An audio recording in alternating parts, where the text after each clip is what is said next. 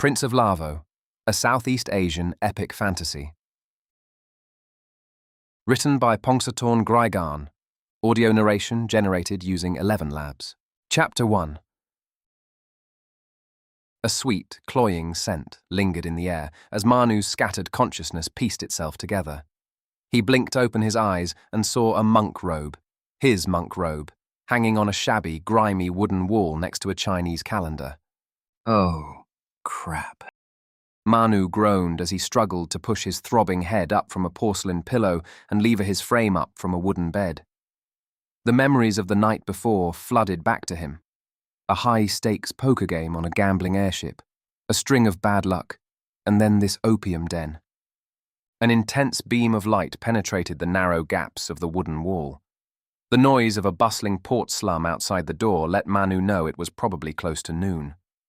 He was the last customer in this cramped room, which was as narrow as an arm span. Uncle Heng, an old Chinese attendant, served him with the usual things he needed for his morning ritual: a cigarette, a box of matches, a copy of a newspaper, and a brass chamber pot. Manu reached deep into his pouch and grabbed the last Satang coin to tip the old man. That's the last one.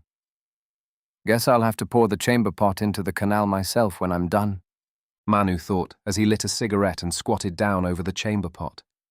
His mind wandered. That fucking hand last night. I flopped straight against a set. I went all in on the turn, where I had a 77% chance to win and would have had £100 in my pocket right now. But with that ace on the river, the goddess of luck fucked me with that 23%, and I lost everything. Somewhere in an alternate universe, with all the same choices that I made, I would be a rich man. Manu snapped out of his thoughts and opened the newspaper. Lavo Post. 13th March, 1893. Waning moon, 11th night, 4th month, year of the snake, 1255 lesser era. France threatens war on Lavo. Krung Lavo. Governor-General de Lanessan of French Indochina claimed that the Lavo expedition force to subdue the Hors, led by Crown Prince Arun, trespassed into French Indochina territory east of the Mekong. The Governor-General threatened retaliation. I'm sure my brother is going to kick their asses, Manu mused. Then he heard a wooden door creak open, revealing 3 imposing Chinese men in ragged clothes and with large Dadao broadswords in their hands. Their foreheads were shaved, and the rest of the hair pulled back into a Manchu queue that wrapped around their crowns, signifying their working-class status. These were the men of the Triad, a Chinese secret society of criminal syndicates. Ah, third brother, Manu addressed the leader, a massive middle-aged man with a broad jaw and tiger-like beard. What did I do to deserve this honor? The third brother loomed over the squatting Manu, pointing the giant broadsword at his face. Wait, are you intimidating me? Manu asked with a cigarette in his mouth. Why bring big swords, man? They're useless in a room this narrow. He stood up and wrapped a chankben cloth over his loins. Besides, you've come to the wrong place. Money is at the temple. Come with me. I'll get it for you. He bluffed as he grabbed his chamber pot and tried to squeeze his body out of the room. No need, Princeling, said the third brother as he firmly grabbed Manu. The big brother doesn't want your money or your deals anymore. The third brother raised his sword. Before he could smack the pommel down with his full force, Manu spat a burning cigarette at his eye. The third brother blinked, and Manu swiftly smacked his chamber pot in the third brother's face and front-kicked him in the chest, sending the 3 triads falling back on the floor like dominoes. Manu leaped over the 3 and tumbled out of the opium den into an alley where he crashed into a slum pig. Oink! The pig cried and ran away. Manu was quickly surrounded by a dozen more triad members armed with broadswords, all pointing at him. A swordsman stepped forward and swung his blade. Manu blocked it with the chamber pot and knocked the swordsman down with a headbutt. Then he back-kicked another swordsman, who had attacked him from behind. A standoff ensued for a fraction of a second until the third brother stepped out the door. Let's teach this princeling a lesson. Boys! The third brother roared, charging at Manu and swinging his sword. Manu parried with the chamber pot, but was kicked in the stomach and knocked to the ground. He tumbled and sprang up. "Look, hear me out. There is no need for bloodshed," he said. He thought that if the third brother heard of his brilliant plan to make money for that night, he might even want to chip in. "I still don't have the money right now, and I need someone to invest in me for tonight," he thought as he let down his guard to de-escalate the situation. Then the third brother charged again. "Oh shit," Manu thought.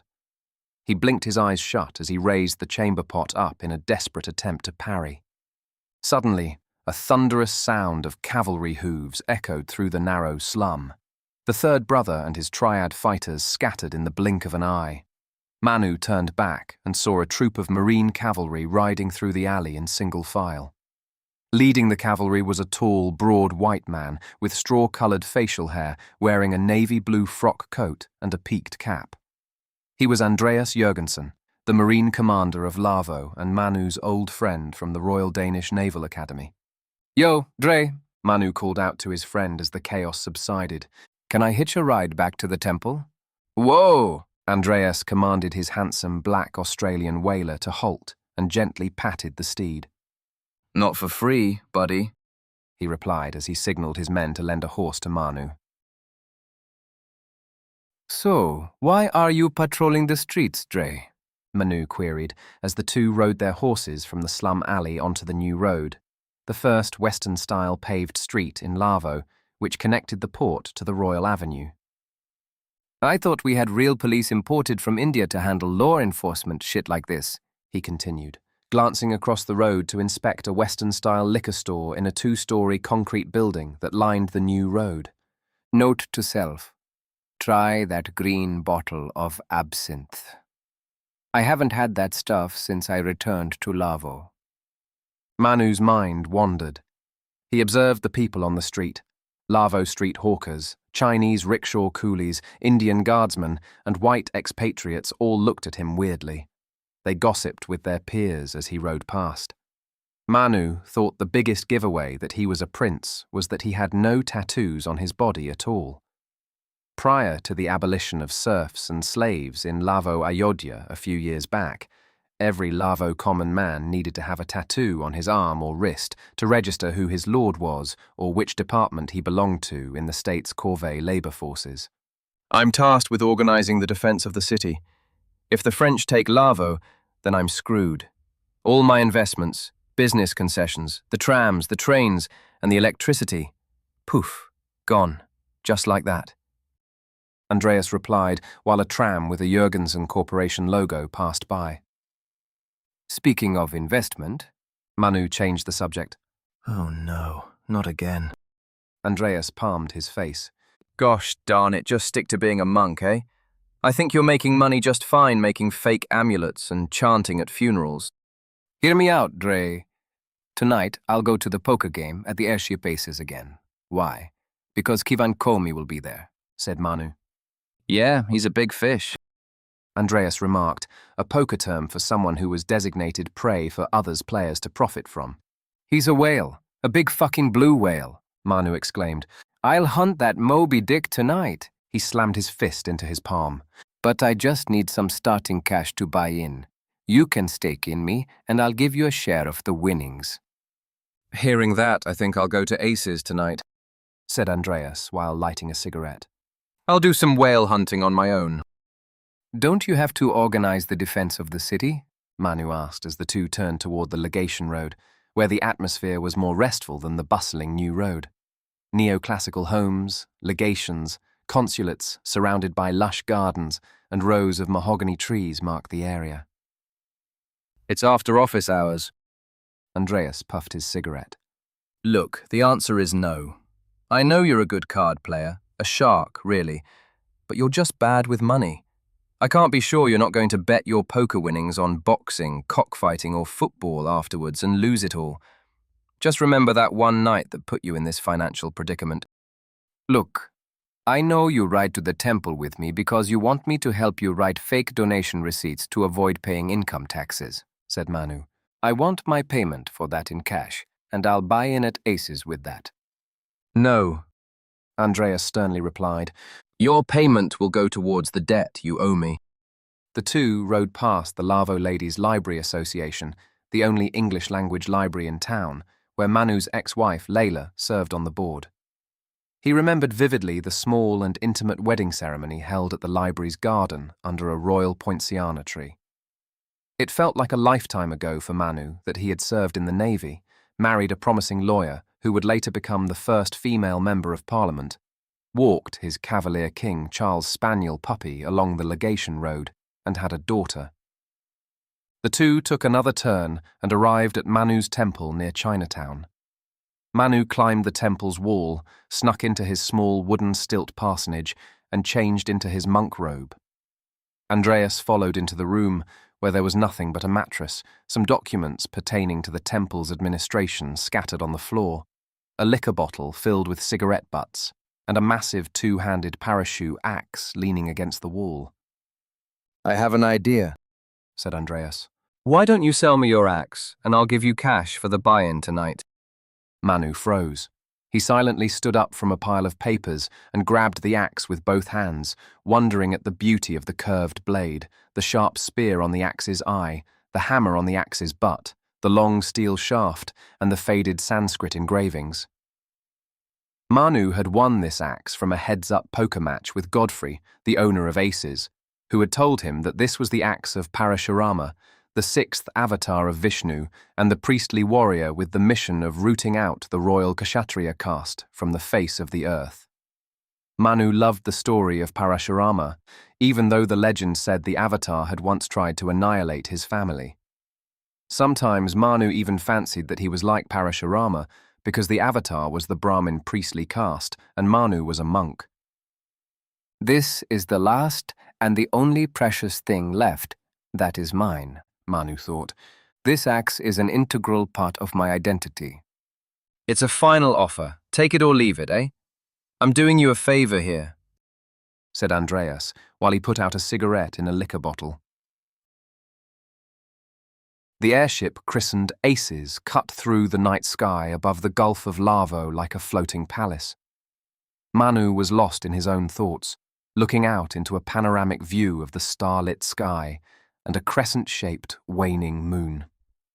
Your turn, sir, a Gurkha dealer in a dark green military uniform notified him. Manu looked into his hole cards, which consisted of a 3 of hearts and a 9 of spades. He sat in the first position to play before the flop, which was a disadvantage. With bad cards and a bad position, Manu folded.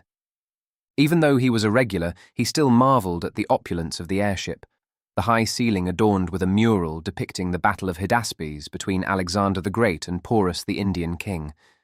Crystal chandeliers that hung from the ceiling, casting a warm and inviting glow over the gambling hall. The soft piano solo played by a Gurkha in the background, its melody intertwining with the muted hum of the airship's engines. The delicate haze of cigar smoke that lingered in the air. 8 players sat at the table. Kevan Komi, Manu's target for the night, and his ex-wife's younger brother, sat immediately on his left. He was a brash young man in his 20s with neatly combed hair, wearing a tailored suit and polished shoes. His self-satisfied smirk and cocky swagger indicated that he had never had to work for anything in his life, for his Buddhist Persian Komi family was the second most wealthy and influential family in Lavo. They had been the power behind the throne even before Manu's Sudarshana Chakra family had founded the current dynasty. But that would not save Kevan tonight. Next to Kevan was Major General Freya Suntorn Songkram, commander of the 1st Division of the army. With his round, plum-like physique, he looked more like a government clerk than a seasoned military officer.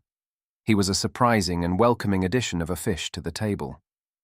Andreas had probably invited him under the pretext of socialization after a long day organizing the city's defense. Left of Suntorn Songkram was Sir Godfrey Boleyn, a British archaeologist and the owner of this airship, who everyone knew was a secret agent of some sort. Godfrey was a tall and lean man with a sharp, angular face. His piercing blue eyes always seemed calculating. His neatly trimmed silver hair and beard gave him an air of refinement. His deliberate posture and movement exuded control and power. On the left of Godfrey were three regulars of this poker game whom Manu usually avoided getting entangled with.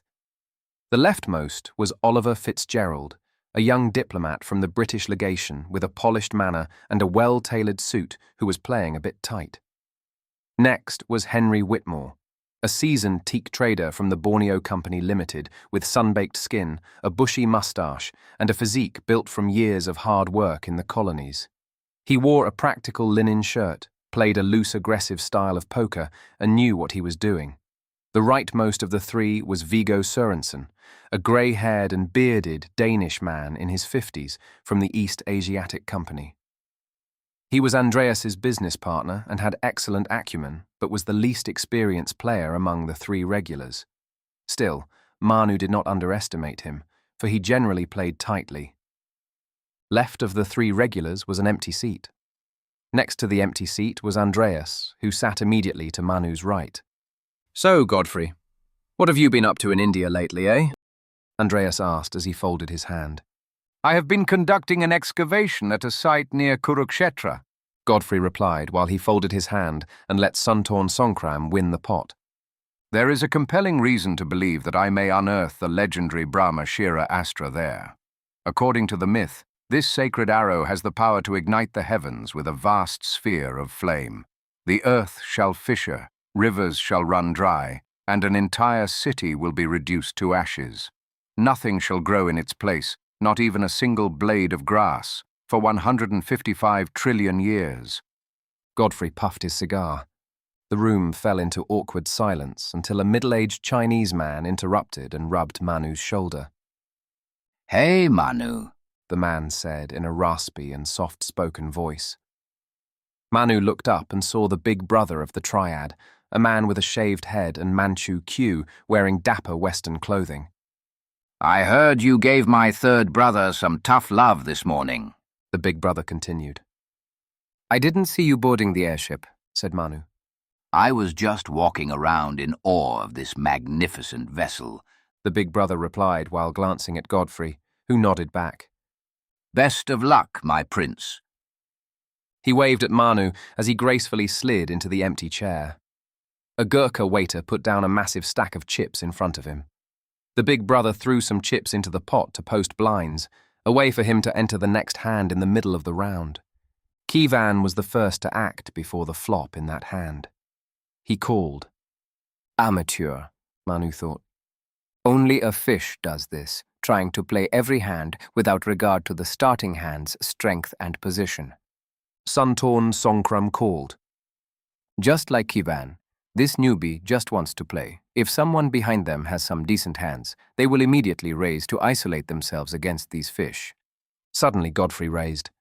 "When it's Godfrey who does it, then it's different. He doesn't want to make money from these fish. He's the owner and makes money from the rakes. He just wants us to pay extra to enter the pot to hunt these fish." Oliver and Henry called. Viggo folded. The big brother called. The ever-tight Andreas folded. Manu looked into his hole cards. They were the 2 and the 4 of spades. "Too many people here know of my financial situation. They know that this is my last stand. They think I'll play very tight and bully me with their bluffs because I have no margin for error. I must dispel that notion now, or I'll be in trouble for the rest of the night," he thought. Manu re-raised.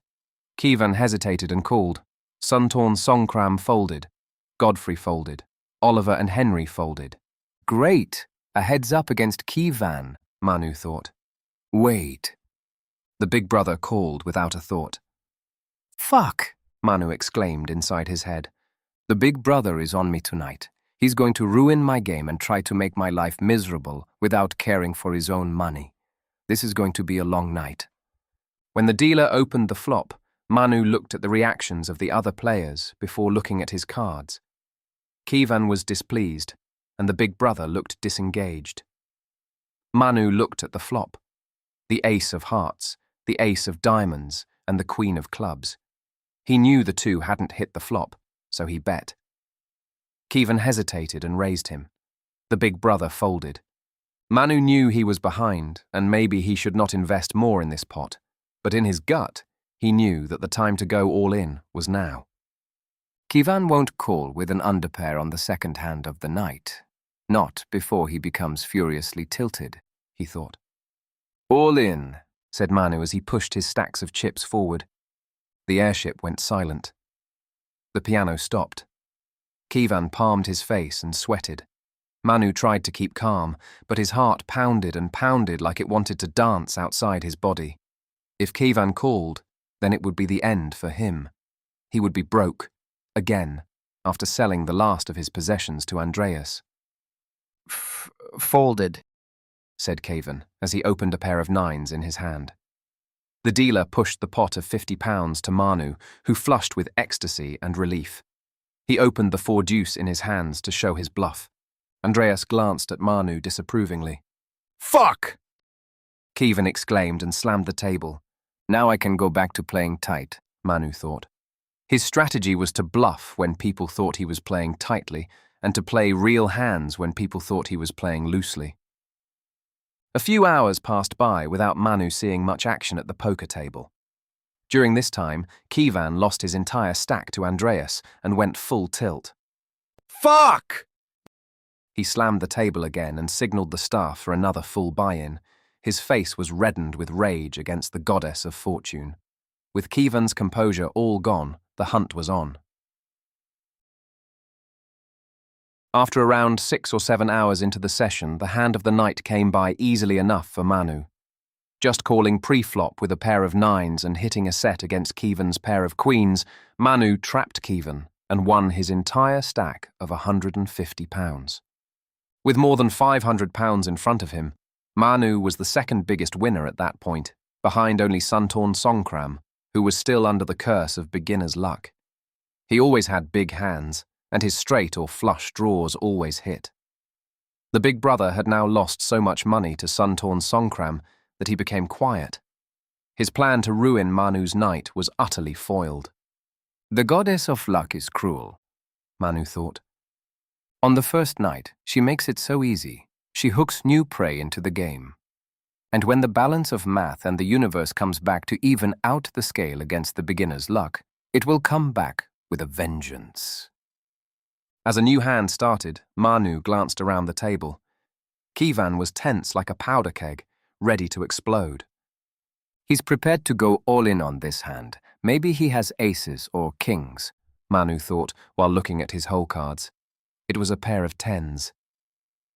All in, Kievan said in a shaky voice that could not contain his excitement. He pushed a stack of £100 forward. Everyone before Manu folded. Manu knew he was behind and should not play, but he felt bad for his former brother-in-law. I'm up by a lot, he thought. Losing £100 won't hurt. I want to keep Kievan happy and in the game in the long run. Let's be a good sport and give him a chance to come back. He threw a chip into the pot to call the all-in. Let's gamble, he said while opening his pair of tens. Yes! Kievan burst out and smashed open his pocket kings on the table. Take that! He smirked. In this situation, Kievan had an 80% chance of doubling up his stacks.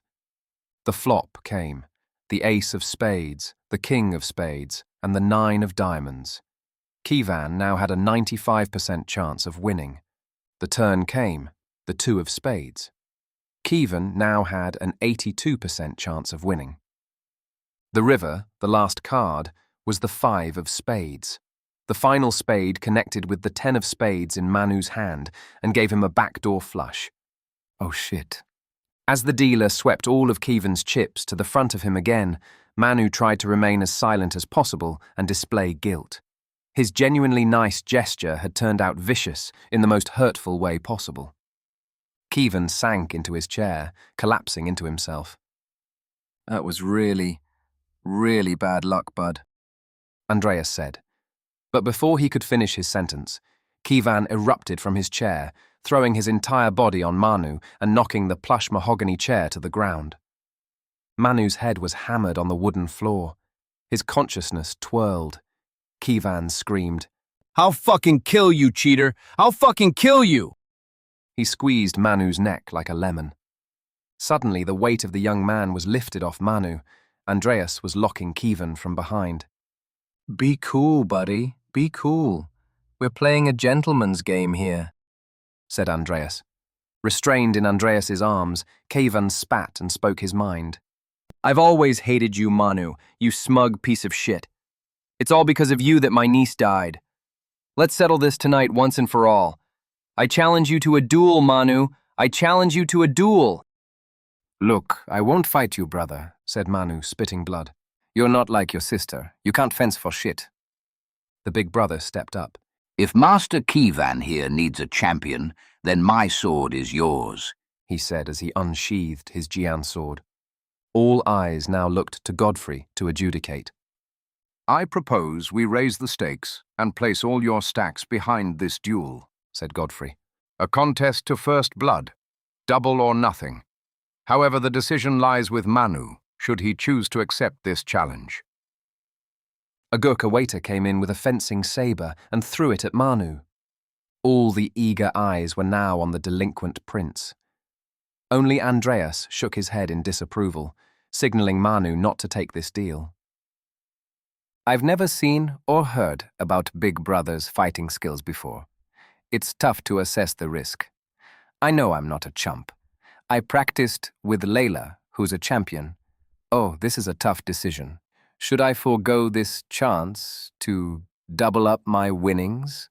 Manu asked himself. He was stunned for a second and replied, This is bullshit. I'm here to play poker. Let's play poker. He threw the sabre back to the waiter and sat right back at the table. Coward, said the big brother as he sat back into his chair. You're a fucking slimy little coward, said Kievan. Come, Master Kievan, and join me for a brief respite. A cigar break, if you will, said Godfrey as he rubbed the young man's shoulder. Take your mind off the game for a time. It is exceedingly difficult to perform at one's best after suffering such a dreadful bad beat. The two walked out of the hall to the balcony. Godfrey, you're coddling your money-making machine a little too much, Manu thought. Another hand was dealt. Manu opened his hole cards. They were aces. Sun-torn Songkram raised all in pre-flop. Everyone else folded. Manu called. The Major General then opened his ace-king. Their stacks covered one another. The winner of this hand would win £1,200. The loser would lose everything he had worked for that night. All the luck, all the skills, the sweat, blood and tears would be rendered to zero. With aces versus ace-king, Manu had a 93% chance to win. The flop came ace, king and 2 rainbows. Manu now had a 99.9% chance to win. Yes, Manu thought. Every single moment in my gambling life, every bit of bad luck, every night that I grind 10 to 12 hours at the poker table, every hand out of more than 100,000 hands I've played has led me to this moment. This is my moment in the sun. Tomorrow, I'll settle all my debts, get my parachute axe back, and walk the street as a wealthy man. A king hit on the turn. Manu's chance of winning decreased by a bit to 98%, but the odds were still overwhelmingly in his favor. Sun-torn Songkram's face turned pale. He was shocked at the first unfortunate circumstance that occurred to him. There was only one card in the deck that could save him now. Chapter 2. King of Hearts. Manu erupted from a wooden floor, snapping himself out of a horrid dream. Tendrils of a nightmare still hung heavily around him. That hand, Manu thought. There was only one card that could save Sun-torn Songkram, the King of Hearts, and it hit. In an alternate universe, with all the same choices I made, I'd be a rich man. Now, I have nothing. As his senses slowly sharpened, Manu realized he had been sleeping on the wooden floor of the Lavo-Ladies Library Association. The musty smell of the library reminded him of the days when this library used to be his home. Manu heaved his fatigued frame up. His throbbing head pounded like a beating heart. Scattered memories from the night before came back to him. He remembered drinking rice wine at a late-night porridge stand in the port slum. The next thing he knew, he was here. Sitting on the floor, Manu leaned his head on a bookshelf and saw his ex-wife, Layla, seated at a desk nearby. She was engrossed in some official documents. You were dropped here last night at 3 a.m. Jurgensen must have been almost as drunk as you were to think you still lived here, said Layla, with a voice that contained a mixture of concern and disdain. Sorry to bother you, said Manu. I'll be out soon. He rubbed his eyes, trying to snap out of the hangover and flee the humiliation. For Manu, this might be the most embarrassing way to be present in a life he was no longer a part of. Layla looked just as Manu remembered. She had black-brown braided hair with curly bangs, brown eyes, and facial features that made it difficult to tell whether she was an East Asian or an Indo-European. She wore simple grey shirtwaists with a bow tie and a white skirt. Layla put down the documents, walked toward Manu, and handed him a newspaper. Lavo Post. 13th July, 1893. Waning moon, 15th night, 8th month, year of the snake, 1255, lesser era. Arun to return victorious. Krung Lavo, Crown Prince Arun to return to the capital today after a glorious victory in the Franco-Lavo War. The king's government to organize a triumph in his honor. It has been 4 months since that night in the airship, Manu thought. Are you going to be at the parade to support your brother?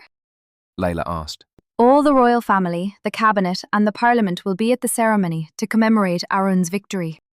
I'm not sure. I don't think I'm invited, said Manu. But if Dre is there, I'll go find him. I just realized I need his help with something. He pushed himself up from the floor and dusted off his chankben. It's about money and gambling again, isn't it? Layla crossed her arms. It's weird, you know?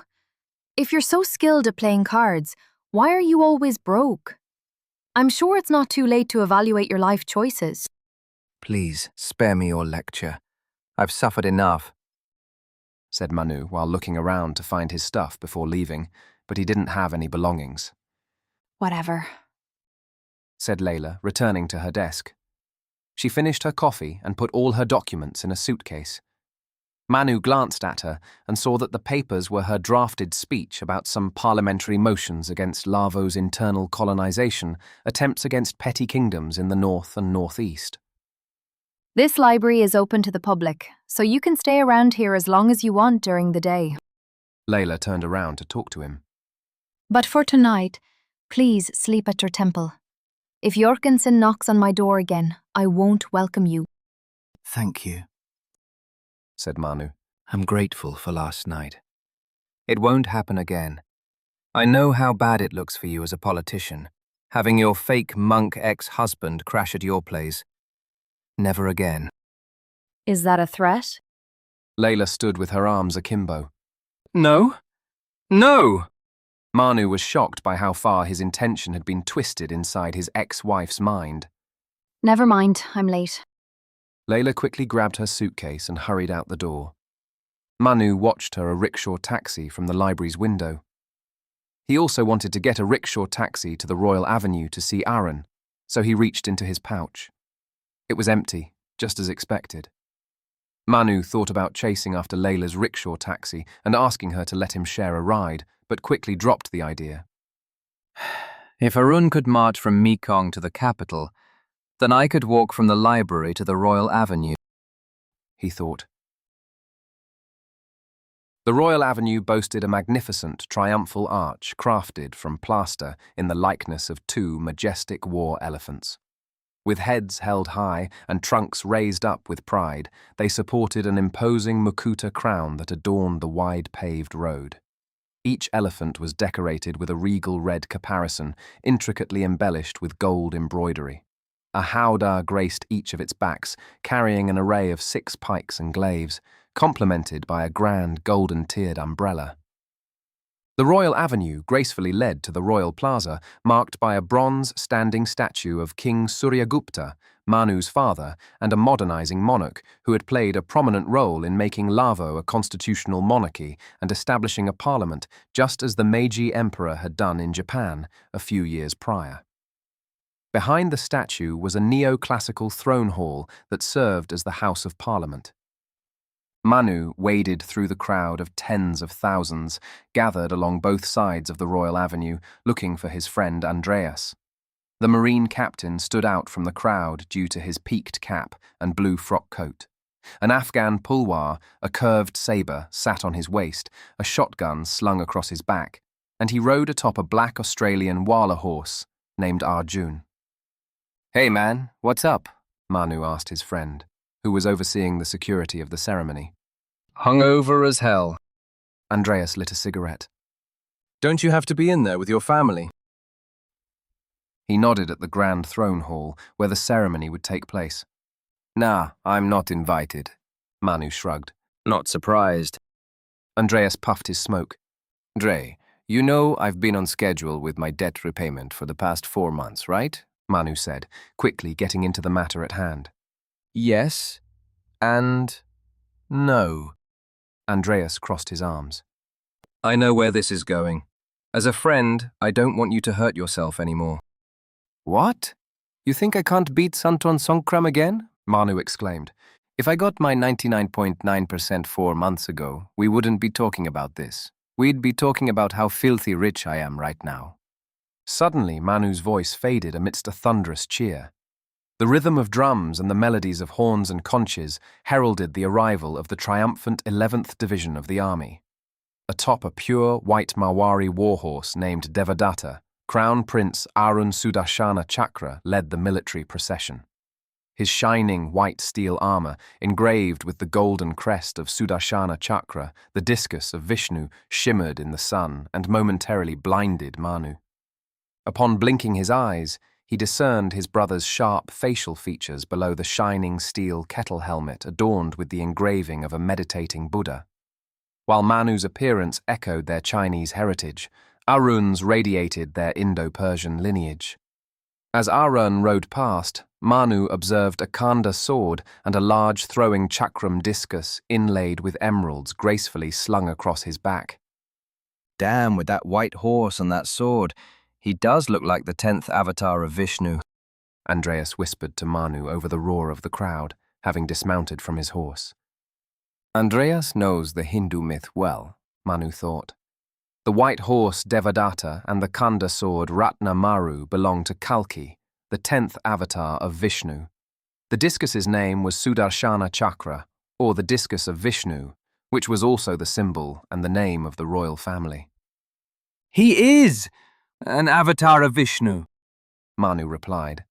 The kings of Lavo-Ayodhya throughout history had legitimized themselves with tales of either how they had once been ordinary people who had ascended to become Indra, the king of heaven, through meditation and merit-making, or how they were avatars of Vishnu. It was widely believed that Arun was an avatar of Vishnu, not only in name, but also in reality. Not only that, it was widely speculated that he was also a bodhisattva, one of the reincarnations that would become a Buddha in a future life, or someone who could ascend to nirvana but delayed it until all souls in the universe could be shepherded out of the vicious cycle of suffering and rebirth. Behind Arun was a cavalry squadron carrying an array of jagged red triangular war flags embroidered with a golden crannock pattern and an image of Vishnu riding on Garuda into war. Some flags were the newly created national flag with a blue background and a silvery discus in the middle. After the cavalry, a troop of war elephants marched in formation. Each of these majestic beasts was stationed with a howdah, a large jingal matchlock musket, a gunman, and a mahout. The elephants must have been trained to withstand loud noises. Using a gun on an elephant like that, Andreas said, while dropping his cigarette on the ground and putting it out with his foot. I thought these animals are easily frightened and can run amok into our own troops. I'm quite sure they're trained to acclimatize to loud noises from drums and explosions, said Manu. But who knows, maybe if we do like the Romans did against Pyrrhus of Epirus, setting pigs on fire and letting them squeal in front of the elephants, these animals might run amok. I'm sure these lot aren't trained for that. The pigs are highly intelligent. That's the kind of animal cruelty that should be banned in the customs of war, said Andreas, crossing his arms, subtly shivering at the thought of such abuse. Behind the elephants were the infantry of the 11th Division. The foot soldiers looked a far cry from the fighting force that had just brought the French Empire to heel. They looked weak and pale from dysentery and could not even march in an orderly fashion. The lines were uneven. Gaps appeared everywhere, showing some exhausted marchers. Men staggered under the weight of their rifles.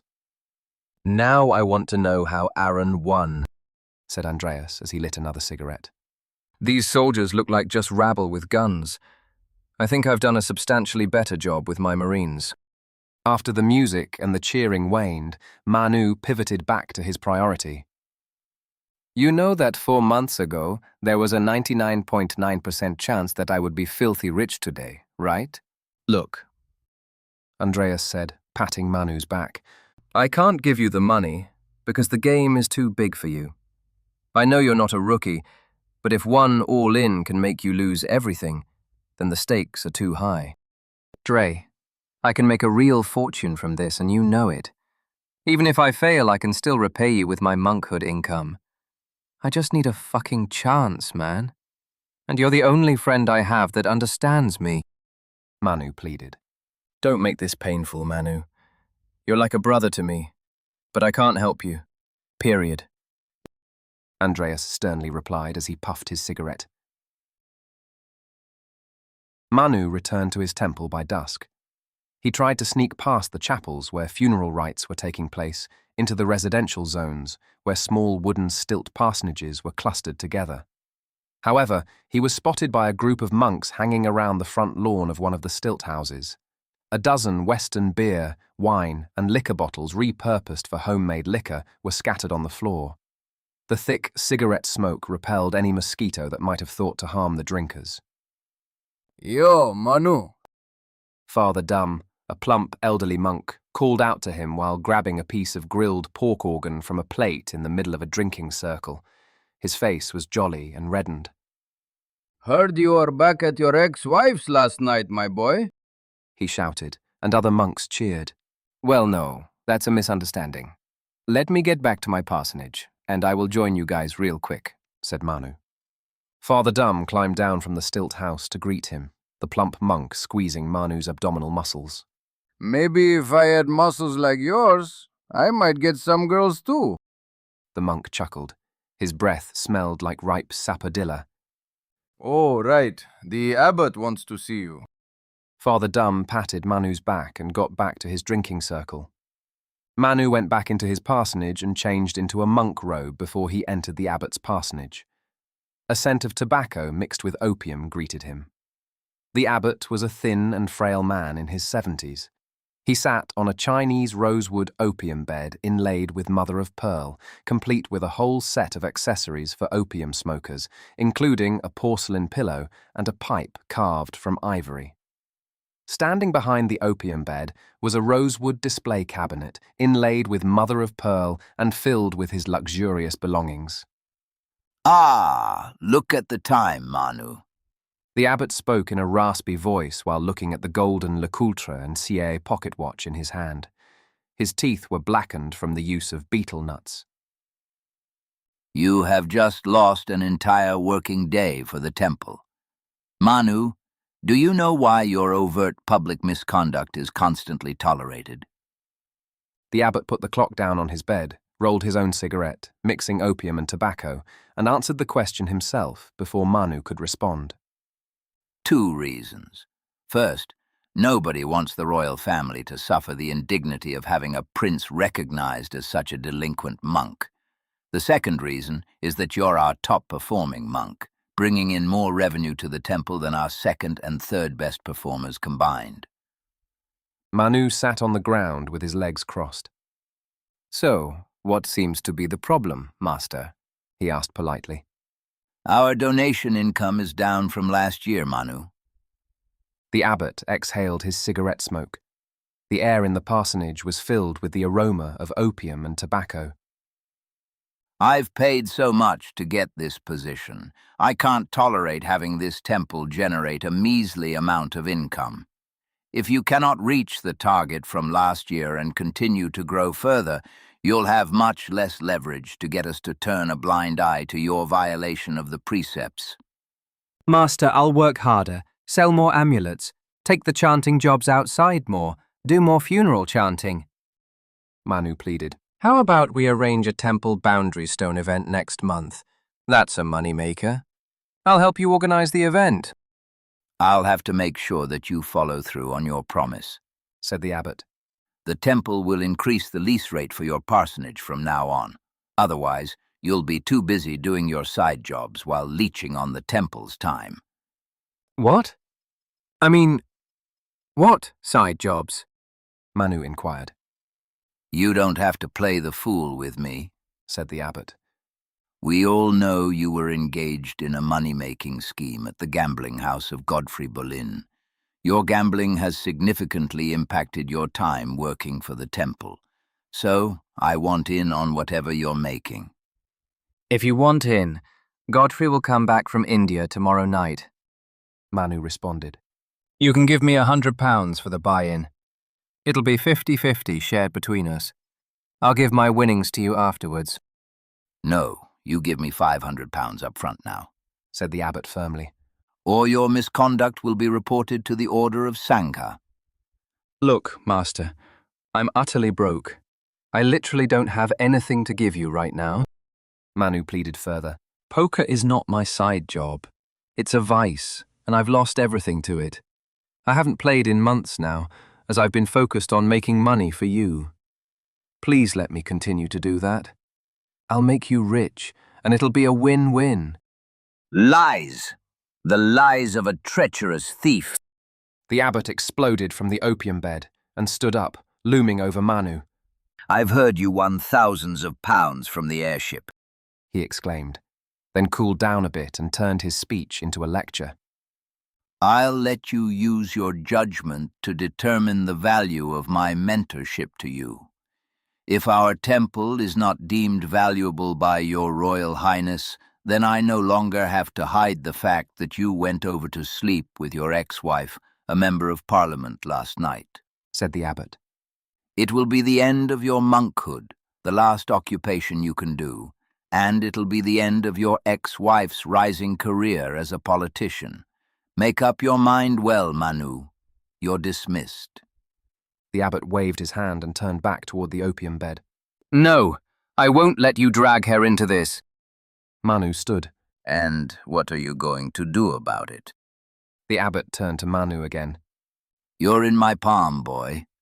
He puffed his cigarette and shrugged. Be grateful that I don't extort you for one night with your scandalous former spouse, hehe. The abbot grinned with a lecherous look in his eyes. Or should I? He lewdly raised his eyebrow. Suddenly, the abbot's body flew crashing into the display cabinet. It tumbled down, smashing on the opium bed. The glass display splashed all over the floor. The abbot's frail bones made cracking sounds all over his body. Manu had just kicked him. He rushed over to check the vital signs of the abbot, whose body was squeezed between the cabinet and the opium bed. And there was nothing. The abbot was dead. Oh, fuck. I've just committed manslaughter, Manu thought. He quickly deliberated escaping the country and starting a new life overseas. A few potential destinations came into his mind instantly. Canton, Hong Kong, Macau, Penang, or Singapore. But wherever he went, he would need the money. He hastily grabbed some ivory toothpicks and some cash from the cabinet, along with an ivory opium pipe, a golden pocket watch, and some cigarettes. Then Manu snuck out of the temple as fast as he could and found a dark alley in Chinatown to change back into his Changkeben. Manu waited in the dark for the last Jurgensen tram of the night to take him from the new road to the port. It's all for the best, Manu thought. My family and friends are thriving. Dad will be remembered as one of Lavo's greatest kings. Arun will follow in his footsteps. Andreas is excelling in business and his naval career. Layla is poised for a bright future as the first female member of parliament. I'm not needed here. The silence was interrupted as the bootsteps approached Manu from behind on the tram station platform. He turned to see 3 soldiers in green army uniforms. It was dark, but he could see the insignia on the uniforms, which let him know they were from the 1st Division of the army under Pongsatorn Greigarn. A young lieutenant stepped forward. His saber was still sheathed, and his pistol was still holstered on his belt. His legs shook, and his eyes were reddened with tears. Come with us, Prince Manu, for your own safety, the lieutenant urged. The 2 soldiers behind him still had their Mannlicher M1888 rifles slung on their shoulders, so Manu did not feel immediately threatened by them. What's the problem, Lieutenant? Manu inquired. My prince, the king, King Suryagupta. The lieutenant's voice quivered. The king is dead. Andreas, the British agent, killed him and started a coup, aiming to colonize the country. In the name of Crown Prince Arun, we're declaring martial law to counter this coup.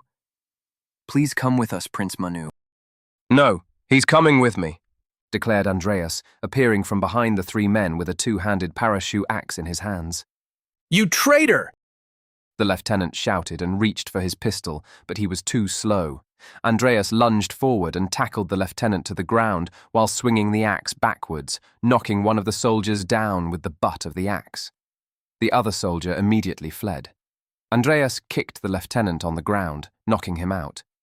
Then Andreas tossed the axe to Manu, who, upon grabbing it, swung it a couple of times to get reaccustomed to his long-lost friend. So, what's the deal, Dre? My father's dead? A coup? What the hell is going on? Manu questioned. I've only heard fragments of the whole story too, but it seems like your brother Arun has committed regicide. He, Mahasena and Pongsatorn Greigarn are staging a coup to take over the city. That's why we'll see some soldiers from the 1st Division and the 11th Division roaming around the street tonight, Andreas explained. His voice shook, and his eyes were red with tears, just like the lieutenant earlier. So, it's either you or my brother who killed my father. Why should I take your word over this young officer's? Manu pointed to the unconscious young lieutenant on the ground. Think hard, buddy. If I were trying to take over this country, why would I be here with you in the middle of the street? I would be fighting at the seat of power right now. Come with me. We're organizing the resistance at the naval headquarters right across the river. We need as many able-bodied men as we can find, Andreas urged. From my point of view, either you're the traitor or my brother is the traitor. I don't have enough information to proceed right now. Even if I did, I'm not even sure I can help. I'm a complete and utter failure as a person. There's no way I can make things better by getting involved, said Manu. So, I think I should stick to my original plan and flee the country because I just accidentally murdered the abbot. Thank you for the axe, by the way. Manu turned back and tried to leave, but he still had to wait for the tram. Electricity is cut, said Andreas. No tram tonight. You may have to walk to the port. If you change your mind, you know where to find me, eh? Andreas turned around and left. Manu wandered alone in the dark and silent new road. Suddenly, a leaflet flew into his hands. He looked up and saw an army airship pouring an endless stream of documents to the ground for the inhabitants of Krung Lavo. In the dark, Manu walked to the nearest street lamp to read the leaflet. Announcement of the National Military Council, NMC, No. 1/1255. As Andreas Jørgensen, a British agent, has conspired with the Chinese triad to commit regicide against King Suryagupta and to colonize Lavo-Ayodhya, the National Military Council, therefore, must declare martial law over the country and temporarily suspends the 1252 Constitution while we root out the threat to the country's sovereignty and ensure the rightful succession of Crown Prince Arun Sudarshana Chakra. The NMC has arrested key conspirators who are listed in the appendix. The remaining rebels are urged to surrender to receive mercy from Crown Prince Arun or confront the wrath of the avatar of Vishnu. General Freya Mahasena, Chair of the National Military Council, Minister of Defense and Acting Prime Minister, and Commander of the Lavo Army. List of the conspirators arrested by the NMC. 1. Phraya Baworn Raja Nayaka, former Prime Minister. 2. Phraya Kosatibodi, former Minister of Finance. 3. Phraya Chodwek Rajasreti, former Minister of Foreign Affairs. 4. Phraya Yamaraja, former Minister of Justice. Seeing that the civilian Prime Minister, almost all cabinet members, and a dozen members of Parliament had been arrested, he frantically browsed through the list to see whether Layla had been apprehended. Is Layla Comey there? Is Layla Comey there? He thought. Then the realization that a coup by the army against the constitutional government was underway sank in. 16. Phraya Kamphan Thipchakra, former Member of Parliament. 17. Tuwai Abdul Kadir, former Member of Parliament. 18. Kutak Shin, Big Brother of the Triad. 19. Chia Kok Min, second brother of the Triad. Even the big brother and the second brother were arrested, Manu thought. He read through to the end of the list and did not find his ex-wife's name. Relief washed over him. Thank God, he thought, and sighed, releasing a breath he had been holding. Knowing Layla, she is probably leading the resistance at the naval headquarters right now, he mused. Manu looked up and realized where he was. Standing beside a street lamp on the crossroad between the New Road and the Legation Road. He remembered this street lamp well. When he had just returned from Denmark 10 years ago, he had brought with him his best friend, a male old Danish pointer with a black head, floppy black ears, and a white, spotty body. His name was Knut, and he liked to pee here while they were on a leisurely stroll. Later, after Knut had passed away from old age, Andreas had given him a Blenheim-coloured Cavalier King Charles Spaniel puppy named Rostam, who also liked to make his mark here at this street lamp. Manu vividly remembered the time when Rostam had just turned 6 months old. He had been walking Rostam while Layla held the hand of their daughter, Mina. Daddy, look! Rostam can raise his leg to pee now. Manu reminisced about the joyful words of his late daughter. There was nothing from that life left for Manu anymore but a tattered relationship with his ex-wife. Oh, crap. Maybe I should make sure that Layla is okay before I leave the country, he thought as he reached into his pouch for a cigarette. Manu was strolling and pondering when he heard the sounds of a dozen footsteps approaching him from behind. He turned around and saw a platoon of 1st Division soldiers in green uniforms forming a line, pointing rifles and bayonets at him. Manu gulped and readied his axe. The infantry captain appeared from the shadows.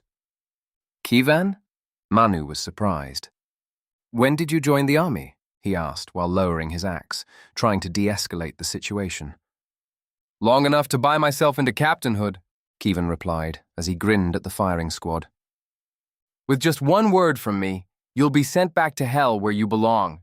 But I have received an order to take you back alive, so be a good boy, drop your axe, and come with me.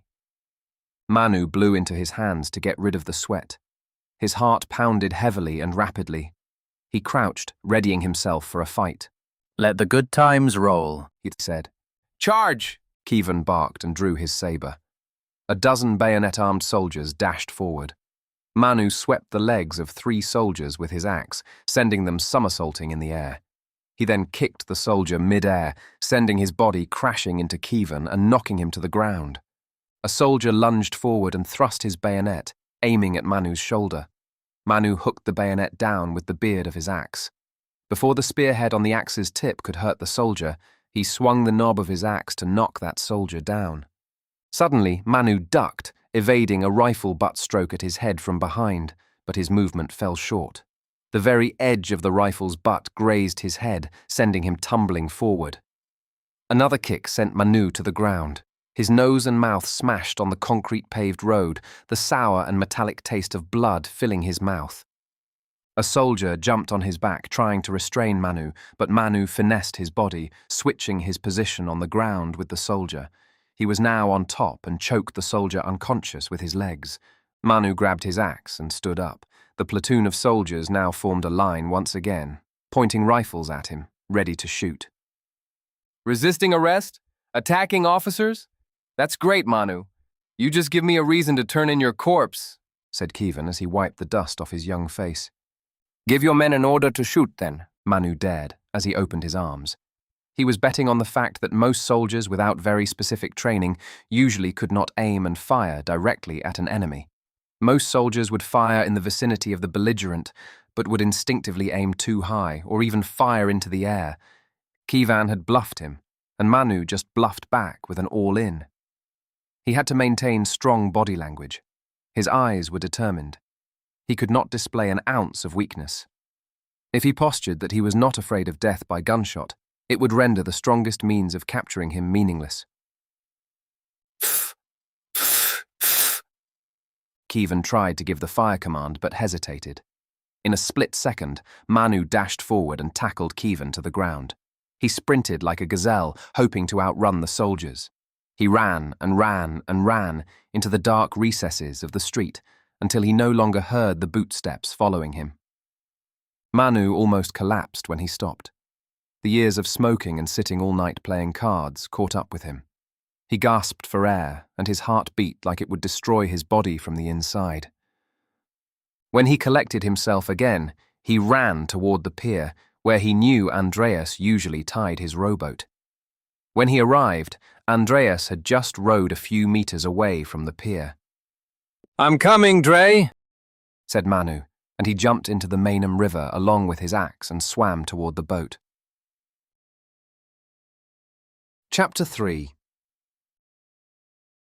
As Andreas and Manu rowed their boat close to the naval headquarters on the western bank of the Mainam River, Andreas signaled to a marine stationed at a Maxim gun turret using Morse code with his kerosene lamp. Covering the lamp with his hand for a brief moment, signaled a dot, while holding it longer, signaled a dash. Request permission to approach, Andreas signaled. Received, the marine of the Maxim gun turret replied with a signal lamp on the star fort. The naval headquarters was surrounded by a star fort that had existed for hundreds of years when the Sudarshana Chakra dynasty founded the capital. Surrounding the fort were several imposing Armstrong 6-inch breech-loading artillery, Mark II 3-inch .50 caliber anti-airship guns, and Maxim gun turrets. Is the fort strong enough to withstand the siege from the 1st and the 11th Divisions, while the Navy seeks help from the ironclad warships stationed at the Seven Isles, 180 kilometers southeast of Krung Lavo? Manu asked himself. A shadowy figure was smoking and waiting for the two on a pier. Manu could remember his aging, lean and lengthy stature. He was Sangad, one of Andreas's officers. Any report, Lieutenant? Andreas inquired, grabbing his Winchester shotgun and jumping off the boat.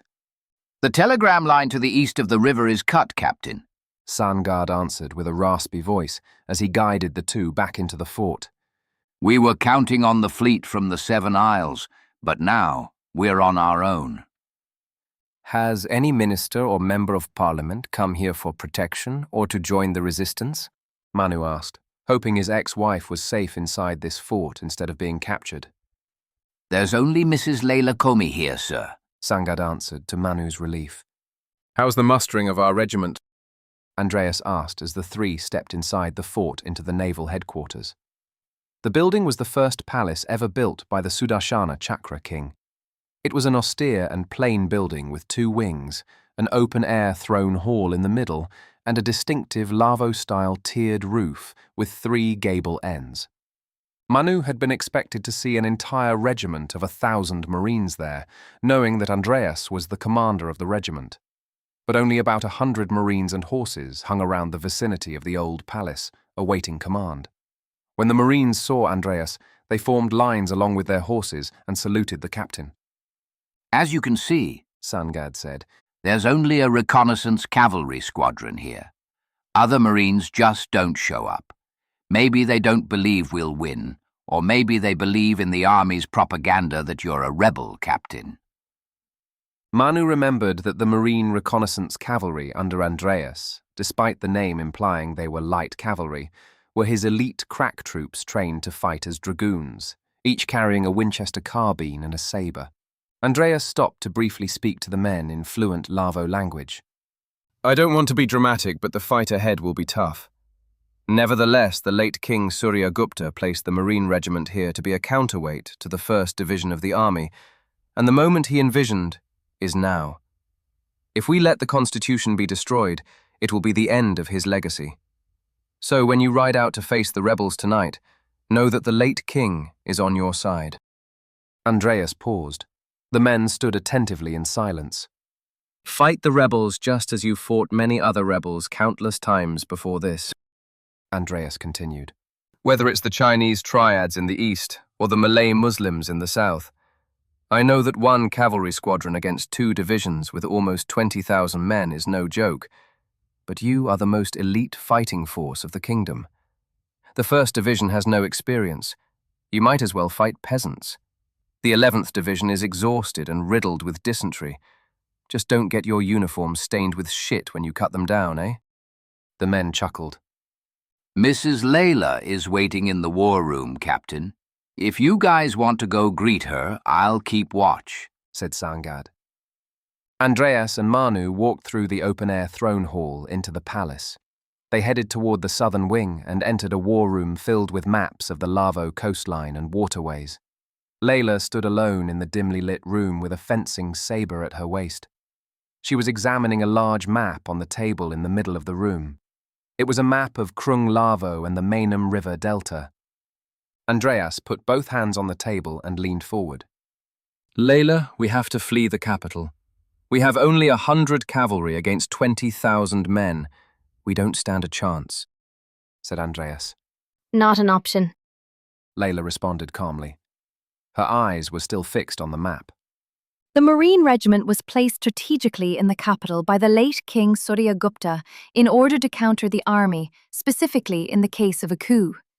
If you plan to abandon your duty, I, as the highest-ranking civilian authority remaining, will strip you of your command and fill it with someone who's willing to fight.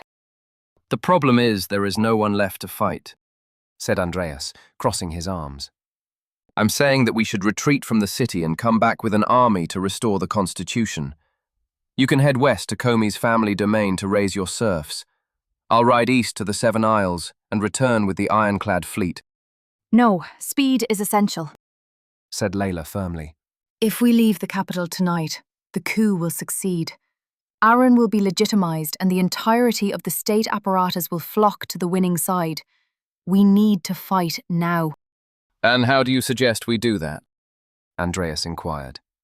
Layla pointed to the map. We'll ride south and head to the village of Bang Nam Pung, where we'll cross the Mainam River into the port slum. We can do it stealthily because we only have 100 men. At the port slum, we will enlist help from the Chinese triad, the Malay Muslims, and the downtrodden communities who may be eager for a chance to fight the army. We can muster our resistance there. What do you think, Jurgensen? Layla glanced at the Marine captain and then at Manu. You're close to the triad, right? Manu interjected before Andreas could raise his objection. It's complicated with the triad. Also, Mahasena captured the big brother and the second brother. I'm not sure if that will make the rest of the triad fight or fold, but if we're doing Layla's plan, I can make it better. Manu examined the map and moved a blue icon representing the Marine cavalry from the Star Fort down south to Bangnam Pueng village on the opposite side of the river to the port slum. At Bangnam Pueng village, we'll split up. Layla and I will cross the river to the slum and convince the triads to fight for us, said Manu. Then he moved the blue icon across the river to the naval armory 3 kilometers south of the port slum along the river. Dre and the Marines will cross the river there and take the naval armory. Manu looked at Andreas. There, you'll send a telegram to the fleet at the 7 Isles calling for help. Then, you guys will load armament onto transportation rafts and bring them to the port slum. We'll arm the slum folks and hide in there until the fleet arrives. Then, we'll spring the assault. Good, Layla said firmly as she got up from the map and started heading to the exit. It's settled, then. Not so fast, said Andreas, standing akimbo. First, I used to slaughter the triads and the Malay Muslims, so they hate my guts. Second, we can't possibly hide in the slums after we plunder the naval ordnance only 3 kilometers away. Third, the wooden shanty town is highly flammable. The army will burn us alive inside. Fourth, Suddenly, Sangad stormed into the room. The sound of gunfire being exchanged followed him. Captain, He was out of breath. the army is surrounding the fort. Manu exchanged looks with Layla, who was as startled as he was. We're screwed. He thought. calm down, Said Andreas as he grinned confidently. be specific. How large is the force surrounding us? 2 battalions, one blocking the Arun road to the north and another blocking the road to the south. There's also an airship 1 kilometer south of the fort, flying just outside the range of our Mark II guns, waiting to tear us apart if we escape by boat. We'll perform a breakout maneuver with our dragoons then. Follow me, Said Andreas before leading Layla, Manu and Sangad out of the war room. Here, Manu, take this horse, eh? Andreas led a massive chestnut-coloured Australian Wala horse to Manu. Unlike Arjun and other horses in the squadron, who were about 16 hands tall, the size of cavalry horses, this one was 18 hands and was clearly a draft horse with a muscular and massive frame. The horse relaxingly nuzzled his head against Andreas, who petted him and looked at him proudly. This one is Bhima. He's a gentle giant and will take good care of you guys. Manu noticed that Andreas had not put a saddle on Bhima because the horse would be double-ridden. While Bhima could easily carry more than 100 kilograms, the weight of the second rider would put too much pressure on his lumbar region, which was a weak spot. Without a saddle, the weight would be more evenly distributed across the horse's back, but it would require much more athleticism and subtle communication to ride him. He has a great temperament, said Manu as he petted Bhima, who lowered his head for him. I'll take good care of him, Dre. I'll make sure not to injure him. Manu took Bhima's reins from Andreas. Without a saddle and stirrups, Manu stepped on a crate to mount Bhima. Layla handed the parachute axe to Manu, and he supported her up on the horse to ride behind him. Are you okay back there? Manu asked. Don't mind how I feel. Layla replied. You have a tough job, double riding a draft horse bareback while charging against riflemen. I don't know anything about horses, but I know it's goddamn hard. Focus on your job, and I'll focus on mine, which is not falling. Just hold tight. Find your balance. But don't squeeze the horse too tight. He'll get confused between your signal and mine, said Manu. Good to know, Layla responded. While Manu trotted Bhima around to familiarize himself with the horse, Andreas gave the command to his lieutenant. Sangad, you'll lead the cavalry out of the north gate. I'll give you the mortar fire support to break the infantry lines. After you've broken out, keep riding north to mislead the enemy until you've outrun the pursuers. Then lead the cavalry off the road and head south through the fruit plantations. I'll be in the rear guard, and we'll rendezvous at Bang Nam Pung village. How'll you break yourself out, Dre? Manu asked. I'll find a way, said Andreas. He firmly shook Manu's hand and left. The bugler sounded the assembly call, signalling the cavalry to mount and form lines. Bhima instinctively followed the pack and stood behind the formation with little guidance. The sound of Maxim guns and mortar shells echoed in all directions. We are firing in every direction to disguise the direction we're breaking out, Manu thought. His hands were sweaty from the anticipation of the coming fight. Forward! March! Sangad commanded. The bugler sounded the forward walk call, its measured cadence guiding the cavalry to march forward in a synchronized manner. Manu applied very light pressure on Bhima with his legs, cueing him to move forward. To the right! March! The lieutenant commanded. The squadron marched through the fort's gate and turned right, heading north along the Arun road. Riding behind the squadron, Manu did not see much in front of him, but being on a large horse did give a glimpse of the surroundings.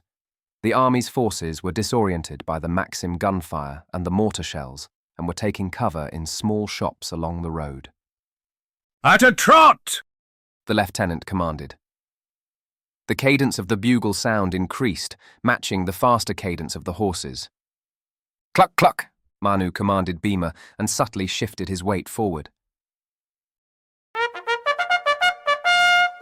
The ditty of the trot bugle command rang in Manu's ears. The nearest enemy line was about 100 meters away from him. The soldiers started forming into a wall of rifles and bayonets once again in front of the cavalry. Manu's heart beat intensely with anticipation. He could feel Layla's pulse racing hard and fast behind him as well. At a gallop! Sangad commanded. The bugle horn sounded. Yeah! Manu commanded, squeezing his legs tight and shifting his weight forward. Bhima changed his gait into a gallop. His stride was long, and Manu struggled to find balance, especially with his ex-wife squeezing his waist tightly from behind. The enemy soldiers formed firing lines, ready to shoot. Suddenly, a mortar shell struck down and exploded in the middle of the firing lines. The soldiers scattered in different directions. The cavalry drew sabers in unison. Charge! Sangad commanded. Hurrah! The cavalry cried. The cavalry squadron crashed into the faltering firing lines like a hammer smashing into soft butter. With sabers slashing and carbines blazing, the Marine cavalry squadron broke through the infantry battalion and kept galloping north. But Bhima was slower than his peers. Oh, shit. Manu thought. He and Layla were still stuck in the middle of the battalion as the bayonet-wielding soldiers rushed back to swarm all over the two and Bhima. Manu noticed that the horse was shifting his weight to the back. He's frightened. He's about to rear. We'll fall off. He quickly commanded Bhima to yield his hindquarters, moving his back legs laterally, crossing one another. The horse stopped, but they were now sitting ducks. Layla drew her saber and fended off the bayonets. Manu swung the butt of his axe, knocking several soldiers down to the ground. At that moment, Manu, Layla, and Bhima were still not completely encircled by the soldiers. When Manu saw an opening, he felt Layla squeezing Bhima tightly with her legs. Yeah, She commanded. Bhima bolted forward through the opening with his gigantic gait, rampaging like he was racing for his life. His large body swirled up and down like a raging bull. Ah!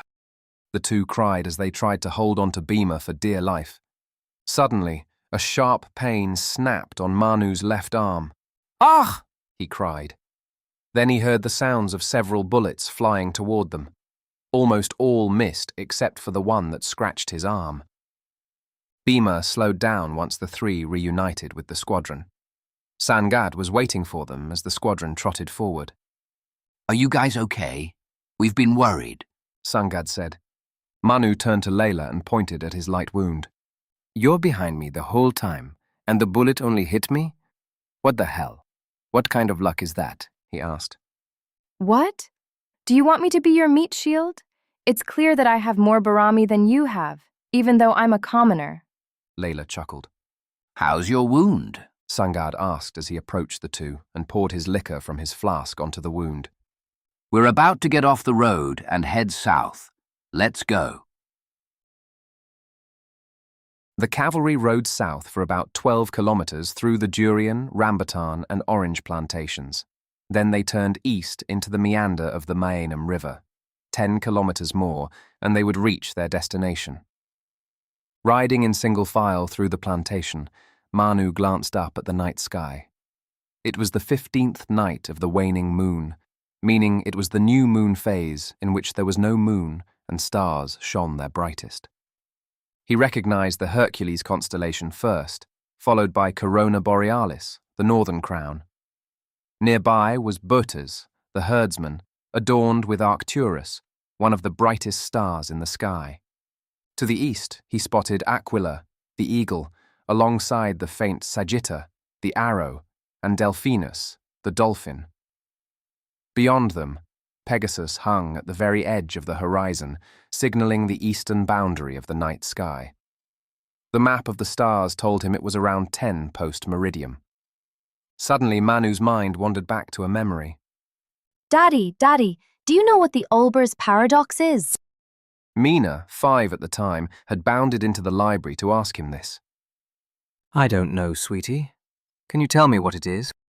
Manu had asked, intrigued by her excitement. You see, if there are an infinite number of stars in the universe, and if the universe is infinitely old, then all the light from every star should reach us. There would be stars in every corner of the sky. So the night sky should be bright as day. Mina explained. Her little voice trailed off as she caught her breath. So why is the night sky dark, sweetie? Manu prompted gently. Mina held up a book, Eureka, by Edgar Allan Poe. This book says the universe isn't infinitely old, and the speed of light is limited. So some light hasn't reached us yet, and that's why the night sky is dark. That's a pretty good explanation, said Manu, reaching for the book. He smiled and added, Isn't this a bit difficult for a kid? At that moment, Layla placed her hand on Manu's shoulder. He looked up to see her proud smile. Isn't it great that our daughter is a prodigy? She had asked with a beaming pride. Suddenly, Layla's voice brought Manu back to the present. What's on your mind? She asked. You seemed lost in thought for a moment. Oh, it's nothing, Manu replied. His gaze shifted back to the star-filled sky. The sky is so clear tonight. You can see all the constellations vividly. If Mina were here, she'd love it. That's all. Layla did not respond, and the two rode in silence for an hour. Eventually, Sangad told the men to take a break at the Bang Nam Pong temple, where there was a pier for river crossing. I've already rode ahead to inform the abbot of our coming and told the village headman to find boats for us, said Sangad, as he led the squadron through the temple's gate onto the temple's dirt yard. Then the temple's gate was shut. Out of nowhere, Sangad drew his saber. Suddenly, hundreds of Marines appeared from the shadows surrounding them and pointed their rifles at the cavalry. Dismount and drop your weapons, Sangad commanded. With the leader of the squadron turning against them, the cavalry looked to Manu for command. He nodded his head, allowing the cavalry to conform with the ambushers. A cavalryman assisted Layla and Manu in dismounting from Bhima. After riding bareback for 2 hours, Manu could no longer feel his numbed legs. He wanted to crash down on the ground and rub his legs, but he resisted the urge as Layla still stood tall and confronted the traitor. So, you've revealed your true colours after all, Sangad, said Layla as she stood akimbo. 3 more Marine officers joined in and stood by Sangad's side. We can't let the army take the credit for arresting traitors like you, said Sangad as he lit a cigarette. At first, I thought Andreas would use this path to get to the naval armory, but only catching you two is fine. Layla addressed both sides of the Marines. Men. I always hear that men of the Navy have a more liberal disposition than men of the army. When the late King Suryagupta stepped down from power and decreed the constitution, he placed the Marine regiment here in the capital to check the ambition of the army. Now that the king has been assassinated, a coup has taken place, and your commander has been framed. It is time to do your duty. I know that many of you are unsure whose side is the right side right now. There are so many things unknown. There's so much fog of war. But don't settle it like this. Don't settle this with ambush and betrayal. Let's settle this honorably. I, Layla Comey, challenge you 4 to a duel. Layla drew her saber. The 4 officers looked at one another hesitantly, shrugged, and drew theirs. The surrounding Marines lower their rifles and observe the unfolding duel attentively. A Marine cavalry behind Manu wanted to step in and intervene, but Manu stopped him. She'll be fine. She used to be a fencing champion when she studied law back at the University of Copenhagen, he said. Layla started the duel by running away almost to the edge of the temple's yard. She wanted the 4 officers to run after her so that instead of being swarmed by 4 men, she could pick a fight on a 1-by-1 basis. The first Marine officer chased Layla to the edge of the temple's yard. He forcefully lunged his saber forward. Layla parried and riposted with minimal effort. Blood spurted out of his shoulder. He screamed, reeled, and backed away from the fight. The second Marine officer charged swiftly at Layla and attempted to overwhelm her with rapid thrusts. She deflected the attacks and landed a cut across the Marine's torso with a moulinet. The third Marine officer, after seeing his two fellow officers down within less than a second, turned defensive, attempting to outmaneuver Layla by maintaining a guarded stance. Layla advanced and thrust forward. The man parried, but he parried the air. It was a feint. Layla's blade landed on his chest. Blood was spilled. The man staggered and retreated. Sangad had not followed her and still stood in the middle of the yard. He drew his pistol and grinned. Manu dashed forward with his axe. Suddenly, a shot was fired. It was from a Marine on the sideline. The bullet ran through Sangad's head, and the lifeless body slammed onto the temple's ground. The mutiny is over, Layla exclaimed, raising her saber. Each unit chooses your own new commanders and tend to the wounds of your fellow Marines and these prisoners, she commanded, glancing over the injured officers. I'll go talk with the village headman myself to get us boats to cross the river. Get some rest for now, she continued. Not long afterwards, Andreas, Arjun, and several other of the rear guard, such as Thawan and Sindhu, whom Manu knew personally, arrived at the temple. They came by boat. Andreas was shocked by the mutiny, but pleased that they now had 300 more Marines on their side.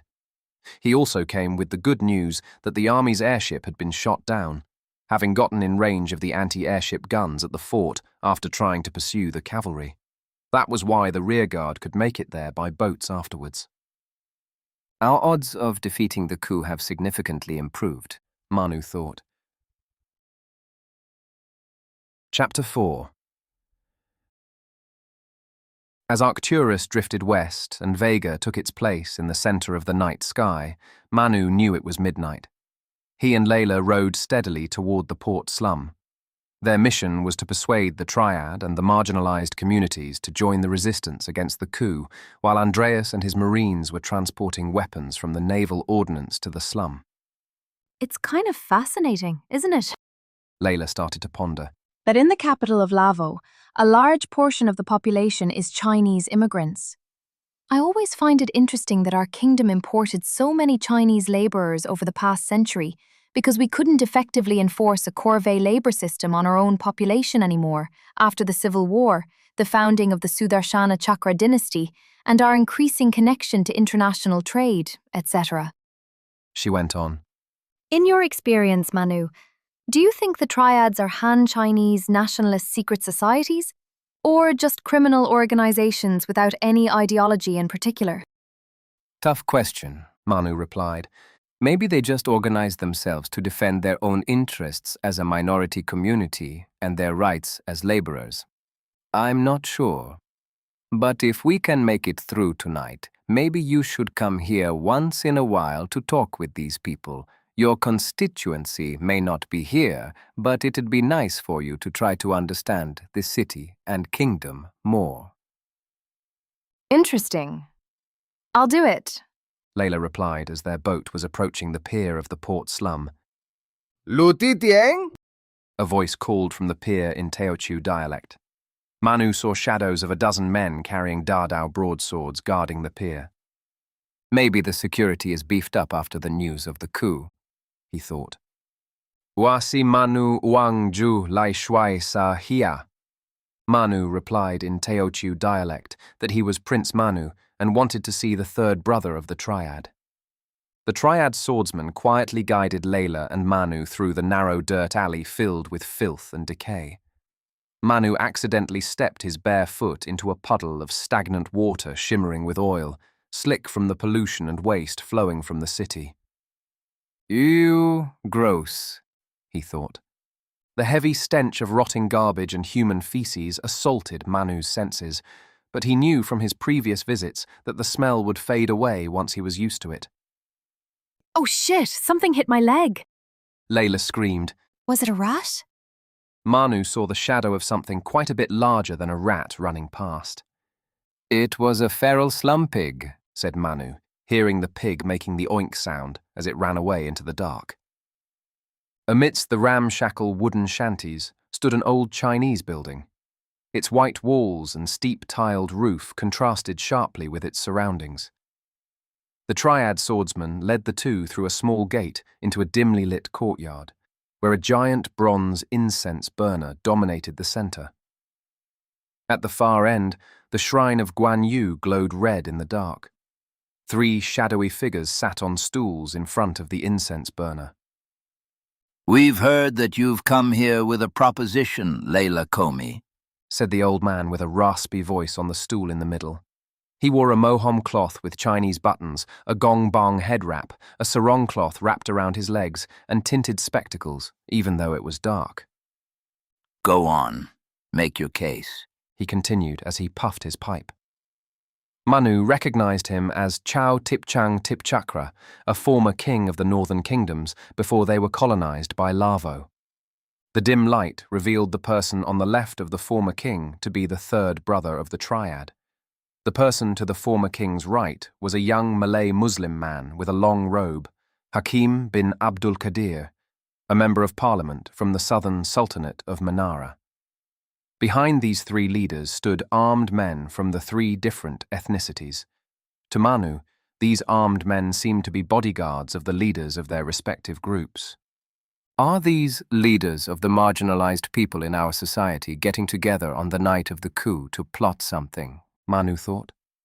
While Layla was still hesitating, Chao Tipchang interjected. "Suryagupta annexed and colonized my kingdom. I consider Suryagupta my mortal enemy and despise him to my core. His death and the destruction of his legacy bring me nothing but joy. Tell me, Layla Comey, why should I lend you my downtrodden northerners in this slum to aid you in your cause? Not only do I not care about the so-called constitutional government and Suryagupta's legacy, but I also rejoice in the ongoing chaos after his death." Layla cleared her throat. Your Highness, Hakim, third brother, I've come here at the moment of grave peril for us all. The constitution and the parliamentary system that King Suryagupta the Great put in place to give voice to all of our disenfranchised communities are being torn apart as we speak. Without such a constitution, rights and freedom would no longer be guaranteed to Chinese laborers. The people of the northern kingdoms and the Sultanate of Manara will no longer have a say in the way our government runs. The northern and southern kingdoms would revert to being colonies just as before the constitution was enshrined. She continued, You may think that you want to fight, but you don't have the means to fight. We come to you with that means. As we speak, Andreas Jørgensen and our Marine Regiment are at the Naval Armory just down the river. They are sending a telegram calling for aid from our main fleet at the 7 Isles and are transporting arms and supplies here. With the manpower and the bravery of the Chinese, the Northerners and the Malays, the professionalism of the Marines and the support of the main naval fleet, I'm certain that we can fight the inexperienced 1st Division and the tired 11th Division of the Army and defend our freedom tonight. We fought for our freedom before, Hakim interjected. When we did, your friend Andreas Jørgensen and his Marines sailed to my kingdom and killed many of my brethren in the name of Suryagupta. You know our history well. The irony was that being colonized was not the worst part of it all. The worst part was that our kingdom was split in half and sold to the British in exchange for loans for the Southern Railway. And where did the money go? The Lavo government ended up giving a construction contract to Jorgensen Corporation. The harm that was done to your people is undeniable, said Layla. But that doesn't negate the fact that if we let the military coup win over the constitutional government tonight, you and your people will lose your rights, freedom, and participation in the political process of the kingdom. We serve side by side in the House of Parliament, Layla. Hakim stood up. You know the issue of the Manara was never seriously on the agenda. Now you're asking me to help you defend this sham democracy? He asked. Let me make this simple, said Chao Tipchang, approaching Layla and staring her in the face. If we help you win tonight, will you promise that the northern kingdoms and the Sultanate of Manara will be free and independent from the kingdom of Lavo-Ayodhya? treated as equal sovereign nations. What you've asked is not mine to give, Layla replied. but I can promise you that I'll keep dialogue and the political process open to facilitate your reasonable demands. Then that is not good enough for me. Chow Tipchang replied. He turned toward his followers and Hakim and nodded, signaling them to leave. Third brother, Chow Tipchang continued while turning toward the triad leader. my apologies, but we will have to sit this one out. We can't risk our people to help your group and your big brother. The northerners and the southerners then proceeded to walk out of the shrine of Guan Yu. Manu interjected. I'm sorry for all the debts and all the troubles I've caused you and your brothers in the past. I hope we can align our interests for now and do what we can to free the big brother and the second brother. There's nothing more important than that. I know, Princeling. The third brother replied, his voice filled with concern as he looked down at the ground. As long as Big Brother is held hostage and in danger, it doesn't matter anymore how much money you owe him. But even with your marines and armament, how can we put up a fight with the army without putting the lives of my brothers at risk? The big brother and the second brother are being held without due process right now. Even if you don't fight back, they'll likely be tried and imprisoned as criminals without the rule of law, said Layla. Once that's done, the conservative, jingoistic faction of our elites will align with the junta and decimate the Chinese immigrant community here. That's a very likely scenario. If you help us, I can't give you my word that no harm will come to your brothers. But if we win, I promise you that I'll personally prepare a bill to offer amnesty to the triad members for all of their crimes. I will see to it that enough funding is allocated to this community to make it thrive, and I will ensure that the Chinese laborers have rights and the protection of the Lavo law. I hope this will help you reassess the risk. We will make it worthwhile for you. Layla pleaded. What you must understand, Mrs. Comey, is that while what you've just mentioned is important to us, it may not be worth risking everything we have. The third brother replied, sighing. But my sworn brothers are everything to me. I'm still torn between staying out of your fight to ensure that my brothers are alive, or joining it to preserve the dignity of my brothers. There is a quote, Manu responded. Perhaps it is from Water Margin. It says that it is better to live one day as a tiger than 1,000 years as a sheep. It's not from Water Margin, Layla whispered to Manu. Tipu Sultan of Mysore said it. Manu shrugged the whisper off. He'd intentionally misquoted to put the Indian quote he knew into the context of Chinese folk literature that the third brother could better understand. At that moment, he tried to dig out every Chinese cliché he could think of and perform it for the third brother. He kneeled with both knees on the ground. Third brother, said Manu with a shaken voice while jerking tears from his eyes. I know I've given you many headaches and bruises throughout the years, and vice versa. But I respect you, man. I respect your strength. I respect your skill.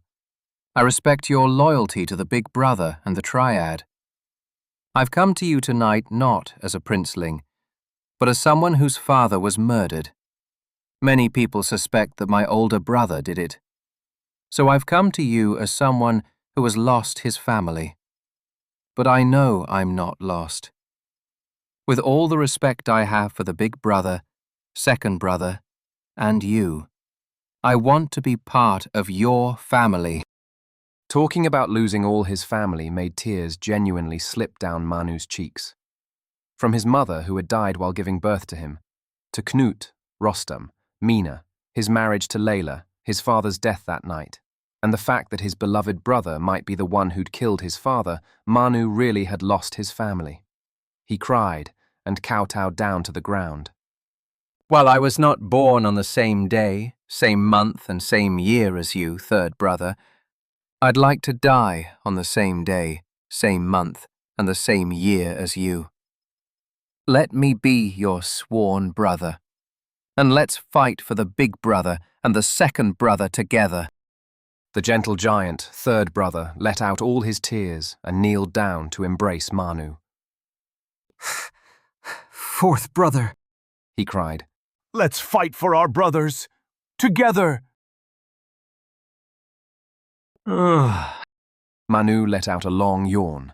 He looked up to the sky and saw the Sagitta, Aquila, and Delphinus constellations moving to the western horizon. A cumulonimbus cloud blocked the stars, but Manu knew Pegasus and Pisces must have moved to the center and Orion must have risen in the east. Is it 5 in the morning already? I'm so fucking tired, man, Manu thought as he tried to wake up to attend the sworn brother ceremony that was about to take place between him and the third brother. Manu remembered waking up with a bad hangover at the library, and it had been one of the longest days in his recent memories. He had stayed up all night helping Andreas arm the triad with weapons from the naval armory, while the triad prepared for his sworn brother ceremony. He had bruises on his head and his mouth and a glancing wound on his left arm that had been tended to, but it still hurt like hell. His legs were numb from the riding, his arms sore from all the axe swinging. He was generally fatigued from the day of greatest physical exertion he'd had in 10 or 15 years, or ever, and his stomach was growling as he had not eaten anything since noon the day before. I'll steal a little bit of nap time here, Manu thought as he sat on the dirt alleyway, leaning his back on the wall of the shrine of Guan Yu. He closed his eyes, and his consciousness began to drift away. Manu, wake up! It's time! Said Layla as she shook Manu's body. Here, said Andreas, handing Manu a cigarette and a box of matches. Manu lit a cigarette and inhaled. Then he grabbed Andreas's hand and stood up. His legs felt wobbly under him. As he turned toward the shrine of Guan Yu, he saw triad members forming a sword arch waiting for him. I'm not ready for this shit, he thought as he contextualized the daunting task ahead of him. The faith of the kingdom was partly in his hands, but he had never felt weaker. Manu blew into his sweaty palms. Andreas patted his shoulder and led Bhima with his other hand. The horse, now fully saddled and ready for combat, nuzzled against Manu. Hi, Bhima, hi! Manu said with a baby voice. Good boy, good boy. He gently rubbed Bhima's ear. Bhima's yours from now on, said Andreas. Take good care of him, eh? Bhima is the government's property. You can't just give him away like that. Layla exclaimed. You must be joking, right? Andreas asked, crossing his arms. I just handed over hundreds of rifles to the criminals here. True. I forgot about that for a second. Layla replied. We'll settle this again after the Constitution is saved. Manu turned around and walked into the shrine of Guan Yu. The massive third brother appeared with an incense stick in his hands. He walked through the sword arch and put the incense into a barrel filled with rice grain. Manu walked through the sword arch and paid respect to the third brother. There was another barrel next to the one filled with rice grain. It was filled with liquor. A triad member handed a live chicken to the third brother, who proceeded to crush the chicken's neck with one hand and squeeze the chicken's blood into the liquor. Both Manu and the third brother scooped the liquor with a cup and recited their vows. We, Lim Chong, and Manu Sudarshana Chakra, although our surnames are different, yet we have come together as brothers. We may not have been born on the same day, in the same month, or in the same year, but we seek to die on the same day, in the same month, and in the same year.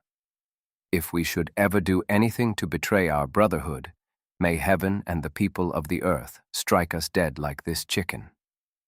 The third brother chugged the liquor down his throat. Manu held the cup filled with liquor and raw chicken blood close to his mouth. Yuck, disgusting, he thought as he closed his eyes, held his breath, and bottomed up the cup decisively. Boom! A shockwave slammed Manu to the ground. His ears rang and rang and rang, sharp and unbearable. Manu! Manu! Get up! Get up! Layla's frantic voice pierced the ringing as she shook him. We need to get out of here, now! Manu snapped himself out of the blurriness. The slum was on fire. The explosions of artillery shells echoed all around him. The foul, acrid air quickly filled his lungs. Black smoke plunged his world into darkness. He promptly tore a piece of cloth from his chankaben and used the fabric to cover his nose and mouth. He signaled Layla to do the same and follow him. Manu grabbed his axe and crawled along the dirt slum alley to avoid the hot air and smoke above the ground. He followed his experience of walking this alley thousands of times before and headed north toward the new road. Finally, he saw a dim opening leading to the new road. He crawled forward as fast as he could. Behind him and Layla, the fire roared, consuming the slum with unrelenting fury.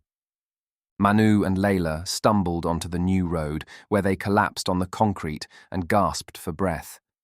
Manu looked around and saw the Marines, triad members, slum inhabitants, women, children, and the elderly all stumbling and gasping for air on the ground. Looking back, he saw the flame dance, rendering the slum behind him into ashes. Manu heard the cavalry charge bugle call. His eyes widened as he saw a wall of galloping army cavalry in green uniforms storming directly in his direction. Huzzah! The cavalry roared and raised their sabers. Manu grabbed Layla and tumbled to the ground on the edge of the road. He held her and shut his eyes tightly as the cavalry charged into the fleeing masses. The ground trembled. The sound of earth-shattering cavalry hooves, blades slashing through fleshes, the screams and the squeals nauseated Manu. Once the sound of the slaughter subsided, Manu and Layla rolled on the ground and levered themselves up. The horrid sight of the massacre and the foul smell of blood and excrement churned Manu's stomach. He puked up yellow stomach acid. He turned toward Layla, who was wiping vomit from her mouth as well. They looked at the hundreds of cavalry who were forming up again for another charge. The remaining masses started turning around and running away. Manu and Layla looked at one another and ran along with the masses. Suddenly, a lone horseman appeared on the horizon from the opposite side of the army's cavalry. He rode a black horse and wore a navy blue frock coat, a shotgun slung across his back and a bugle held in his hand. Andreas sounded the rally bugle call as he galloped to the front of the crowd.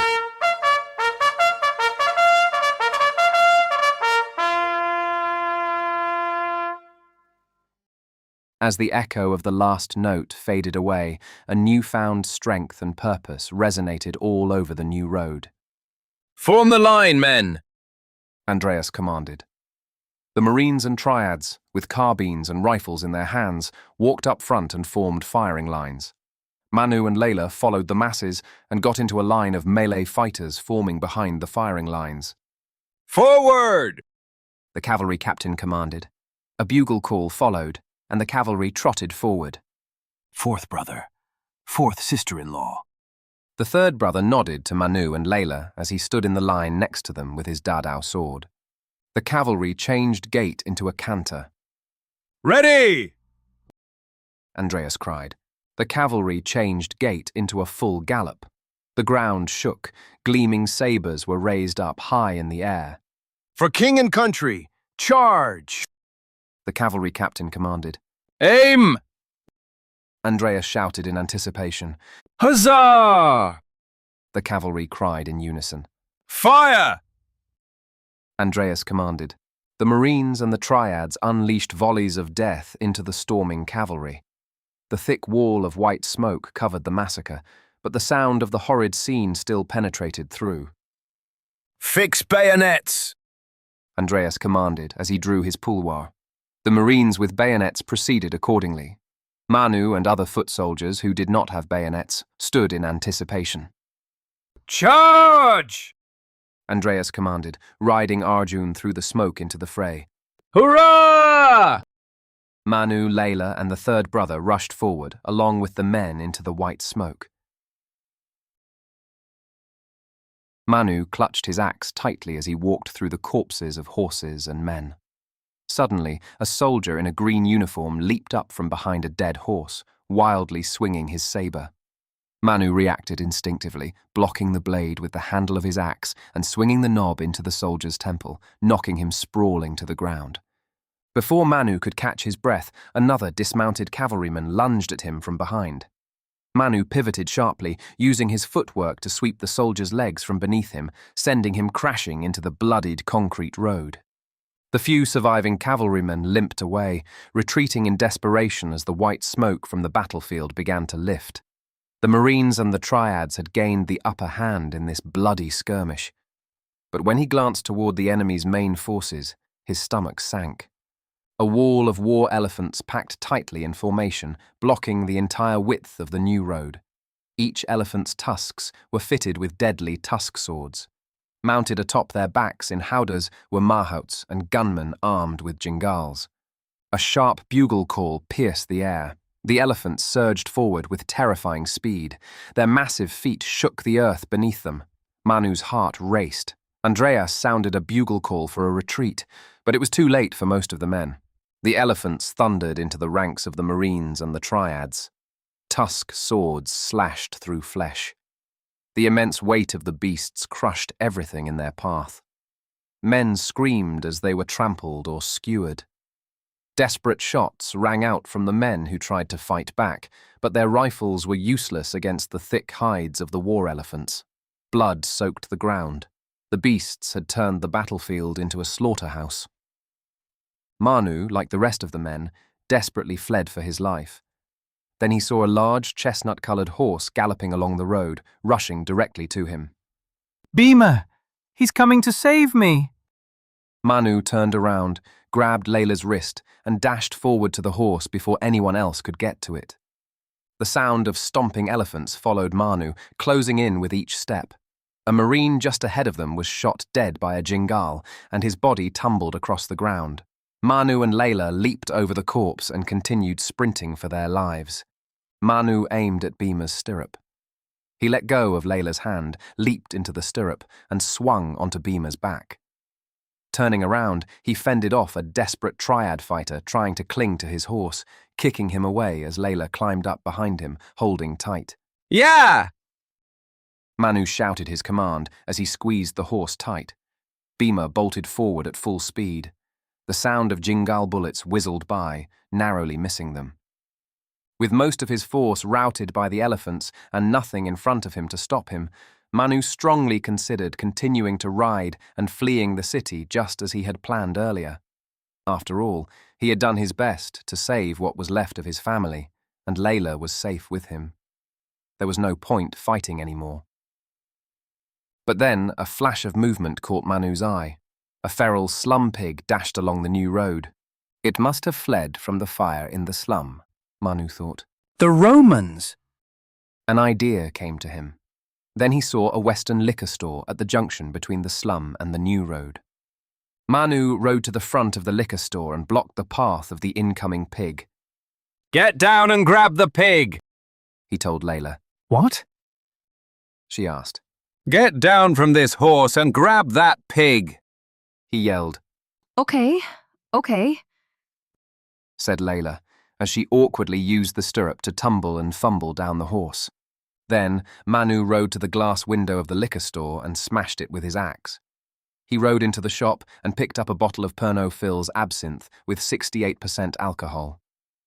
He rode onto the road again. Layla was sitting and holding the pig in the middle of the road.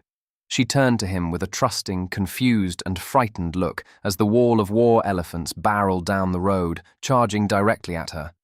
Manu rode to the pig and raised his parachute axe. By the Buddha, I'll become a vegetarian from now on for my sins today. Manu thought. Go! He commanded Layla. Then he stabbed the spearhead on the tip of his axe into the slum pig. Blood gushed all over him and Bhima. The pig squealed. He doused the pig in absinthe and struck a match, setting the pig ablaze. The fur of the feral pig caught fire. The smell of burning flesh filled the air. The pig squealed in horror and agony beyond Manu's imagination. Manu raised the squealing pig up with the spearhead on his axe and rode Bhima forward, charging at the elephants. The barreling elephants stopped dead in their tracks, their eyes wide with terror at the sight and smell of the burning creature. just like when the Romans had used flaming pigs against the war elephants of Pyrrhus of Epirus, and the Megarians had used a similar tactic against Antigonus Gonatus 2,000 years ago. The panicked elephants turned and stampeded back, colliding with the enemy infantry lines. Chaos erupted as the elephants wreaked havoc on their own ranks, smashing soldiers beneath their feet. Manu used the squealing pig on the tip of his axe to shepherd the elephants, slamming the panicked beasts into the enemy's infantry lines along the new road. Gunfire from the enemy Jingal crews peppered the air, aiming for Manu. But a sudden barrage of carbine shots answered them, providing much-needed support. Manu turned his head to see Andreas and his marine reconnaissance cavalry squadron charging in, firing at the Jingal gunmen. Shoot the mahouts! Andreas commanded.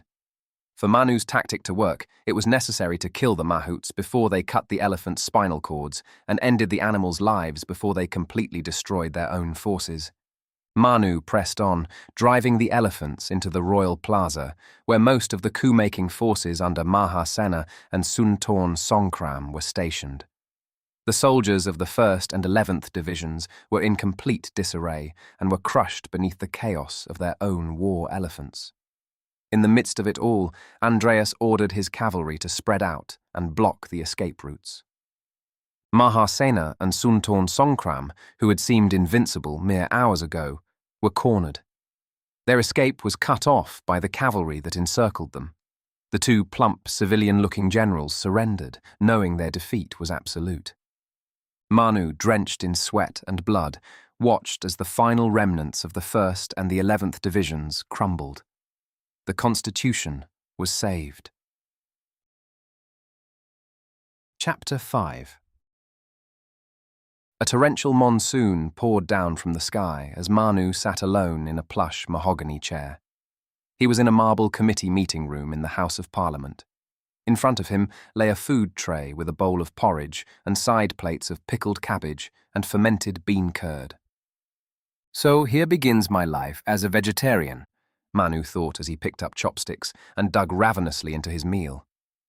The door swung open, and a mustachioed man in his mid-50s with a receding hairline wearing a Western suit entered the room.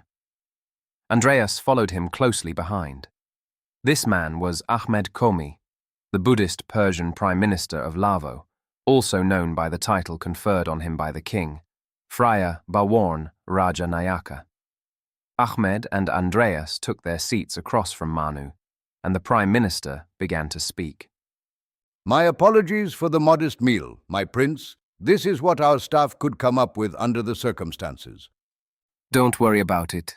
This is good, said Manu as he swept the porridge from the bowl into his mouth. He was more concerned about whether the fermented bean curd could help him recover from the once-in-a-lifetime soreness and fatigue he was experiencing right now.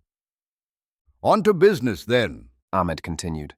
We're here to inform you that Mahasena and Pongsatorn Greigarn are being held at the naval headquarters guarded by the Triad's men, while Andreas's marines are securing the capital. That's good, Manu replied. Our most urgent issue right now is to appoint Andreas as chief of the armed forces and consolidate our military, Ahmed continued. But many of our actions to defend our constitution right now may not be constitutional or legal at all, as we don't have the king's signature for the martial law or the emergency decree. The problem is, the king is dead, and the heir apparent is nowhere to be found. So you want me to be a regent before we can find Arun, said Manu. That's correct, my prince, said Ahmed. Luckily, the coup plotters held members of parliament here, so we have the quorum right away. We will submit a motion to vote for you as regent. Due to our circumstances and your recent heroic actions, there shouldn't be any opposition.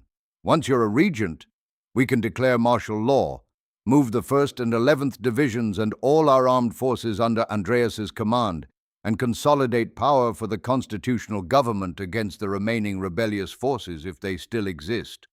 And this regent arrangement is temporary, right? You'll let me go once you find Arun? Manu asked. Yes, my prince. Only until we find the crown prince and know he was not behind the coup attempt, Ahmed replied.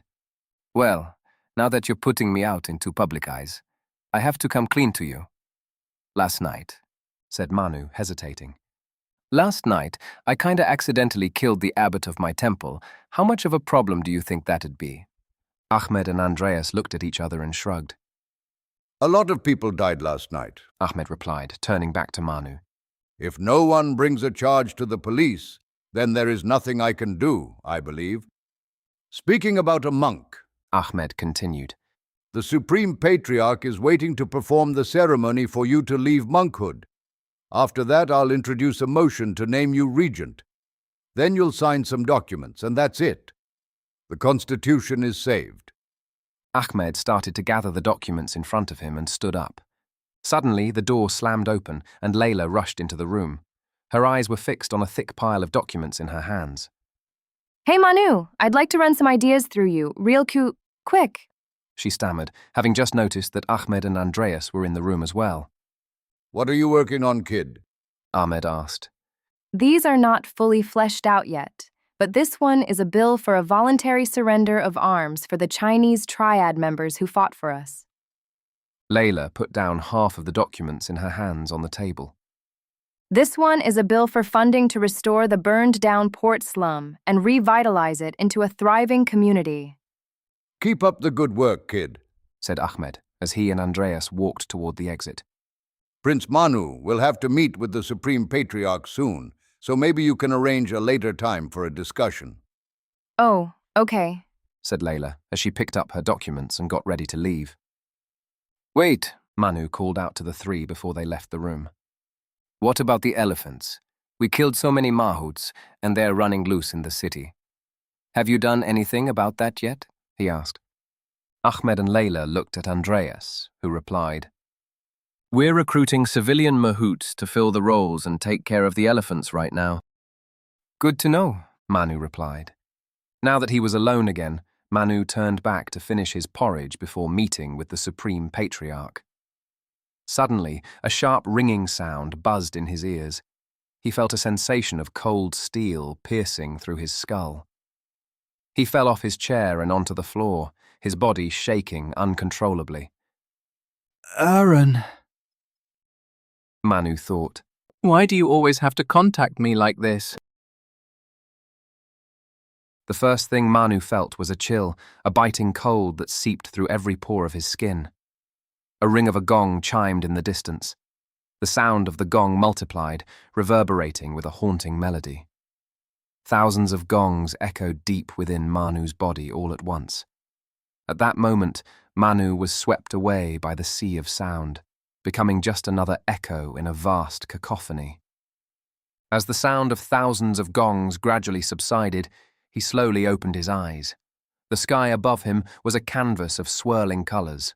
Hues danced and shifted like a celestial aurora. Manu levered himself from the mosaic ground made of iridescent crystals, each one pulsating with a faint ethereal glow. A gentle breeze carried a scent of an unknown flower, sweet and intoxicating. For Manu, this sensation, this place, was not unfamiliar. This strange dimension was where Arun often used to communicate with him telepathically. In the midst of the surreal surroundings stood a very familiar pavilion, one where his father had used to relax and enjoy the garden within the palace. As Manu approached the pavilion, the eldritch surroundings changed again into a familiar setting of the material world. It was as if he had crossed dimensions once again. The pavilion was then surrounded by lush gardens and rows of neoclassical homes within the new palace. Manu saw his father, King Suryagupta, wearing a chankben cloth without a shirt, sitting on a rattan stool next to a charcoal stove. He was puffing a hand-rolled cigarette while frying pork organs in a wok.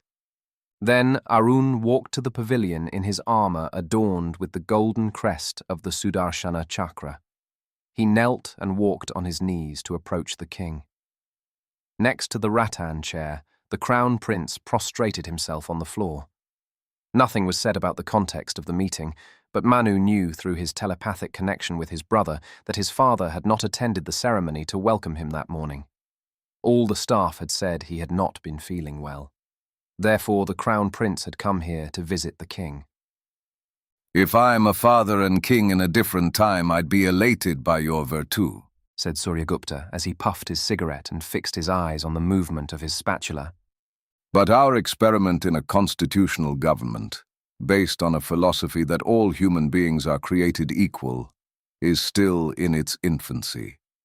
Your virtue and gravitas have now become a danger to the foundation of our new constitutional political order, the king continued as he scooped the fried pork organ and served the food on a porcelain plate. He put the plate on the floor between himself and his son.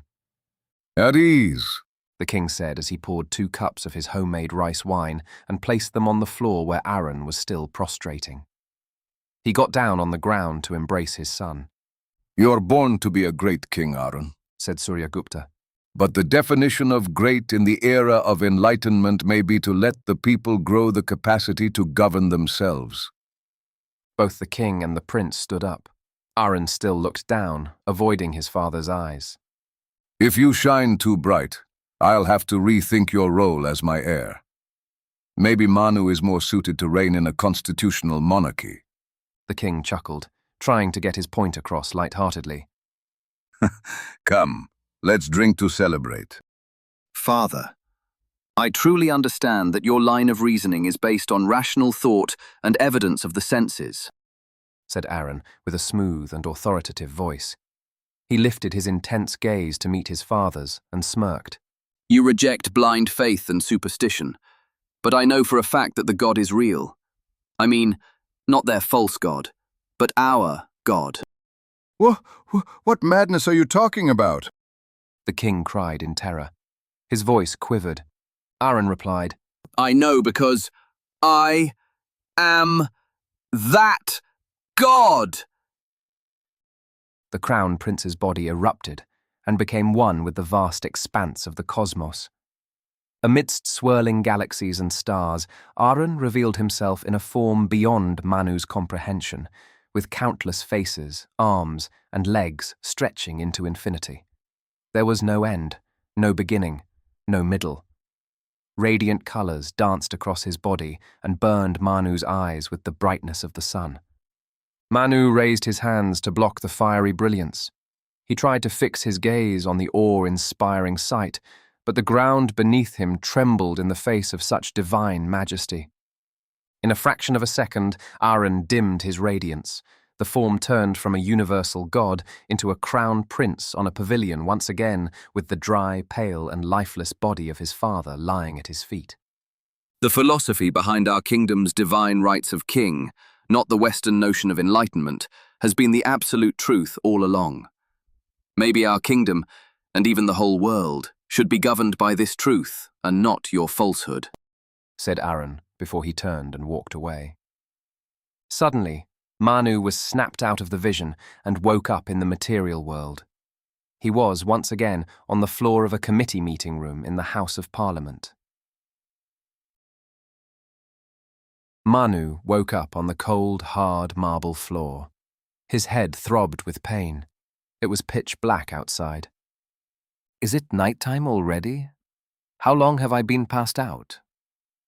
The air carried a metallic scent that made his stomach churn. He struggled to his feet, his heart racing as he realized something was terribly wrong. The first thing Manu noticed was the smell of blood hanging heavy in the air, making him gag. His mind reeled with fear and confusion as he grabbed his axe and followed the trail of blood. Manu stumbled forward and saw the source of the stench. Corpses. They were strewn throughout the corridor. Their blank eyes stared into nothingness. The passageway seemed endless. Each of Manu's steps echoed loudly in the lifeless silence. After what seemed like an eternity, he reached the floor of the Parliament. The chamber was bathed in blood. The bodies of lawmakers were scattered like broken dolls. And there, in the center of it all, stood Arun.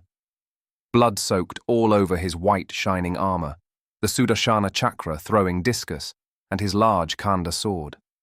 His eyes were devoid of emotion. Manu's blood ran cold as he realized that his brother was the one responsible for this massacre. Without a word, Arun turned to face Manu.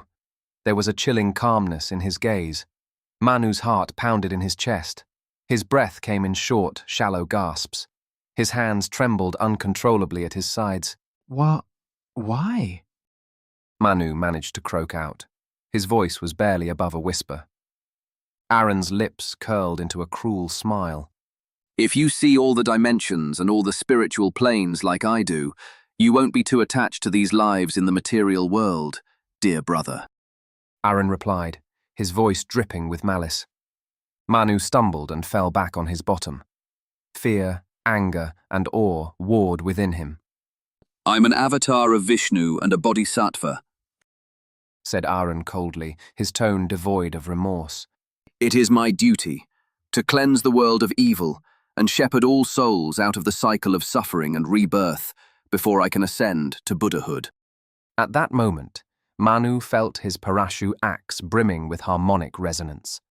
A symphony of divine echoes reverberated through the hall of Parliament, and he felt that if he swung the axe, it would carry the weight of celestial power behind it. Manu charged with every ounce of strength he had. He raised the godly axe and swung at his brother with the same fury that had cleansed the world of Kshatriyas in the previous eon. The mirage of Arun dissipated away, and the axe's divine power waned. That was just a simulacrum of Arun? Manu thought. As he gasped for air, he heard steps approaching him from behind. He turned around and saw a warrior standing tall and radiant. Chainmail armor that gleamed with divine light covered all of his body except for the eyes, which were like molten gold. The warrior's ornate and radiant steel helmet was adorned with the crest of a three-headed elephant, Airavata, the mount of Indra, the king of heaven. The warrior's hands wielded a mace that crackled with lightning power and a rounded, glowing shield. The warrior lowered his body and adopted a fighting stance. Manu extrapolated from what he saw and the supernatural events that had occurred up to that moment to know that the warrior was a deva, a celestial being and part of Indra's army of heaven, and that the celestial warrior was there to fight him.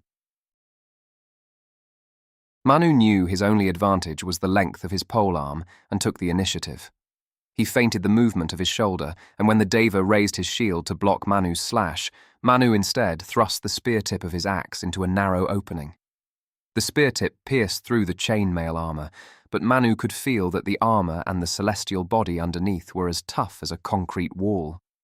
A drop of glowing blue goo dripped through the radiant chainmail. The deva dipped his crackled mace on the parashu axe, sending electrical current flowing through the axe into Manu's body. Suddenly, intense forces took hold of Manu, gripping his nerves and muscles with merciless power. Time froze as the current burned through his flesh and bone with searing heat. As his muscles spasmed uncontrollably, he tried to drop his axe, but his muscles gripped the weapon even tighter. Then, the deva raised his mace, preparing to finish the job. This gave Manu breathing room as the axe fell out of his hands and he collapsed on the floor. He desperately raised his hands to block the deadly blow. In his mind, this was the end. Suddenly, a thunderous blast of a shotgun reverberated through the air. A metallic sound of the action being cycled followed as the shooter pumped the shotgun's forend. The shooter fired at the deva relentlessly. With blast after blast after blast and pump after pump after pump, the deva collapsed on the ground, thick glowing blue goo splashing out of his body over and over again until Manu could see the blue body melting under the chainmail armor. Manu looked up to his savior and saw Layla and Andreas, each carrying a shotgun in their hands. All right, buddy, come with us, eh? Andreas said, extending his hand to support Manu up and handing him a holster with a Colt revolver. As the three ran out of the Parliament into the Royal Plaza, Manu looked up at the sky and saw a spiral stairway materializing out of the clouds, descending from the heavens. Each step was made of pure, shimmering clouds. The stairs were filled with a vast army of heaven descending to the material world in seemingly infinite numbers. Each Deva warrior was clad in armor that glimmered like the stars and carried a weapon that gleamed in the moonlight. A soft chorus of angelic voices filled the air, their hymn echoing across the sky. Before Manu could fully comprehend the gravity of the situation, the three were surrounded by a horde of celestial warriors with their swords, axes, maces, and spears drawn. Manu, Layla, and Andreas looked at each other and knew they had to fight for their lives. Layla and Andreas raised their shotguns and unleashed barrages of gunfire at their encroaching enemies. Suddenly, Manu saw the glowing three-headed elephant, Airavata, on the other side of the royal plaza. On the elephant's back was the glowing emerald-green figure of Indra, the king of heaven. At that moment, the parachute axe began to thrum with energy as it recognized the presence of a monarch. Follow me! Manu shouted to Layla and Andreas as he dashed daringly toward the king of heaven. Deva warriors swarmed all over him. Manu swung his fully charged axe. A single strike from the weapon sent shockwaves through the royal plaza, scattering more than a dozen celestial warriors. Manu swung the axe again and sent his foes flying in every direction. As Manu headed straight toward Indra, a squadron of heavenly chariots moved in perfect unison. They formed ranks, creating an insurmountable barrier to defend their king. The charioteers drew their bows in complete synchronization. Manu swept the parachute axe ferociously, sending a whirlwind of destruction that tore the wall of chariots into pieces. It was now head-to-head between Manu and Indra. As Manu dashed toward the king of heaven and his mount, Indra formed the Vajra thunderbolt in his hand. Manu instinctively knew that Indra's thunderbolt would be as swift as the speed of light. Before he saw Indra strike, he would be dead. Manu immediately pounded the ground with the pommel of his thrumming axe, planting the axe on the ground with an immense force that sent him flying toward Indra. In that fraction of a second, Indra's thunderbolt struck the parachute axe on the ground like lightning attracted by a lightning rod. Manu landed on the back of Airavata in front of the green god and immediately drew his Colt Peacemaker, unleashing the entire cylinder at the handsome face of the king of heaven. Green goo splashed from Indra's face as the god fell off the back of the three-headed elephant. A dozen celestial warriors scrambled to carry the king back to safety.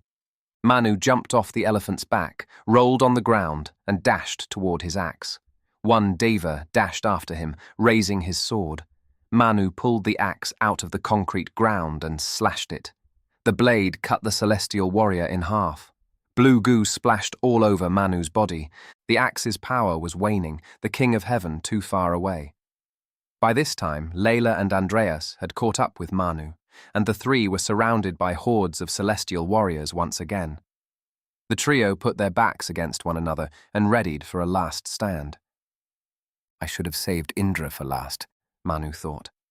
Suddenly, the airship Aces descended from the sky with Maxim guns blazing on all sides, raining an onslaught down on the army of heaven.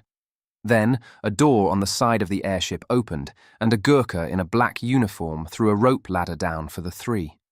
Under the cover of heavy Maxim gunfire, Layla, Manu, and Andreas dashed toward the ladder. The three climbed the ladder onto Aces, and the airship took off. As the airship fled Krung Lavo, a squadron of celestial chariots flew after it, but they were ultimately repelled by the Maxim gunfire. Chapter 6. The air was crisp and tinged with the scent of snow as Manu slowly opened his eyes. He found himself lying on a bed of soft, powdery snow. His breath formed puffs of white in the frigid air. The chill of the otherworldly dimension seeped into his bones. Ugh, where the hell am I? The last thing he remembered was the escape from the army of heaven onto the airship Aces. Arun? Manu thought as he levered himself from the snowy ground and looked at his surroundings. The landscape before him was both familiar and surreal. Towering peaks adorned with glistening ice stretched out infinitely in every direction, casting long shadows in the evening twilight. The sky above was a pristine canvas of azure. It was as if he had stepped into a painting. As Manu began to walk, he realized he was not standing on the mountain at all. Beneath him was a gigantic ethereal lotus floating on the top of the mountain. From it, Manu saw a breathtaking view of the icy valley below, where there were two majestic lakes, one with the round shape of the sun and one with the crescent shape of the moon. Manu knew from stories that the round lake was the freshwater Mansarovar Lake, and the crescent-shaped one was the saltwater Rakshas Tal Lake, where Ravana, the demon king, had once prayed to gain the blessing of Lord Shiva. The two lakes are in front of Mount Kailash. So that's where I am right now, Manu thought. In front of the two lakes stood the formations of the celestial army that stretched across the valley. Their lines seemed to extend to infinity. Their armor shimmered like the sun on the snow, and their spears gleamed with divine power. Brother, I commend you for defeating a military coup with just your friends, said Arun as he appeared next to Manu on the lotus.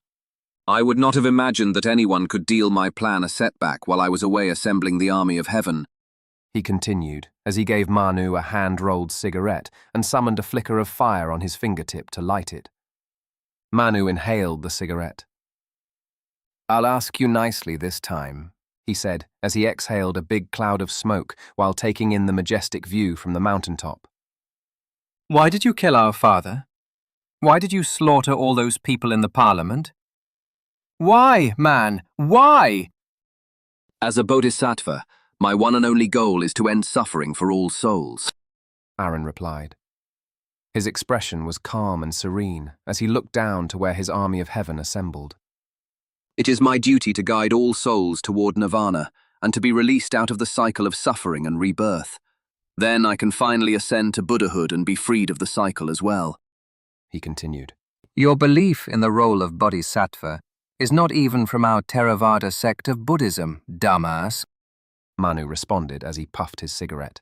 My physical self has been meditating here on the top of Mount Kailash for many years to gain favor from Lord Shiva. In a matter of days, I'll receive Shiva's third eye, and with it, I'll have the power to obliterate the entire physical world. Arun looked at his hands like he was pondering the power he would have and the way he would use it. Manu was stunned, unsure how to process what he had just heard. The day before, prevailing over a military coup seemed to be his most outstanding achievement. Now, his brother was about to have the power to destroy the world, and he, without any say in the matter, seemed to be the one person who stood against it. Don't worry, I won't use that power to annihilate everyone on Earth. Mercy is still my weakness, said Arun. I'll use the power of Shiva to eliminate the most powerful source of falsehood ever to have engulfed the world. The secularism, the Greco-Roman philosophy, the so-called rational enlightenment. They claim to hold the truth that will free humankind from superstition, but the truth behind their ideas is greed, colonization, and the pursuit of hedonistic pleasure, which will take all souls further away from being released from samsara, the cycle of suffering and rebirth.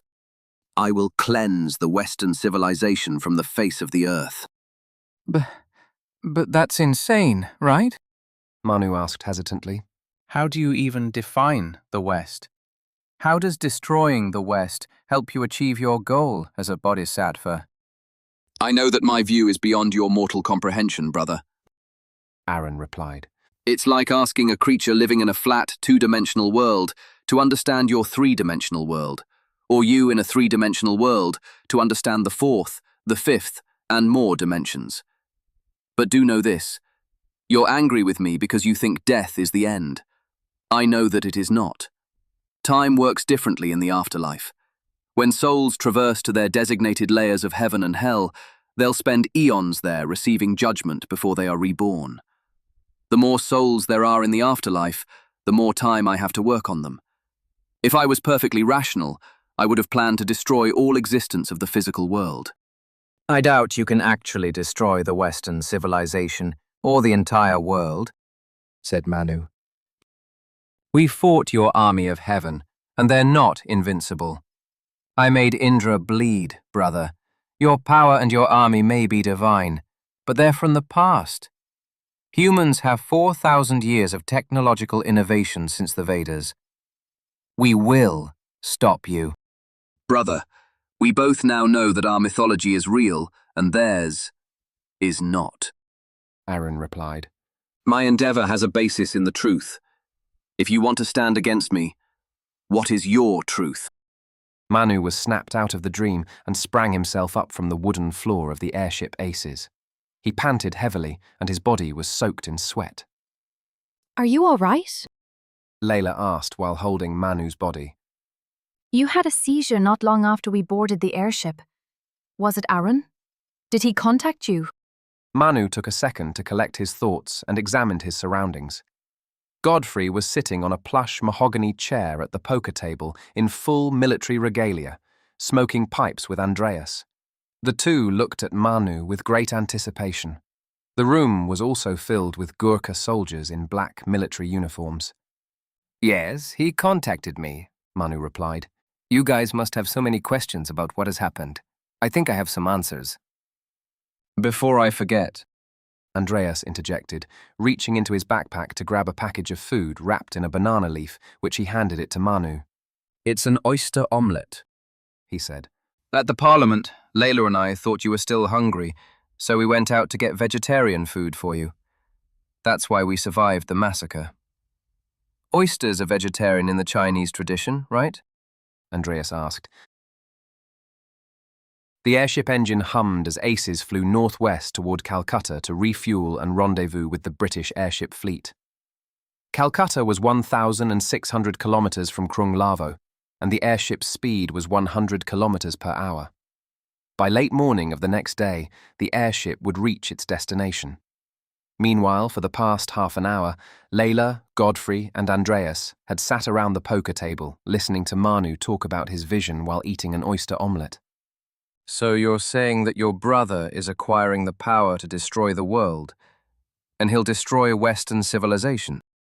Andreas asked. Hold on. I have so many questions right now.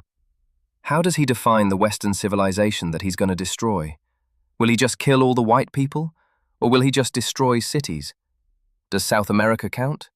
Does the Transvaal Republic count? Does New Zealand, Australia, Singapore, or Hong Kong count, eh? I'm not sure. I think we need to stop him before we find out, said Manu, using a fork to bring the last piece of the oyster omelette to his mouth. I think we should know what will be left in case all hell breaks loose.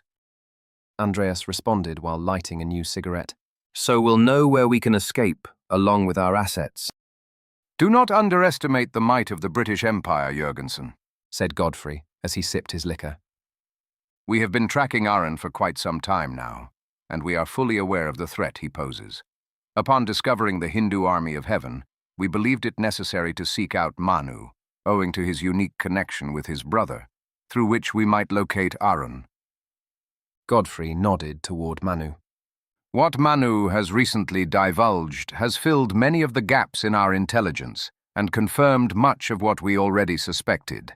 Now that we have ascertained Arun's presence at Mount Kailash, I shall write immediately to the War Secretary. We shall rally the Empire's airship fleet and storm the mountain to eliminate this so-called avatar of Vishnu. You're writing to the War Secretary? Layla asked. So the British government has already been informed about this. If you've put in this much effort, surely you must have already known how to win this fight. Indeed, we have a plan in place, though much shall depend on the results of our reconnaissance. My staff is presently working through the finer details, but I can reveal to you now that Parashurama's king-slaying axe may well be central to our strategy. Godfrey nodded toward Manu again. I have witnessed with my own eyes how Manu was able to draw blood from Indra himself. Rest assured, we shall make the king of Lavo-Ayodhya bleed. Hopefully one of your Gurkhas can do it, so I don't have to. Manu mumbled. So it's all set then, said Andreas. You guys at the British Empire seem to know what you're doing. The fate of the world is in good hands, eh? In the next stop, when this airship stops to refuel at Calcutta, I'm outta here. I need to sneak back into Lavo to get my assets out to somewhere safe. Jurgensen, this is bigger than any of us. Layla exclaimed. Your Lavo colleagues just got massacred in the Parliament. My uncle just died. King Suryagupta just died. Western civilization is in peril. All of your family and friends back home might be in danger. Are you really going to leave us and flee to save your wealth?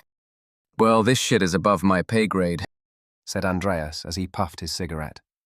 If the British Empire can't beat Arun, then I don't see how my contribution can make a difference. What about you, Layla? Eager to join the fight to save the world? Gosh darn it, you're a lawyer and a fencer. What the hell are you going to do in the middle of an airship fight above the Himalayas? Read international laws to Arun? Who knows? Maybe we need someone who knows international law, said Layla. In case no one notices, Mount Kailash is not within the British Raj territory. It's under the sovereignty of the Qing Empire, and you have to fly over the sovereign kingdom of Nepal to get there. Manu stood at the edge of the airship's deck and gazed toward the eastern horizon. It was 5:30 in the morning, the canvas of the pre-dawn sky slowly giving way to the soft hues of morning. The mighty Orion constellation was beginning to rise from the east, its hunter's belt unmistakable even from such a distance. The stars of Betelgeuse and Rigel gleamed brightly, adding their brilliance to the spectacle unfolding in the sky. We must be above the town of Sitwi by now, Manu thought as he lit a cigarette to help him enjoy the magnificent view. Can't sleep? Layla asked as she approached, leaning forward to use Manu's lit cigarette to light her own. I talked with Godfrey. She continued. He'll become the commander-in-chief of the expedition to Kailash and the plenipotentiary. He'll have full power to conduct diplomacy with Nepal and the Qing Empire during the assault on Kailash. We always thought Godfrey was a British secret agent of some sort. I never thought that he'd be this powerful. Manu chuckled. I talked with him about the expedition. We need to talk with the Chinese. Once we land in Calcutta, Godfrey will send me as part of a team of envoys to visit the Qing magistrate in Lhasa. I'm not sure if we have to bribe him or just inform him and make him believe us. But, well, this is goodbye, Manu. Layla extended her hand to shake Manu's. I'm proud of you for what you've done for the past couple of days, she continued. The two hugged briefly, but then decided to let the hug linger for a while. Do you know what makes Arun despise the West so much he wants to destroy it? Layla asked. I mean, he graduated from Harvard and West Point and served in the US military. He's exposed to Western cultures. Maybe he witnessed horrible things done to the native people of the Americas when he served in the US cavalry. Perhaps what he is doing now is connected with how he went missing for a decade in the 1870s. Maybe he believes that the West is a hypocrite for all of its colonization and exploitation and never lives up to its lofty liberal ideals, but that doesn't warrant its destruction at all. I'm trying to understand him too. Maybe he really believes he must guide all souls toward enlightenment, and he'll have a nearly infinite amount of time to do something with our souls if they're in the afterlife. Maybe the only irrational part of his plan is that he doesn't plan to destroy everything. And if he has to choose to destroy one thing and not the others, destroying the West may make the most sense to him. Manu replied. By the way, Manu continued, now that we know the Hindu-Buddhist mythology is real, do you think we still have valid reasons to stand against Arun?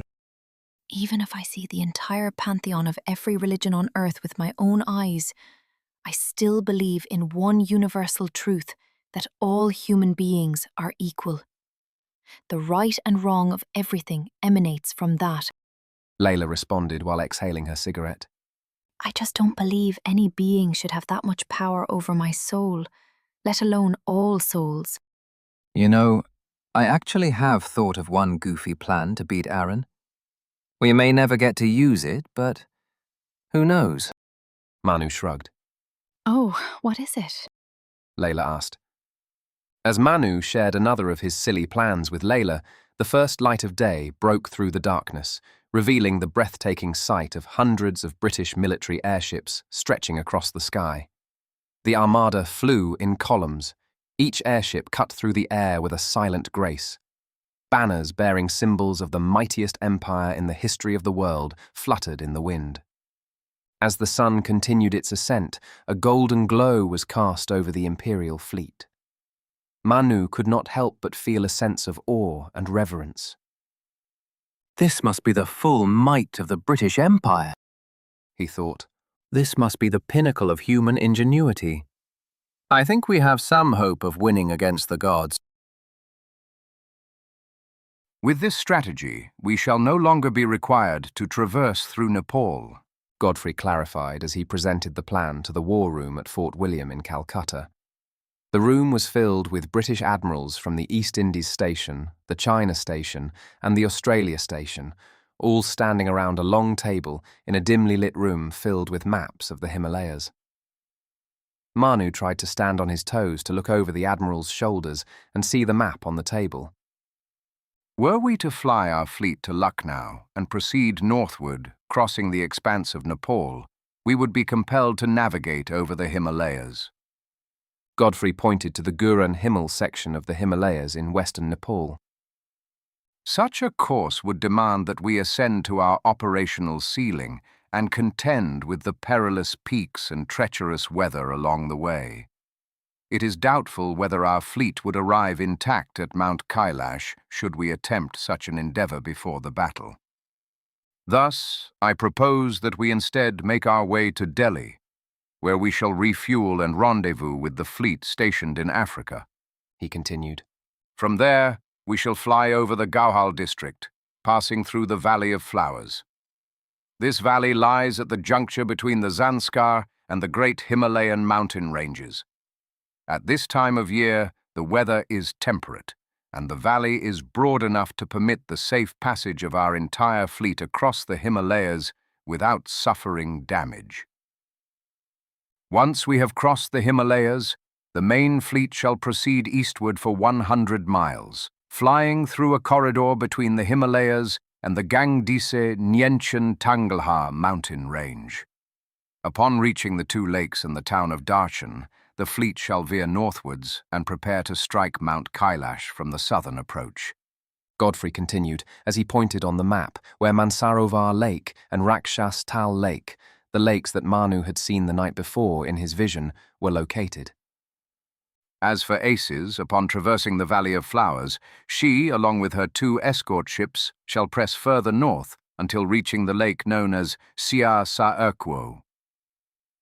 Godfrey pointed to another lake on the map northwest of Mount Kailash. From there, she will chart a southeasterly course through a valley, positioning herself to strike Mount Kailash from the northern front. While the main fleet engages the celestial host over Darshan, Aces will stealthily approach Arun from behind, aiming to strike down the flying lotus above Mount Kailash and, with it, Arun himself.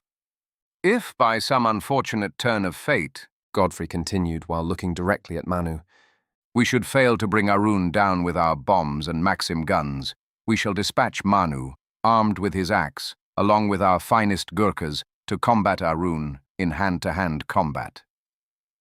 Ahem. Manu cleared his throat and tried to speak his mind.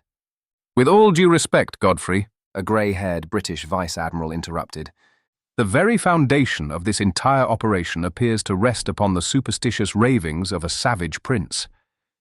He turned back to glance at Manu. I find it utterly incomprehensible how the cabinet has seen fit to place so much authority in your hands, Godfrey. Perhaps it is time for the Parliament to be made aware of this matter. Furthermore, if this so-called army of heaven is indeed the dire threat you profess it to be, what do we truly know of our adversary? How great are their numbers? What capabilities do their flying chariots and bows possess? And what of their king's fabled lightning strike? Are we perchance sending the entirety of our imperial air fleet to its destruction? For we are all keenly aware that our airships were not fashioned for naval-style engagements, but rather for reconnaissance and bombardment. They are hardly suited for close combat in the skies. Sir Edmund, Godfrey said, while staring down the vice-admiral, should the threat at Mount Kailash indeed prove to be nothing more than a superstition, then I dare say this entire enterprise would stand as the most exorbitant sightseeing expedition in the history of the British Empire. However, if the peril is as grave as Her Majesty's government deems it, then the consequences of failure would spell the very end of civilization as we know it. Make no mistake. I am prepared to sacrifice every one of you, along with our entire fleet, as mere decoys if it means getting aces to Arun and extinguishing his existence. That is the harsh reality of this mission, and we must be resolute in facing it. Ahem. One question, Godfrey. Manu used the silence that followed Godfrey's speech to clear his throat and speak up again. The entire room turned toward him. He could sense the disdain all the admirals felt toward this shirtless, savage prince whose vision had made them come so far for this outlandish mission. Does it have to be me wielding the parashu axe? I think any of your Gurkha warriors should be more skilled at it than I am, he continued. It has already been proven that the power of the parashu axe manifests to you when you wield it, Godfrey replied. We shall not have the luxury of a second attempt should we entrust it to another, only to find that its power does not come to him. Nonetheless, you shall have the full support of my Gurkha warriors to aid you in the fray. Should you fall in battle before slaying Arun, they will be prepared to take up the fight in your stead. Chapter 7. Bet to 1 rupee, Manu said, tossing a stack of poker chips on the small round table in the crew's quarters. Holding the king of spades and the 9 of hearts, he had a top 2 pair on the turn in a no-limit hold'em game against Bahadur and Chandra, both fierce Gurkha soldiers but inexperienced poker players. Manu knew that novice players often either bluffed too much or tried too hard to catch bluffs, so he aimed to extract as much value as possible from his hand. Having boarded the airship Aces without any money, he intended to win some to pass the time as they flew from Delhi to the Valley of Flowers and then to Mount Kailash. The community cards showed the King of Hearts, the 7 of Hearts, the Deuce of Spades, and the 9 of Diamonds. Both Bahadur and Chandra called. Manu suspected Bahadur was on a flush draw and Chandra had a top pair. The river came as the 4 of clubs, and the possible flush did not connect. Bahadur, the first to act, went all in. Chandra immediately called. Manu knew he was beaten and folded. Bahadur revealed his cards, the King of Diamonds and the 4 of Spades, making 2 pairs. Chandra showed a pair of 4s. That! Bahadur exclaimed, slamming his cards on the table while Chandra scooped the pot of 8 rupees into his stack. Yo, Bahadur, want to take a cigarette break? Manu asked, noticing Bahadur's miserable expression as he rested his elbows on the table with his face in his palms. The 3 poker players climbed the ladder from the crew's quarters to the lounge, where Manu had once spent grueling nights playing high-stakes poker. They headed toward the airship deck for a smoke break, but there they saw Godfrey practicing fencing with Bhim, one of the largest and fiercest hand-to-hand warriors among the Gurkha soldiers. Manu took the opportunity to study Godfrey's fighting style and try to understand the true nature of his character. While Manu had played poker with Godfrey countless times before, he had only seen Godfrey facilitating more actions at the table, making the game more entertaining and generating more rakes for himself while expanding his network of contacts. Manu realized he had never seen Godfrey's true nature when facing adversity. That one time he had beaten Godfrey in a heads-up poker match and won the parashu axe had been a fluke. He hadn't learned anything about Godfrey from that game. Godfrey and Bhim stopped when they noticed the 3 men. Bhim nodded at Bahadur and Chandra before immediately leaving the deck. Manu stepped out and lit his cigarette. Godfrey removed his leather fencing helmet and lit his pipe. Manu exhaled and lazily savoured the panorama of snow-capped peaks standing sentinel in the distance. From the deck, he saw the formidable British airship Armada flying in a tight formation through the Valley of Flowers. Manu was spellbound by the sea of wildflowers stretching across the meadow below. It was a vibrant mosaic of crimson, gold, indigo, and ivory. We're privileged to witness this, Manu thought with reverence. Do you have aught to say to me? Godfrey asked with his usual calm and authoritative voice. Manu did not have anything on his mind at that moment, but the thought of the plan he had discussed with Layla came to him. I have one silly idea of how Arun can be beaten, he said. We might not have a chance to do it, but hear me out. Go on, said Godfrey. So, now that we know my people's mythology is real, let me tell you this story. In the past, there was a sage, or rishi, called Vishvamitra. Like Arun now, Vishvamitra meditated rigorously and gained immense power. Indra, the king of the gods, feared the rishi would replace him through meditation, so he sent an apsara, a heavenly courtesan, to seduce the rishi and end his meditation. Are you suggesting that we procure a woman for Arun in order to interrupt his meditation? Godfrey asked. If we can find a powerful rishi who is meditating to become an Indra when he's about to reach Indrahood, the current Indra will send an apsara to seduce him. Then we'll snatch the apsara away, helping the rishi become Indra. By doing so, we should be able to convert the army of heaven to our side. We can also use the apsara to seduce Arun and destroy his meditation, Manu replied. Your plan is sheer poppycock, said Godfrey. Were I not constrained by time, as you have stated, we have but a few days to thwart Arun. I would persist in my search for the Brahmashira Astra. Should I succeed in launching that weapon of mass destruction upon Mount Kailash, the threat would be extinguished once and for all. Have a sense of humor, Godfrey. It's just a joke. I was kidding, man. But if you're that serious about your plan, then I have to say it's balderdash too, said Manu, shrugging. Even if you have that bomb, you'll need to carry it with an airship to drop it at Mount Kailash. The logistics would be similar to what we're doing right now. We have to fly an airship through this Valley of Flowers because it's the only way. Suddenly, Manu paused in shock and horror. He and Godfrey widened their eyes as they looked at one another. The same thought had probably come to their minds at the same time. With Arun's knowledge of Western military capabilities and tactics, he knew they had to come by airship. He knew the Valley of Flowers was the only way through the Himalayas. The upcoming battle would not be around Mount Kailash. It would occur right there and then above the sea of wildflowers. Manu and Godfrey raced into the lounge and slid down a ladder into the crew's quarters, then down another into the control car. From the window, they saw a massive volley of flaming arrows launching from both sides of the valleys by the army of heaven hiding behind mountain slopes. The sky darkened as the dense volley of arrows entirely blocked the morning sun. Hold steady, said Godfrey calmly. While the arrows may indeed compromise the outer fabric, the hydrogen gas bag within is more resilient than commonly perceived. A particular type of incendiary bullet, employed in a concentrated manner, is required to bring down the airship, he continued. Dispatch the command throughout the armada. Godfrey turned toward the wireless telegraph operator. Fire at will. The flaming arrows landed on the fleet, setting the fabric of the outer cover of the entire armada on fire. The Maxim guns blazing from the control cars of the armada barely did any damage to the devas taking cover in the mountain range. Manu saw that Godfrey had already jumped out of the airship with a parachute. Oh, crap, he thought.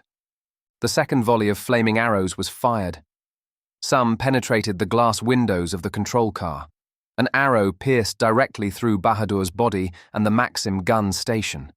Another arrow plunged into the mechanic's panel. Manu saw an airship in front of Ace's explode mid-air. Then he heard a thunderous explosion coming from above him. The shockwave knocked him to the ground, and the control car was torn apart from the airship. The control car was in free fall. Manu's body was pushed against the ceiling. He felt like there was a huge rock sitting on his chest as blood was drained away from his face. His stomach sank. His body shook. Manu cried and screamed before blacking out. Rotten eggs. Manu asked himself as his consciousness stirred to the thick sulfur smell in the air. Next thing he knew, he was standing in the middle of a packed, dense crowd, teeming with countless souls, swarming all around him in a chaotic sea of humanity. The ground beneath his feet was a cracked, desolate landscape, illuminated by an eerie, reddish glow. Silence hung heavily in the air, punctuated by an occasional, distant wail. As Manu glanced around, he saw countless other figures shuffling forward with resigned expressions. Bahadur, Chandra, Bhim, and hundreds of Gurkha soldiers and British officers he knew from the airship fleet were packed in the crowd around him. The mass behind him seemed to be composed of not just millions, but hundreds of millions of souls, predominantly white Caucasian men, women and children, each squeezing against one another and trudging chaotically forward toward a massive looming structure in the distance. It resembled a fortress with spires reaching high into the blood-red sky. Interspersed along the line were Yamadutas, agents of the netherworld, moving among the crowd. They were fierce and imposing, with dark, fearsome visages and glowing eyes. What is this place? He murmured to himself, feeling a sense of dread and confusion.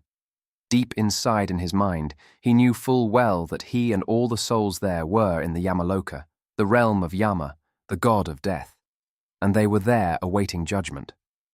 He glanced at the towering gates in the distance. Their foreboding presence cast a long shadow over the land. The crowd surged forward. A murmur of despairing voices grew louder as they pressed closer to the entrance. Why are there so many fucking people here? Manu thought as he flocked along the sea of souls. Then a brief vision came into his mind as he palmed his throbbing head. He saw Arun emerging from his meditation at the royal palace in Krung Lavo. Damn it! That asshole played me like a fiddle, Manu screamed in his mind. Suddenly his vision shifted again, revealing Arun astride the majestic white-winged Marwari horse, Devadatta. They ascended high toward the edge of the atmosphere, where the sky met the vast cosmos beyond. Below Arun, continents, countries, and cities pulsed like living entities. They were vibrant, chaotic, and oblivious to the impending doom. Then the third eye of Shiva opened in the middle of his forehead. As Arun concentrated, a tremor rippled through the ether. The air thickened with energy as he summoned the destructive force within the third eye. With a deep breath, he unleashed its power. A beam of incandescent energy shot forth. A swirling vortex of divine wrath cascaded down toward the earth. While Manu's mind was still struggling to grasp the enormity of the situation, he knew two things. First, he, along with hundreds of millions of other people, was dead. The apocalypse had taken the Western civilization or even the world, and there was no longer anything he could do about it. Second, he knew he had to muster his resolve for the trial ahead, as he would have to lawyer for himself before Yama, the king of hell, and Chitragupta, the record keeper. Doing well, he would be sentenced to a less torturous plane for a relatively short amount of time. Doing poorly, he would be subjected to unimaginable suffering for eons.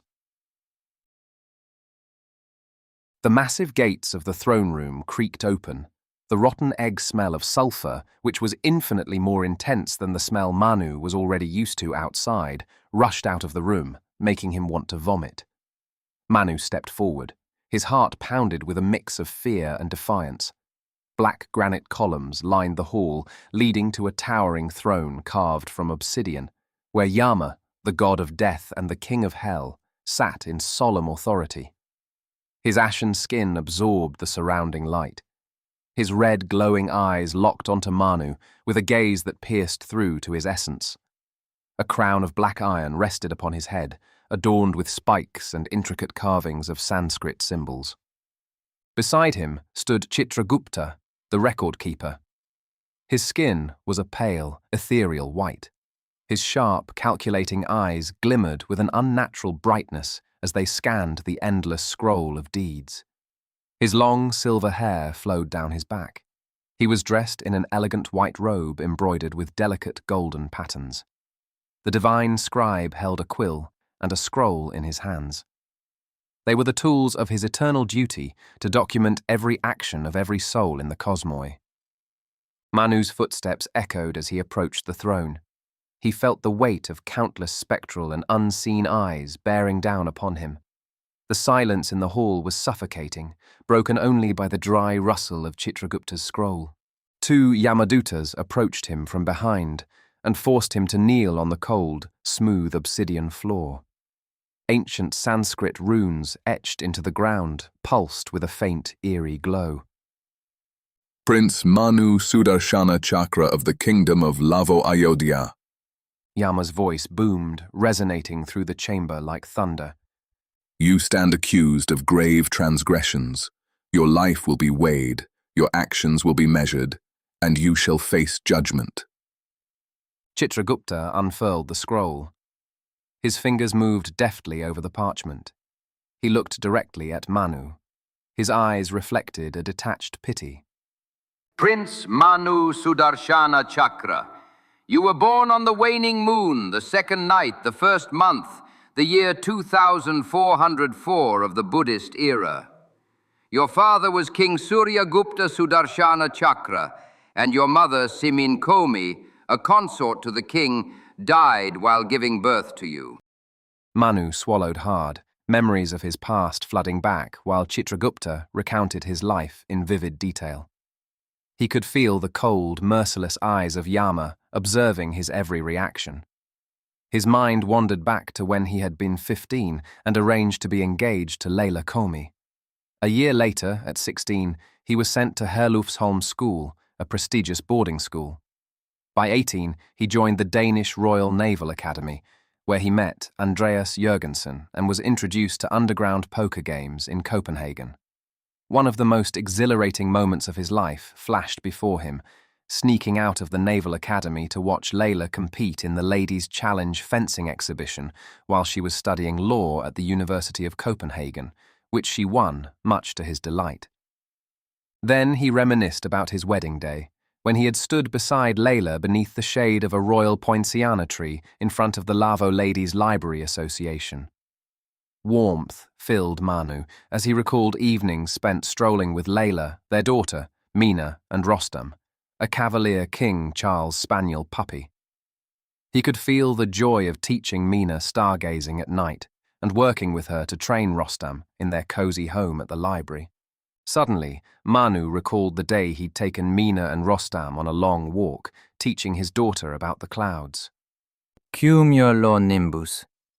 Cumulonimbus, he pronounced carefully, pointing to a thick, towering cloud that looked like a mountain in the sky.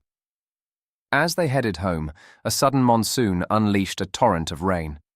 Manu scooped up Mina in one arm, Rostam in the other, and dashed toward the library.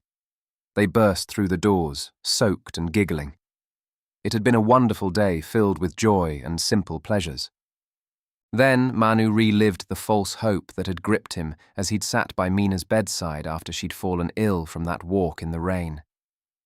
He vividly remembered the doctor prescribing beechwood creosote and an arsenic remedy for her pneumonia.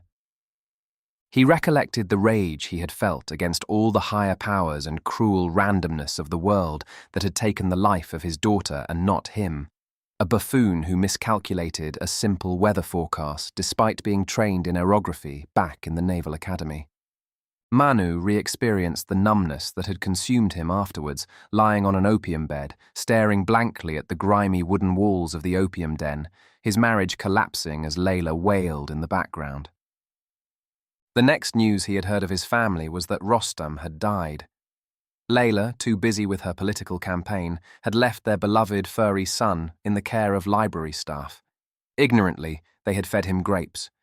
With that, Manu felt the last ounce of his soul being sucked out of his empty, lifeless existence. The record indicates that you horrendously slaughtered a feral pig. For this sin you could be banished to the Samgata Naraka, the third layer of hell, where the cruel are punished.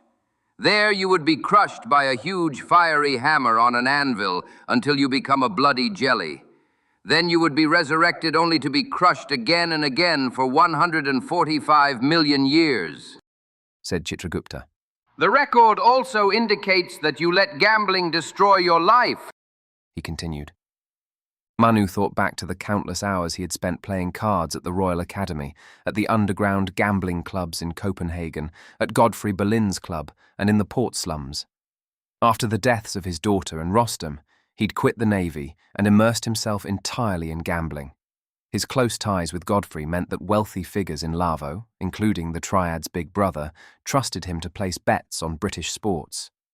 In October 1892, the big brother handed him £500 to bet on Newton Heath FC against Wolverhampton Wanderers. The match was set for the 15th of October with 2-1 odds. If Newton Heath FC won, Big Brother would get £1,500. If they lost, he would get nothing. But Manu had other plans. He used the Big Brother's money to bet on Stoke City against Aston Villa on the 10th of October, hoping to win big and then place the intended bet for Big Brother while keeping the difference. Stoke City lost. Newton Heath FC won. Manu now owed Big Brother £1,500 with no way to repay him. Desperate, he bet everything he had down to his last penny on 6 more Football League matches, only to lose them all. With nothing left but his life to offer in repayment, Andreas stepped in, covering most of the debt. After that, Manu had been ordained as a monk and made a stable income, using it to gradually pay off what he owed.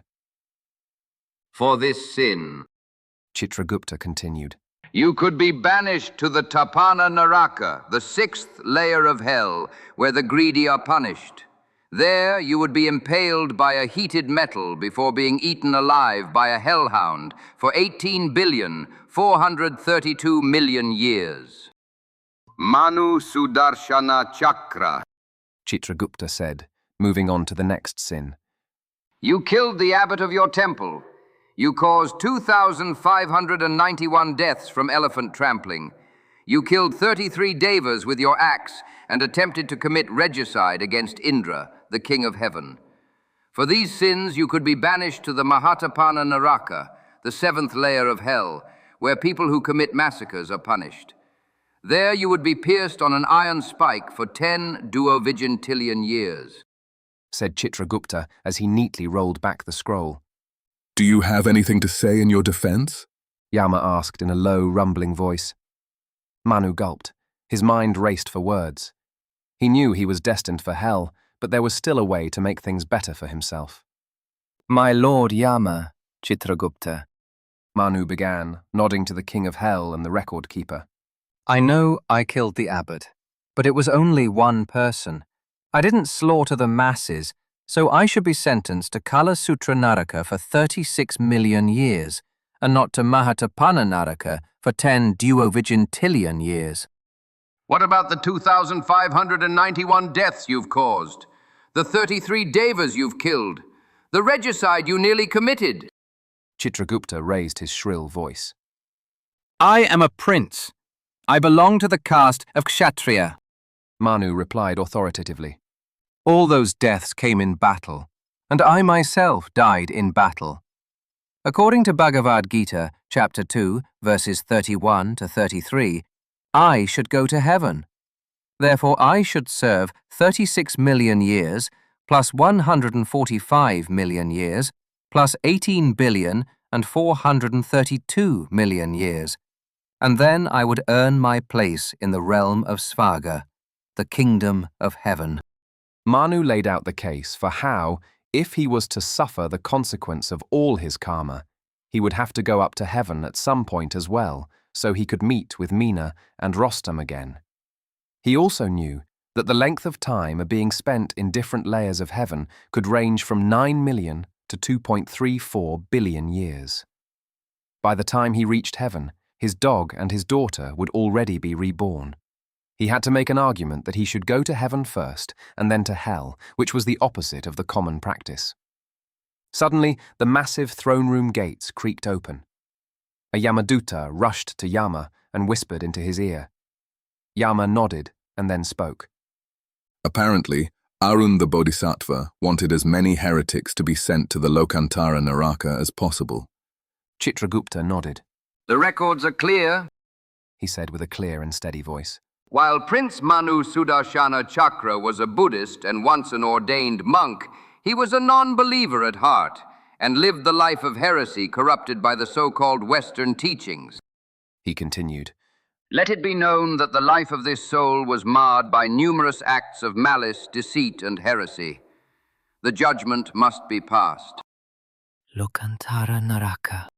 Manu's heart thudded hard and fast against his ribcage, drowning out all other sounds. A cold sweat trickled down his spine. He could feel blood draining from his face. His hands were frozen, and his legs trembled. The coldest, darkest, and furthest hellish plane on the edge of the cosmos. The hell for non-believers and heretics, Manu thought. Yama raised his hand, and the shadows in the room deepened. Prince Manu Sudarshana Chakra of Lavo-Ayodhya, for your sins, you are sentenced to the Lokantara Naraka for 100 quinquadragentillion years.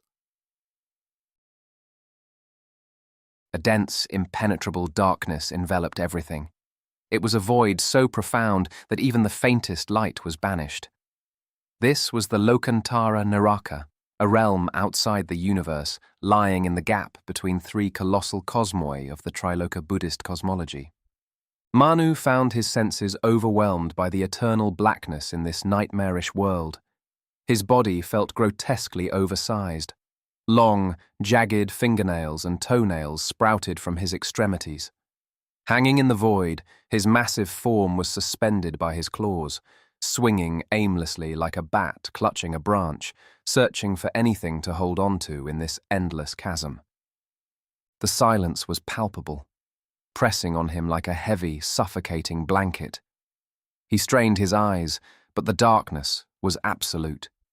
He could sense other fellow damned souls around him, but he could not see them. They were invisible phantoms that shared his hellish prison. Eternally hungry, Manu's stomach twisted with an insatiable, gnawing need. Then Manu's claws found another's flesh. He ripped and devoured. The taste of the other grotesque creature in his mouth filled him with a perverse joy. But in the frenzy, he lost his grip and plummeted down into the freezing, corrosive sea below. The cold burned every tissue of his being. The acid gnawed at his flesh, dissolving it into a putrid sludge. He screamed, but the sound was swallowed by the endless void. In mere moments, his body was completely disintegrated into excrement. Yet death in the Lokantara Naraka was not an escape. Manu's consciousness endured, and soon his body reformed. He was whole again, but with the same gnawing hunger and unending torment. He clawed his way back up the freezing base of the hill, surrounded by the sea of acid. He hung again in the void, his hunger unabated. The cycle of suffering began anew. The darkness pressed in on him, the silence screamed, and the cold tore into his soul. Manu's mind reeled with the horror of his existence, knowing this torment would persist for 100 quinquadragentillion years, an eternity of anguish with no hope of release. In the pitch-black expanse of the Lokantara Naraka, Manu's silent scream joined the countless others. It was a chorus of eternal suffering that would never be heard. Chapter 8. The stench of decay filled the air of the once bustling port city of Odisha, which lay in ruins after the apocalypse. Gunther, a 12-year-old boy with torn and dirty clothes, crouched behind a toppled section of the opera house, once a marvel of architecture overlooking the Black Sea, but now it jutted from the earth like broken teeth. He trudged through shards of the grand chandeliers and the rubble of elegant arches, ornate facades, and broken statues, blackened by the great flame from the sky, as he followed his Doberman, Fritz, who was sniffing the ground, scorched by the noon sun, trying to find anything that might stave off their hunger for a little longer. Silence blanketed the streets, interrupted only by the occasional collapse of unstable structures. The once vibrant streets of Odisha, which must have been filled with the laughter of children and the chatter of market vendors, were now ghostly and empty. Since the previous summer, Gunther had wandered the desolate lands with Fritz, scavenging what little they could find. Gunther was painfully thin. His cheeks were sunken, and his limbs were skin and bone. Each breath he took rattled in his chest. These were due to the starvation he had been enduring since the civilization had collapsed. The dog, too, bore the marks of malnourishment. His ribs were visible sharply through his coat, and his once powerful frame had withered, leaving him a shadow of his former self. Originally from Prussia, Gunther and Fritz were instinctively heading south to maximize their chance of survival in the upcoming winter. Suddenly, Fritz's head perked up. He was on full alert. Gunther's heart raced at the sound of approaching footsteps. Shh, quiet, Fritz, he whispered. The Doberman whined softly but remained vigilant. His ears pricked and his nose twitched. Gunther peeked around the fallen masonry and his blood ran cold. A group of 6 figures moved through the rubble with predatory intent. The cannibals, Gunther thought. These cannibals were the once proud Cossacks. Their chokar dresses were tattered and filthy. Their tall woolen papaka hats were askew and covered in grime. Their eyes glinted with desperate hunger. Suddenly, a cannibal moved his gaunt, wild eyes. His gaze accidentally locked with Gunther's. Run, Fritz! Gunther shouted as he bolted from his hiding place. The Doberman sprang into action, leading the way through the maze of concrete rubble. Behind them, the cannibals drew their sabers and gave chase. Gunther's legs burned with exertion, his vision blurred with fear and exhaustion. He darted down an alley, hoping to lose them, but the cannibals were relentless. Finally, they cornered him and Fritz in a narrow dead end. The 6 cannibals towered over the boy and the dog, blocking the alley. With each step that they moved closer and closer, their eyes gleamed madder and hungrier. One of them, a tall man with a wild beard and hollow cheeks, licked his cracked lips as he eyed Gunther. Gunther walked backwards and tripped over concrete debris. He stumbled and backed up against the wall.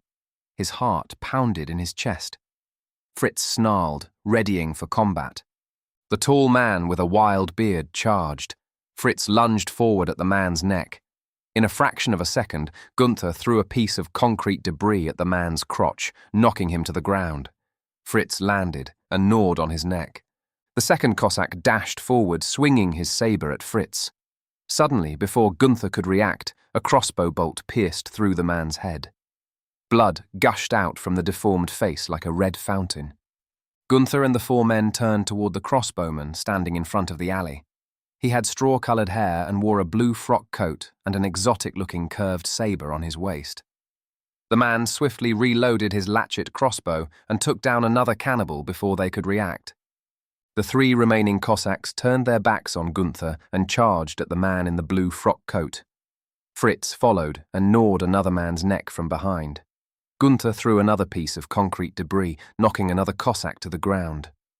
The one remaining Cossack was taken aback by how fast his friends had been taken down.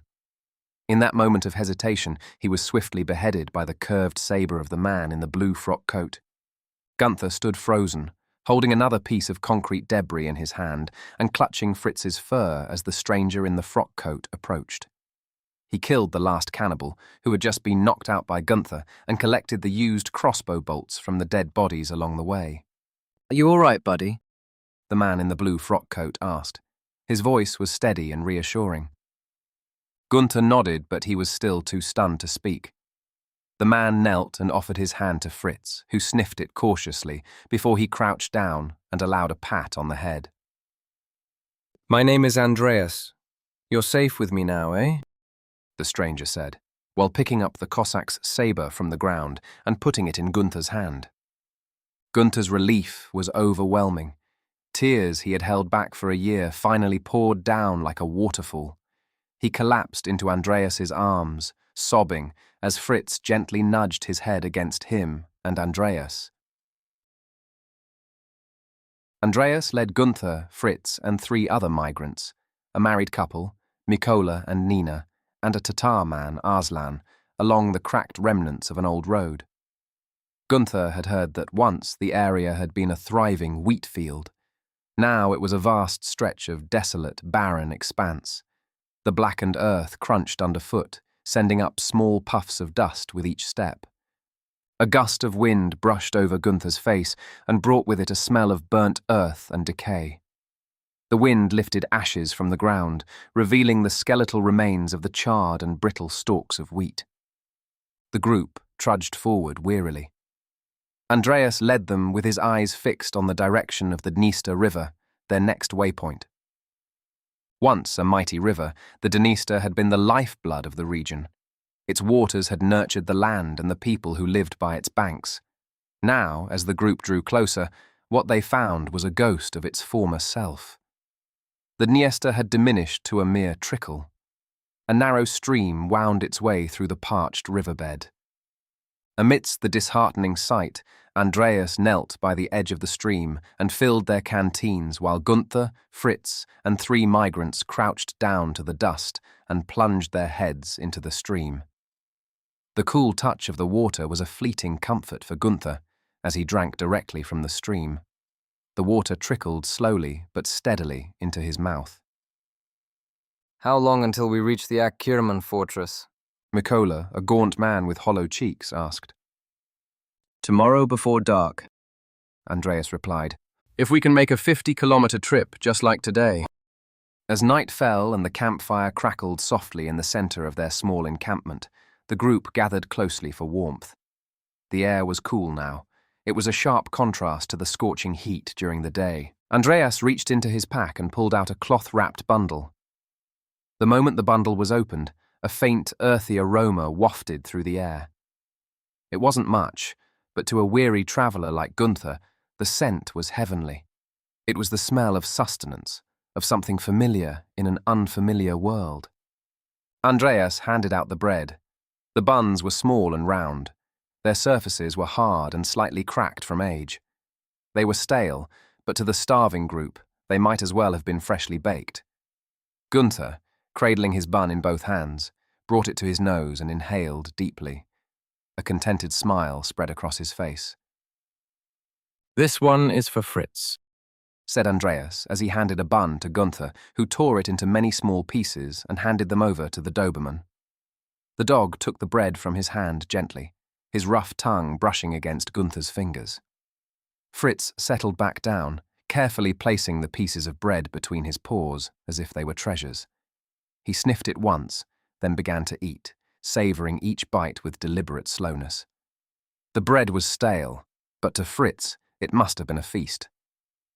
He chewed thoughtfully, his eyes half closed in contentment, as if the taste of the bread brought back memories of simpler, happier times. Gunther looked up and saw the 3 migrants with bread in their hands. Their eyes narrowed as they watched the scene unfold. Whispers of discontent passed between them. Mikola shook his head in disbelief.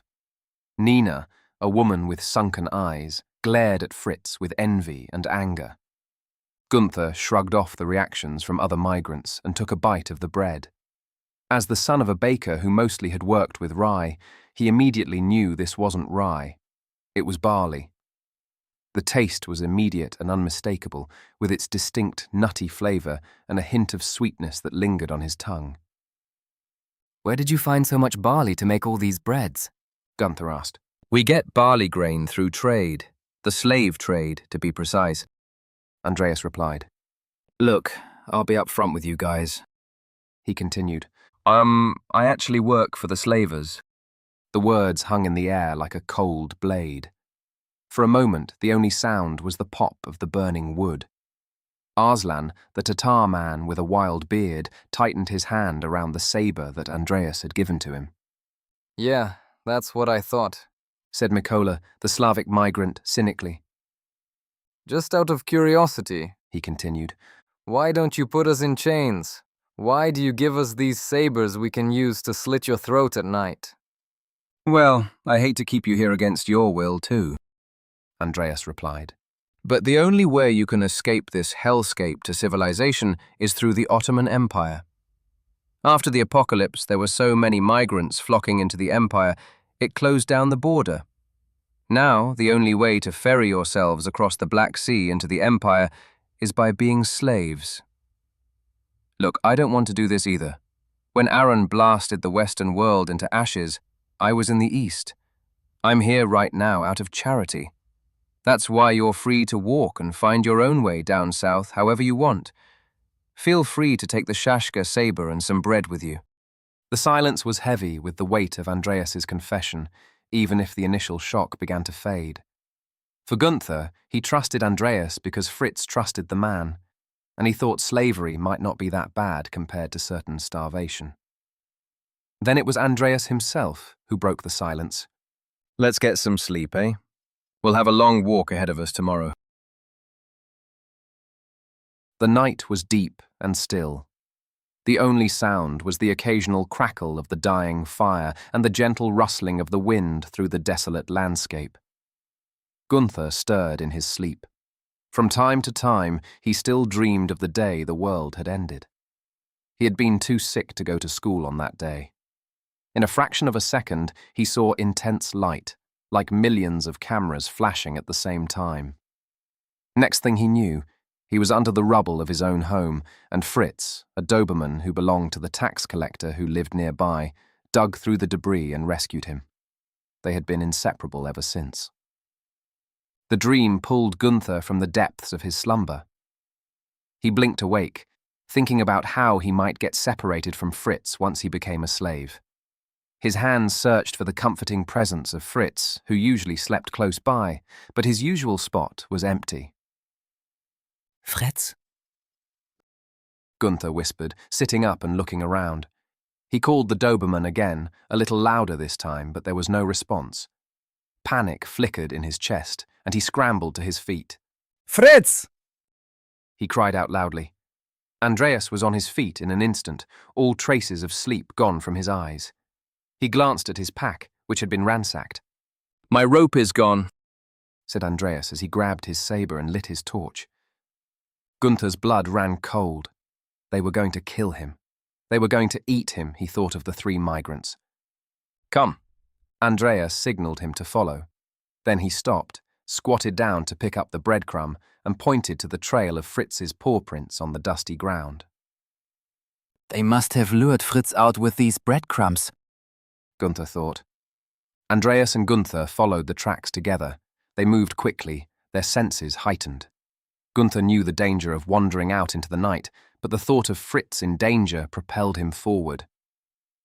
The tracks led them toward a cluster of boulders not far from the camp, where the shadows were thickest. As they approached, Gunther heard low, murmured voices tinged with cruelty that sent a chill down his spine. Andreas motioned for Gunther to stay back. There, in the dim light, Gunther saw Fritz. He was tied up, a thick, rough rope wrapped cruelly around his muzzle and neck, pinning him to the ground. He struggled against the restraints, his growls muffled by the rope. The 3 migrants stood over him, Arslan and Nina tightening the rope, while Mikola held his saber. Their intentions were unmistakable. Sorry for crashing your party, buddy, said Andreas as he walked in and interrupted the 3. We haven't had meat for a year, Jürgensen, Mikola yelled while pointing his saber at Andreas. This dog doesn't have any value to you. We'll fill our stomachs and willingly follow you into slavery. If you stop us, we'll fight you to the death. And you'll go back with nothing but that dumb kid and this goddamn dog. Try me, eh? said Andreas, without drawing his saber. Mikola charged forward, swinging his saber wildly at Andreas. But Andreas was quick. He moved with minimal effort, just enough to let the blade pass inches from his face. As Mikola stumbled slightly off balance from the miss, Andreas seized the moment and stomped Mikola to the ground. Nina, seeing her husband's failure, lunged at Andreas with a saber of her own. Again, Andreas twisted his body just enough to let the blade skim past his side. Then, with a swift movement, he twisted her arm, forcing the saber to fall from her grasp with a painful grunt.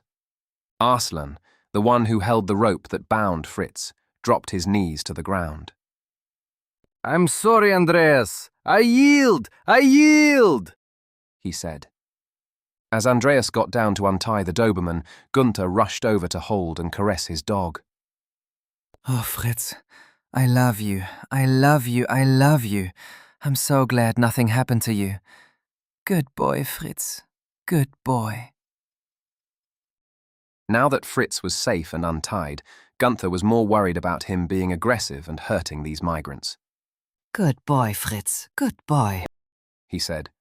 Andreas used the rope to tie Mikola, Nina, and Arslan together and led the group back to the camp, where they rested and prepared for another long journey the next day. Chapter 9. The group of Andreas, Gunther, Fritz, and the 3 tied-up migrants, Mikola, Nina, and Arslan, trudged through the bleak, desolate landscape. After 2 days and 100 kilometers of relentless walking, the Ak-Kerman fortress loomed on the horizon. Its medieval walls stood strong at the mouth of the Dniester River against the end of civilization. It was dusk by the time they approached the fortress's gate. Andreas mentioned to Gunther that the ditch and the main gate were actually on the opposite side of the fortress, facing the east. But now, the river had dried up so much that the group could enter the fortress from a small gate on the portyard facing the west.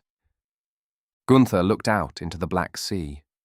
He saw several small clippers, each decorated with a black flag, anchoring just off the coast, not far from the Dniester River mouth. What are those ships, Andreas? Gunther asked. Pirates, Andreas replied. the self-proclaimed king of the Black Sea, and the Sea of Azov coming to extract tribute from the honest working slave traders like us. The Turkish guard on the wall immediately let the group into the fortress once he saw Andreas. From the portyard, Andreas entered another small gate to the civil yard filled with rows of mud cottages with thatched roofs. The fortress's quartermaster, who was also Turkish, rushed out to greet Andreas, who handed the 3 tied-up migrants to him. Andreas also spoke to the quartermaster and asked about someone named Baba Oruch, who seemed to be Andreas's associate. Come with me, buddy. Fritz, too, said Andreas, leading them into an inner bailey of the fortress, which Gunther had overheard someone call the garrison yard. You used to work as a baker, right? Andreas asked. Maybe you can help Mr. Bodan at the bakery. It's probably the toughest job in this castle. This way you don't have to be separated from Fritz, eh? Yes, I used to work in my father's bakery in Königsberg, Gunther replied as he entered the garrison yard and saw rows of potato plants stretched out before him.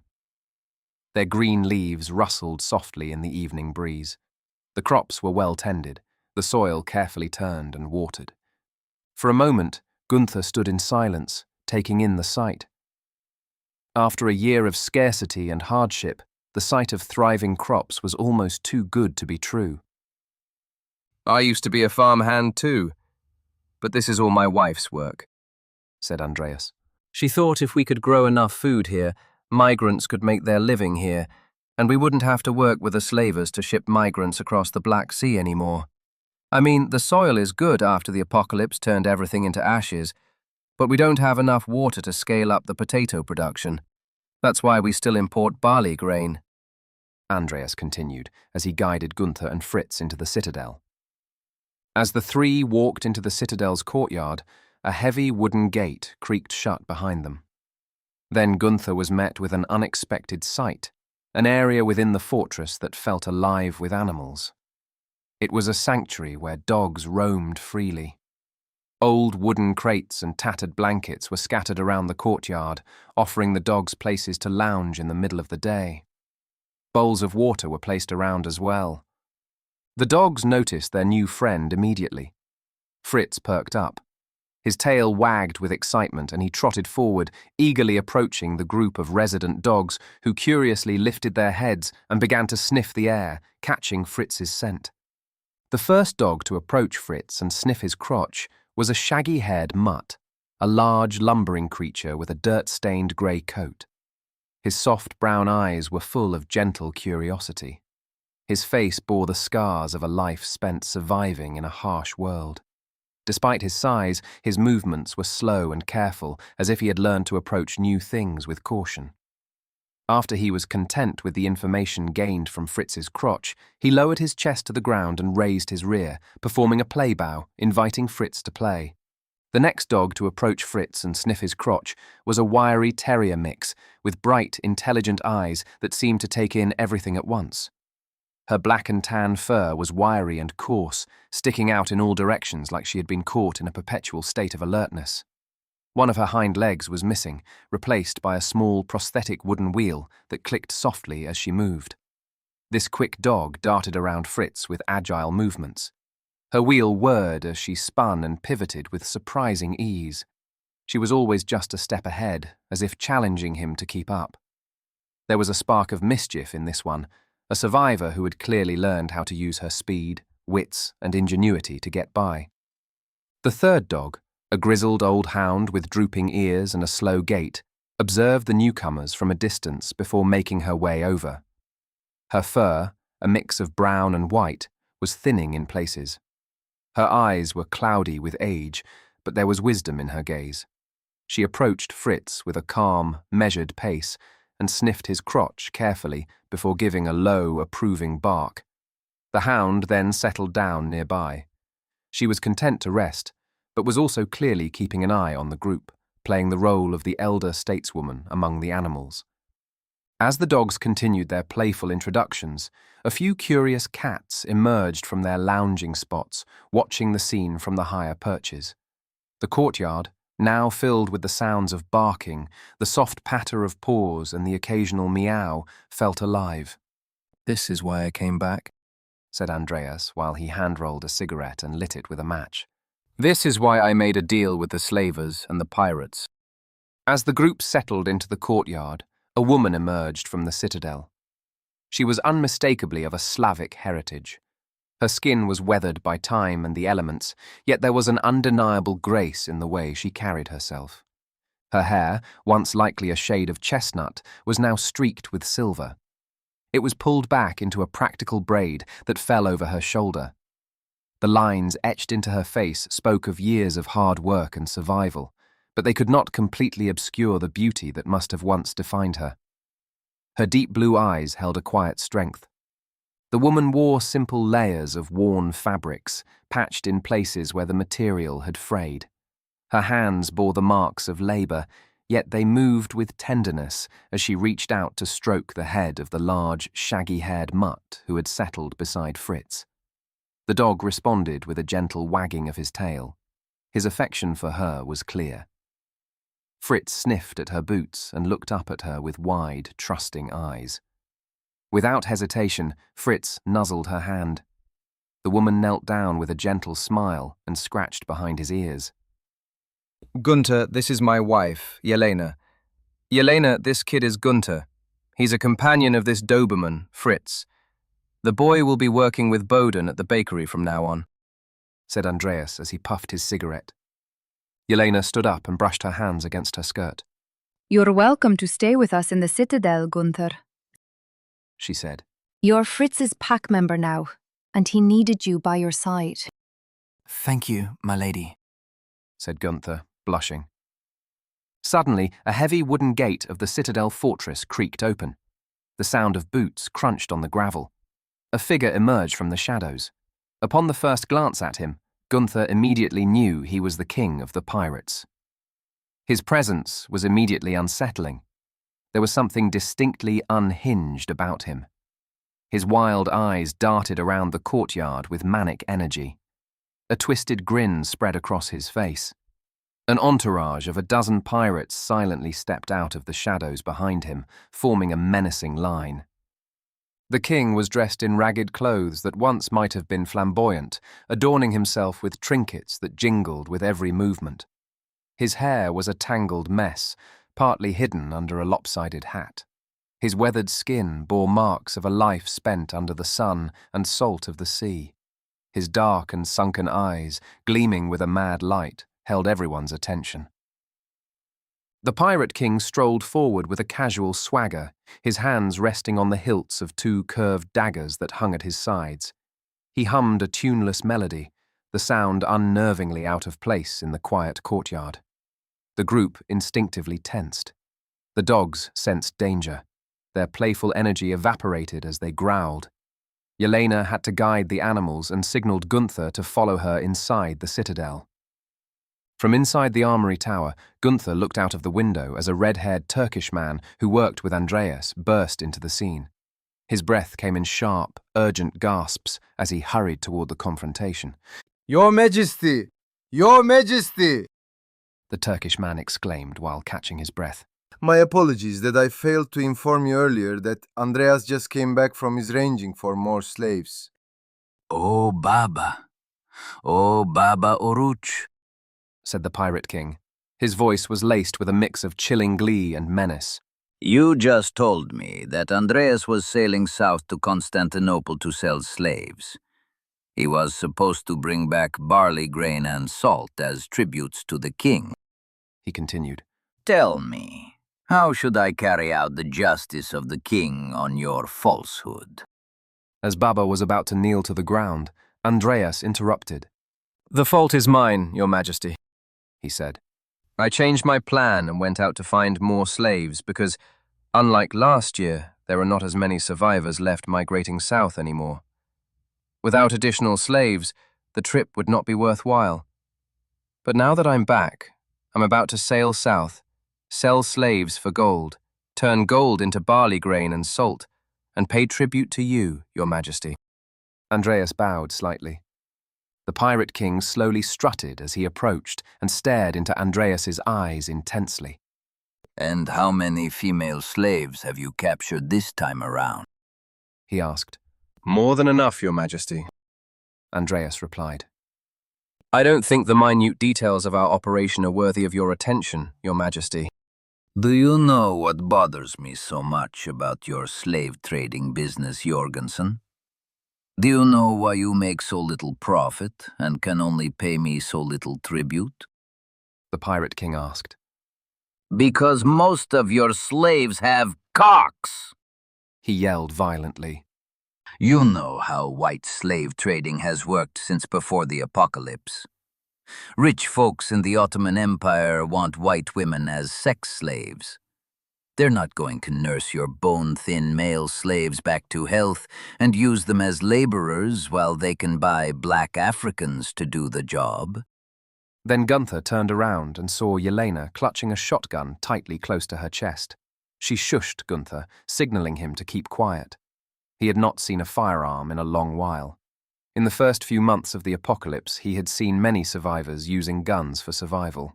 After ammunition supplies had dried up, people resorted to bows, arrows, and sabers, just like in medieval times. The Pirate King's eyes flicked leeringly toward Yelena's direction. His gaze sent a wave of unease throughout the citadel. A dark glint in his eyes spoke of more than just the desire for tribute.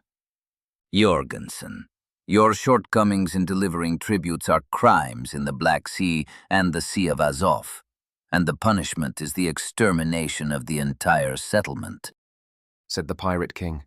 But lucky for you and the inhabitants of Akirman, I am merciful and will gladly accept your sex slave Yelena as tribute.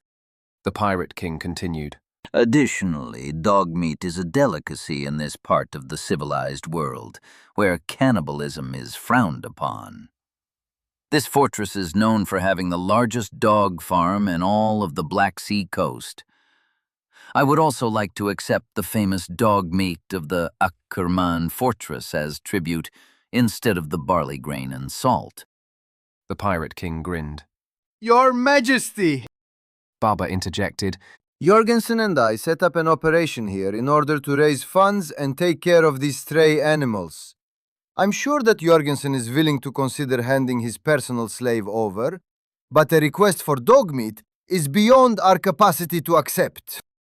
The Pirate King smacked Baba down to the ground with his hand.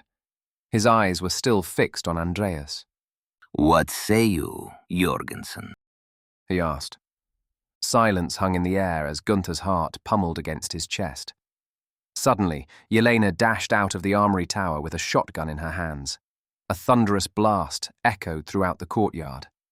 The once swaggy, flamboyant Pirate King now lay lifeless like a sack of meat on the ground. Yelena finished off a few more guards with her shotgun, while Andreas and Baba drew their sabers and dealt with the rest. Yelena and Andreas rushed to each other and hugged tightly. Glad you're okay, said Andreas. Been saving these shells for a year. This is the perfect time to use them. He continued as he took the shotgun from Yelena's hands and caressed her hair gently. Ya Allah, said Baba while he crouched down to loot the corpse of the Pirate King. We've just declared war on the pirate enclave at Varna. Now we say goodbye to our slave trade and survival through this winter. What do you think, Jorgensen? Baba asked. It's not that bad, said Andreas as he reloaded his shotgun. If we kill all of them now and take their ships, the news will take more time before it reaches Varna. Before this winter, instead of sailing south and selling slaves and coming back with grain and salt, we could just leave this whole place altogether. I mean, there's not a lot of people and animals left for us to help anyway. He shrugged and pumped his shotgun. Come, Baba. Let us head outside and kill the rest of the pirates here. Chapter 10. A cool season breeze slipped through the narrow gap of the library's windows, bringing in an acrid smell from the slum outside. It's been more than a year since the port slum was burned to the ground and never rebuilt.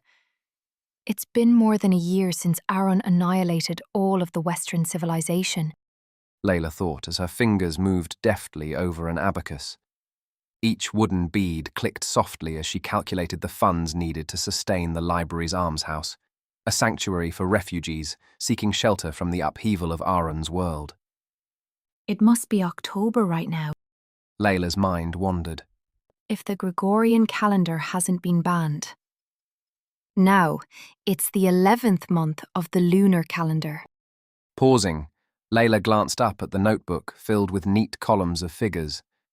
Then she looked out the window where the posh neighborhood of Legation Road had once stood.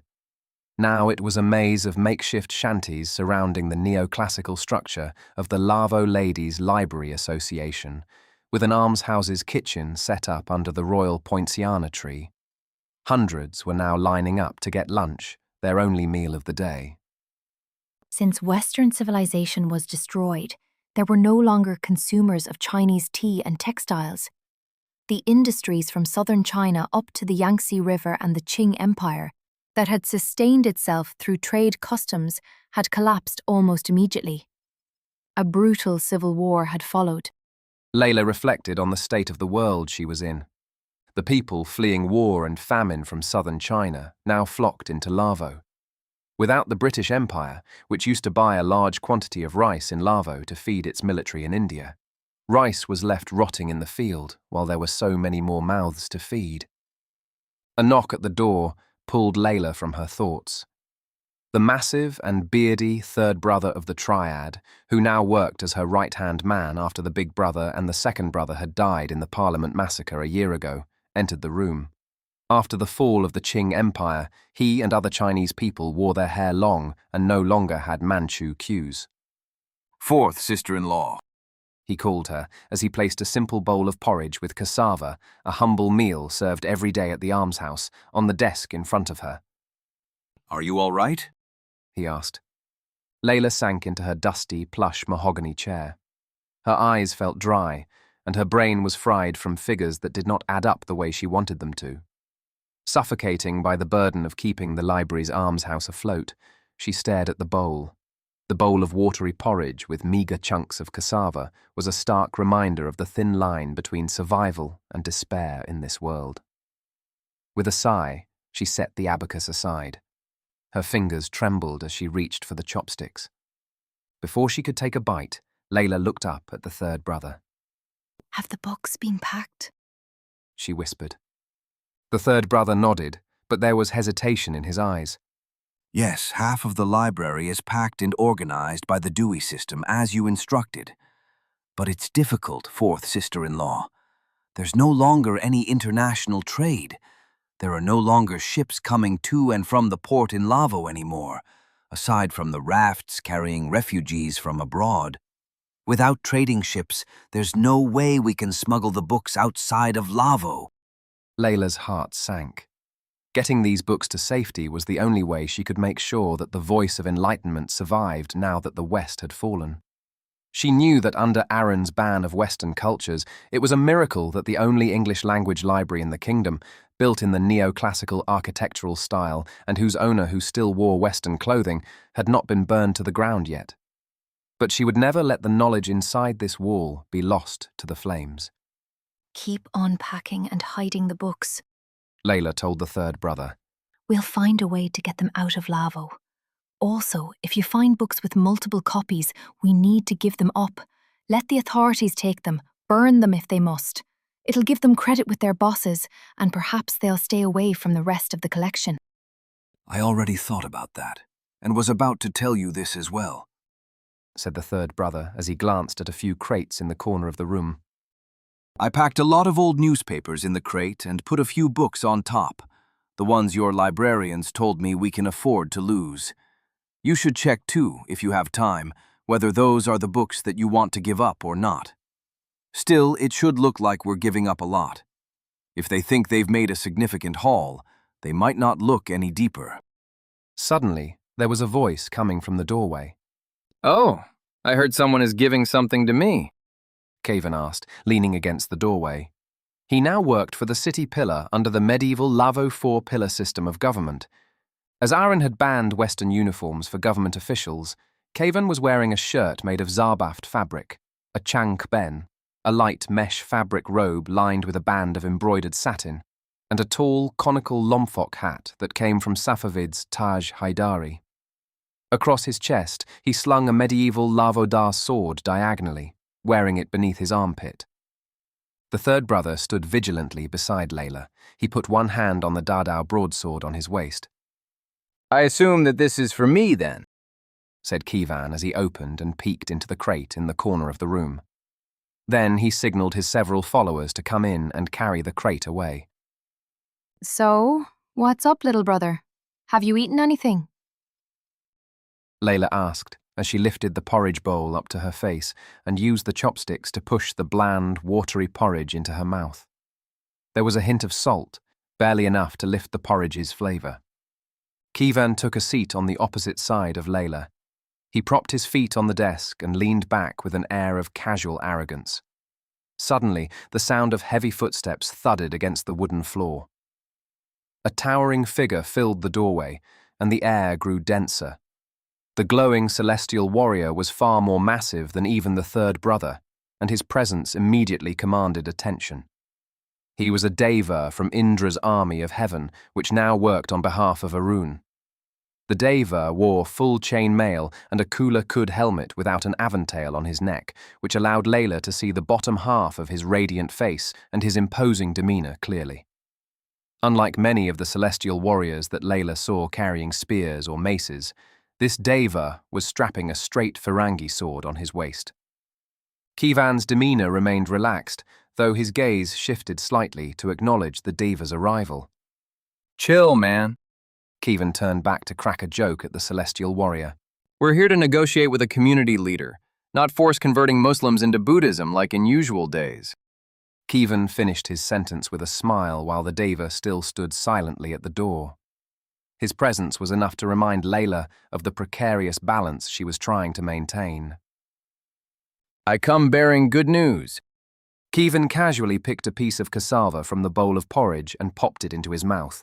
After the late King Suryagupta's royal funeral and the end of the mourning period, the Brahmins have consulted the stars and now found the auspicious day for King Arun's coronation, which is on the waxing moon, the second night of the 12th month, or roughly a week from now, he continued. So, as during the royal funeral last month, you want people, my people, to attend. Is that correct? Layla asked. Hundreds of thousands of Lavo subjects will be there, the younger brother replied. And yes, about 1,000 of those will be the people here who have leached from you, my dear sister. Criticism aside, the king's government is really trying to stem the tide of hunger and ration rice appropriately, while contesting with private operators such as you, who compete in buying from the same rice market, making rice more expensive for the public in order to feed Chinese illegal aliens. Nevertheless, the king's mercy and generosity know no bounds, and through me, he would like to extend that to your people, said Kivan, smirking. Consider it done then, said Layla. I'll bring my people to see the king's coronation, and you'll gain credit from Phraya Yamaraja, lord of the city. In return, give me your quota of rice and cassava supplies. Pleasure to do business with you as always, sister, said Caven, and he nodded to the Deva and prepared to leave. Wait! Layla exclaimed. After the coronation, can you set up a meeting for me with Japanese delegates to meet the prince, prime minister, or whoever? She asked. Why would you want to meet with the Japanese delegates? And what is in it for me? Kivan asked as he sat back down in the chair.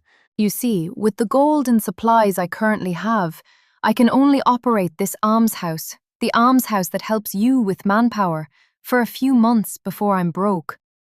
Layla replied. It is imperative that I sell Uncle Ahmed's house. If I can sell the house, I can sustain this almshouse for years, which will give me time to start a business to sustain this place even longer. And you know that the Legation Road has become a slum now. I think the Japanese government might want to move its embassy somewhere closer to the royal palace. I'll give you 20% if you set up a meeting with the Japanese for me, and I could sell or rent out the house. I'm still pissed at how Uncle gave you all the inheritance, said Kievan. And I'm disgusted by how you're squandering it all on these Chinese illegal aliens. If you can sell or rent the damn house to the Japanese, I want 50%. He grinned. How about I give you 20% if you set up a meeting with the Japanese, 10% more if you can set a meeting with the Ottomans, 10 more with the Persians, and 1% more for each of the Indian Rajas or Chinese warlords you can set me up with. This will give us the best chance to sell, and we'll split about 50-50 if you can help me set up all those meetings, said Layla. Just come to the coronation. I'll help set up your meetings, Kievan replied as he stood. The stern diva still stood by the door, his eyes scanning the room with a penetrating stare, taking in every detail before he turned around and followed Kievan out of the library. Layla let out a breath that she hadn't realized she was holding. The oppressive weight of the celestial warrior's presence was lifted from her shoulders. For a moment, the library seemed to breathe with her. This is our chance, third brother, said Layla. The coronation is the rare occasion when there will be ships arriving and departing Lavo. This is our chance to smuggle the books to safety. I'll have to meet with as many foreign delegates as possible. Layla stood among hundreds of thousands of people gathering in the royal plaza, where, a little more than a year ago, she had welcomed Arun home from the war with French Indochina as a member of parliament, and later had to fight a horde of celestial warriors with a shotgun while Manu had torn through their ranks with his axe. Now the neoclassical throne hall that had served as the parliament and the statue of King Suryagupta were no more. In the place of the parliament, a traditional Lavo palace, which, for Layla, seemed as grand and exquisite as Indra's own celestial residence, had been built. Its towering spires, gilded and encrusted with jewels, shimmered in the afternoon light like a beacon of divine craftsmanship. Layla was tiptoeing, trying to find the rows of foreign delegates she would get to meet after the coronation. But she could not find them among the sea of people, soldiers, officials, monks, and celestial warriors. So she took the time to look in awe at the palace, which was a marvel of architecture and engineering. It was a testament to the skills of Vishwakarma, the god of engineering, who had laid each stone with his own hands. Then the deep, resonant sound of conch shell trumpets echoed across the plaza. The sharp, piercing call of Lavo curved bugles, and the rhythmic beat of the bronze drums followed as the sound of the gongs reverberated throughout the plaza. Then came the herald trumpets. The clarion calls rose above the murmurs of the assembled crowds, declaring the dawn of a new era. As the last notes of the bronze drum faded into the air, Arun emerged from the palace and stood in the heart of the grand pavilion under the 9-tiered umbrella. His head was shaved as he had been a monk for 2 weeks prior to the ceremony. He was dressed in a simple white robe that symbolized purity. His face was serene. His eyes closed in quiet contemplation as he prepared for the sacred rites that would mark his transformation from a mortal man to the living embodiment of divine authority. The supreme patriarch of the order of Sangha stepped forward. The old monk, draped in saffron robes, carried a golden vessel filled with sacred water drawn from the 5 great rivers of India, Ganges, Yamuna, Achiravati, Sarabhu, and Mahi, and blessed by the chanting of 1,000 monks. Arun kneeled, bowing his head as the supreme patriarch poured the water over him. Each drop was believed to cleanse him of worldly impurities and prepare him to receive the mantle of divine kingship. As the last of the water trickled down, a silence fell over the plaza. Layla and the crowd held their collective breath as the gates of the heavens themselves seemed to open. From the skies descended Indra, the king of gods, flanked by the celestial ministers of heaven. They were resplendent in their celestial armor. Their forms were radiant with the light of the stars. They approached Arun with reverence and kneeled before him as they presented the anointing water from 8 directions. Arun, now glowing with the combined blessings of the earthly and heavenly realms, remained kneeling as the chief Brahmin approached with a mukuta crown in his hands. The pointed golden crown, adorned with the finest jewels, was placed upon Arun's head. The golden embroidered robe followed. Its fabric shimmered like liquid gold as it was draped over Arun's shoulders, signifying his transformation from a man of purity to one of divine authority. Finally, the chief Brahmin presented Arun with a khanda sword. Its blade gleamed with inner light. The sword was said to be the very sword that Kalki, the final avatar of Vishnu, would wield to destroy the forces of darkness and restore righteousness to the world at the end of the current eon. As Arun, now fully adorned in his regalia, took the sword with both hands and stood, the crowd erupted into a thunderous cheer. The echoes of their voices mingled with the sounds of conch shell trumpets, lavo bugles, herald trumpets, gongs, and bronze drums, creating a symphony that reverberated throughout the royal plaza. The king raised the khanda sword high above his head, and as he did, the earth trembled in acknowledgement of the new age that had dawned. The blade caught the light and sent dazzling reflections across the royal plaza. A wave of reverence swept through the crowd. All men, women, and children gathered in the plaza, including Layla, were spellbound by the sight and fell to their knees, bowing low to the ground collectively. Amidst this sea of bowed heads, a herd of majestic white elephants, the symbol of the king's legitimacy, adorned with golden caparisons and marigold flower garlands, bent their massive bodies to the ground in a deep, reverent bow, their trunks curled gracefully beneath them. For a long moment, time seemed to stand still. The crowd remained bowed, waiting for their sovereign's next move. Arun turned to face the temple at the far end of the plaza, where the ancestral spirits and deities were believed to reside. As he reached the edge of the pavilion, he kneeled once more. From what Layla knew about the ceremony, Arun was offering a silent prayer to the gods and his ancestors. Allahu Akbar! A voice erupted from the crowd as a hooded man hurled something small and dark toward the grand pavilion. Its arc sliced through the air like a deadly comet. The grenade fell way short of the pavilion, but it didn't matter. Chaos erupted. The explosion shook the ground. A deafening roar drowned out the screams of the crowd. The once orderly gathering dissolved into panic as people scrambled to flee. Many were trampled under the feet of the frightened white elephants. The sacred ceremony now descended into a nightmare. Before the smoke settled, another wave of unrest surged through the plaza. A mob of protesters pushed forward. They chanted in unison, Allahu Akbar! Allahu Akbar! Allahu Akbar! Allahu Akbar! The devas in resplendent armor rushed in to contain the threat. Their forms glowed with an ethereal light, their divine weapons at the ready. As divine light flashed from their weapons, the crowd was cut down like livestock in a slaughterhouse. The protest quickly turned into a massacre, the bodies of the innocents and the insurgents alike falling to the blood-stained ground. Layla found herself trapped amidst the horror.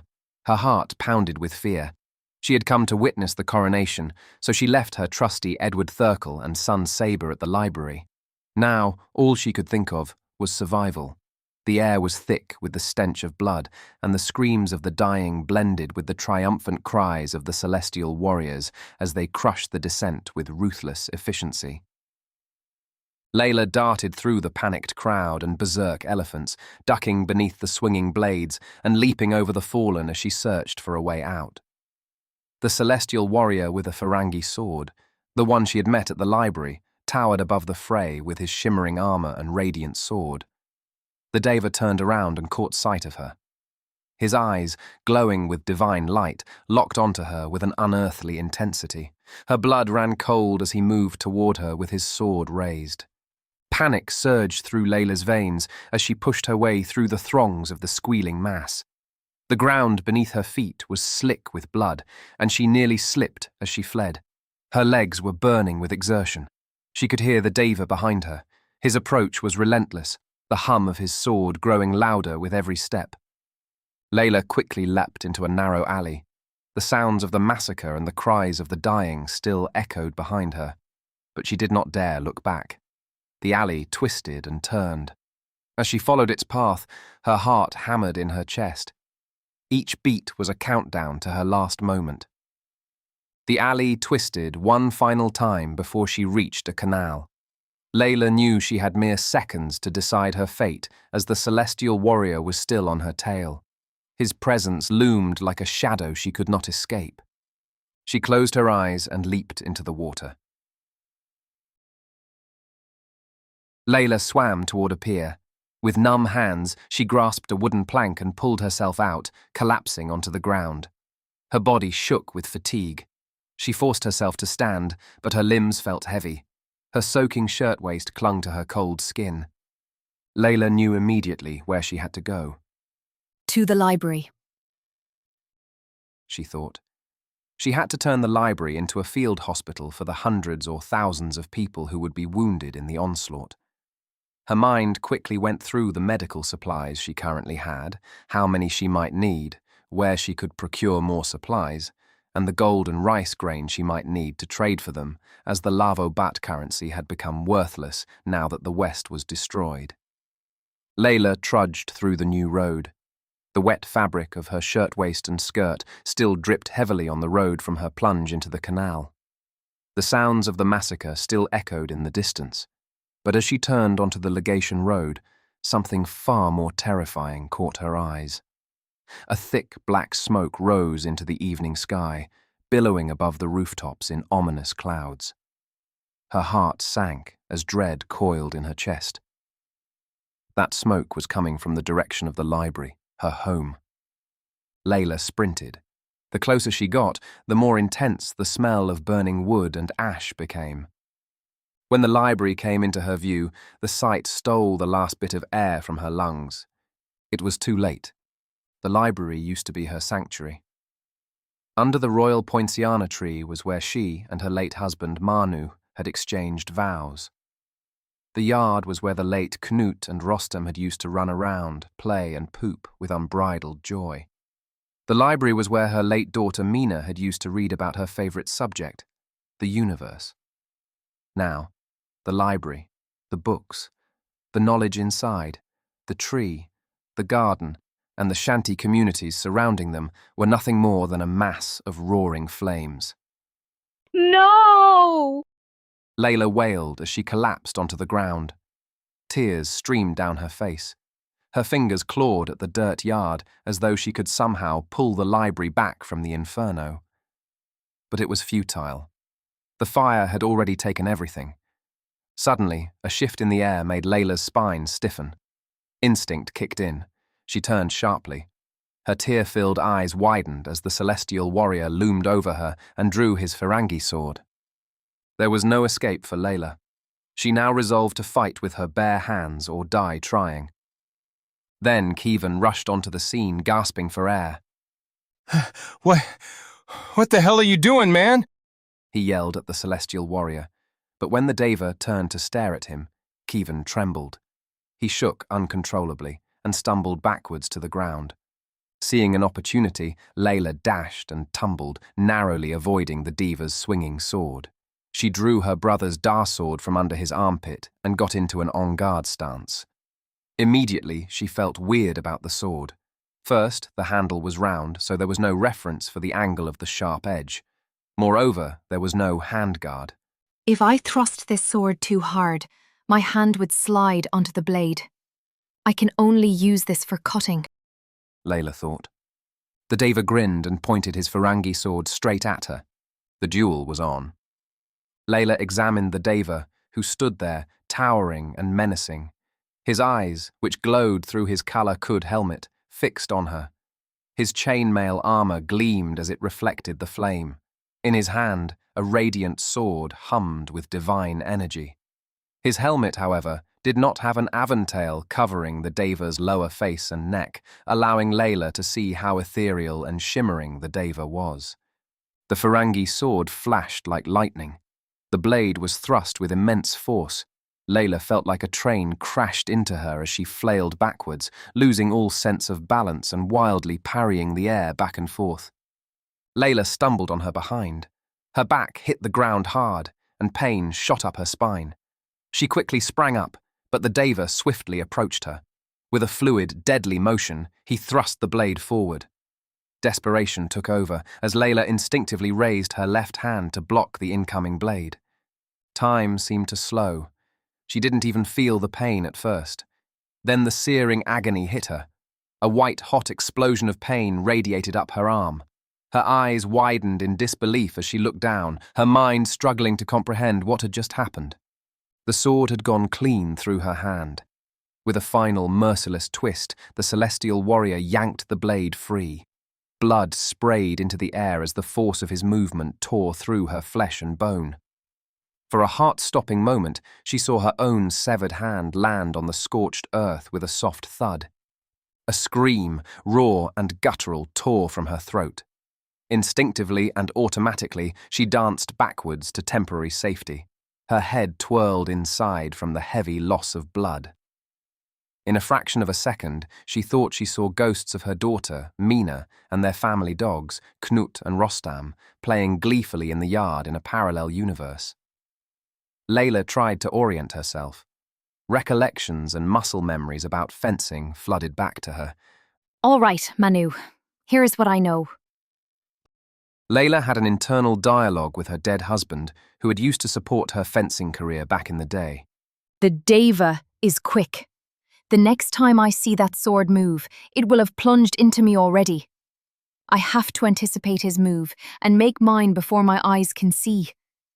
I also know that the Deva will strike me directly, without any deception or trickery, because he is too strong and fast for me to use that. Third, the Deva knows I'm a Western-style fencer who is used to linear footwork. He will lunge straight at me like a freight train. Layla traversed forward diagonally to her left and raised her Dar sword up to where the celestial warrior's exposed neck should be. The Deva's sword flashed. The incoming onslaught missed Layla by a whisker. The momentum of the Deva's neck slid through the entirety of Layla's static sword, tearing her blade into pieces. Ah! She cried as shards of her blade cut her all over her body. Layla mustered her last remaining fortitude to turn back. She saw blue goo gushing out of the Deva's neck like a fountain as the celestial warrior collapsed to the ground. At that moment, the world started to spiral in front of her eyes. Sister! Sister! Kevin cried as he rushed to support her. Lim Chong! Lim Chong! Kevin called out to the third brother to come help her. It was the last thing she heard before her consciousness drifted away. Chapter 11. Manu's grotesque form hung in the void, swaying like a condemned bat in the eternal darkness of the Lokantara Naraka. The silence and the darkness were absolute. His long fingernails dug into the unseen fabric of the universe, his body racked with an insatiable hunger. He could sense the presence of other fellow sufferers lost in the same abyss surrounding him. With the absolute darkness, they were invisible to him. Yet he knew they were there. Their agony echoed with his own. When his clawed hands found another's, they would tear into each other, driven by primal hunger, only to fall together into the freezing, acidic sea below again and again. Then Manu plummeted again. His body smashed into the icy waters. The cold froze his soul. The acid gnawed at his flesh, dissolving him into a putrid sludge. He screamed in agony, but no sound escaped the suffocating void. Manu's grotesque body reformed once more, whole but not healed. His hunger was undiminished. Clawing his way up the hill surrounded by the sea of acid, he returned to the void. The cycle began anew. Each moment was a relentless eternity of despair. But then, something changed. A beam of light pierced the suffocating darkness, cutting through the void like a divine sword.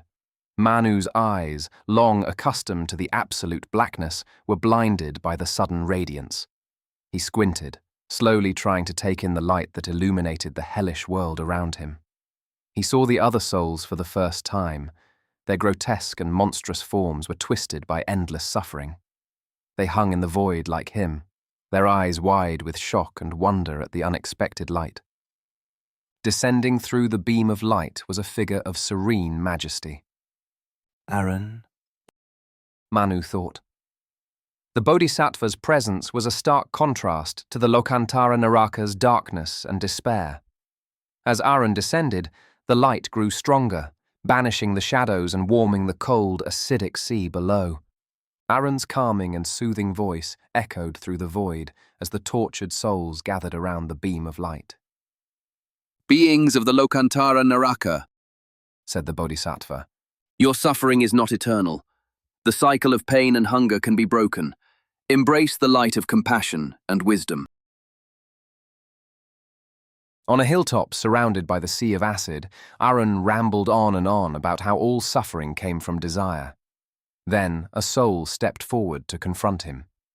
The light shining from the Bodhisattva unveiled the soul he once had been before becoming a grotesque monster of the Lokantara Naraka, a stockily built old black man with bulging eyes, a flat, turned-up nose, and a large belly wearing a ragged toga and walking barefoot.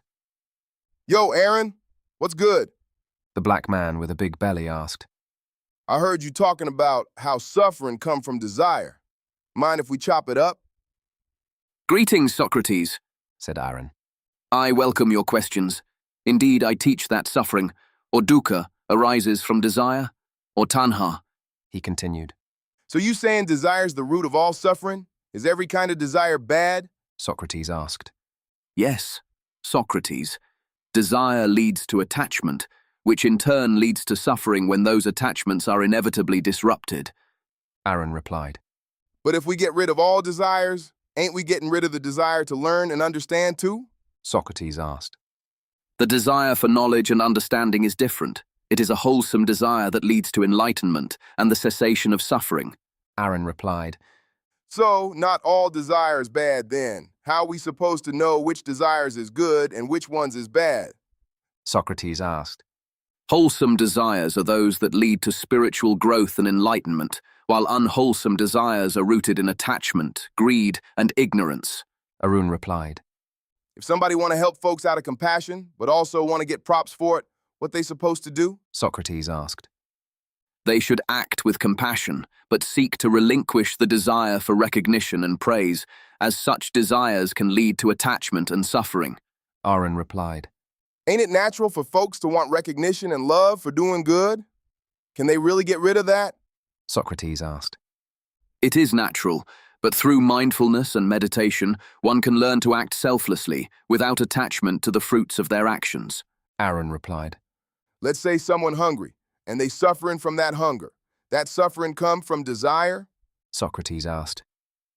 Physical needs such as hunger are natural, but the suffering comes from the attachment to the idea of satiating that hunger beyond what is necessary. Arun replied. But ain't it the natural desire to eat that make folks look for food? Can that be called unwholesome? Socrates asked. It is natural, but if one becomes excessively attached to the pleasure of eating, that attachment can lead to suffering. Arun replied. So suffering ain't really about the desire itself, but how much we cling to fulfilling that desire. That right? Socrates asked. Yes, Socrates. It is the excessive attachment and craving that lead to suffering. Arun replied. So maybe it's more on point to say suffering come from unwise or extra attachment, not just desire itself? Socrates asked. Yes, that is a more precise articulation. Suffering arises from unwise or excessive attachment to desires. Arun replied. I get that, Arun.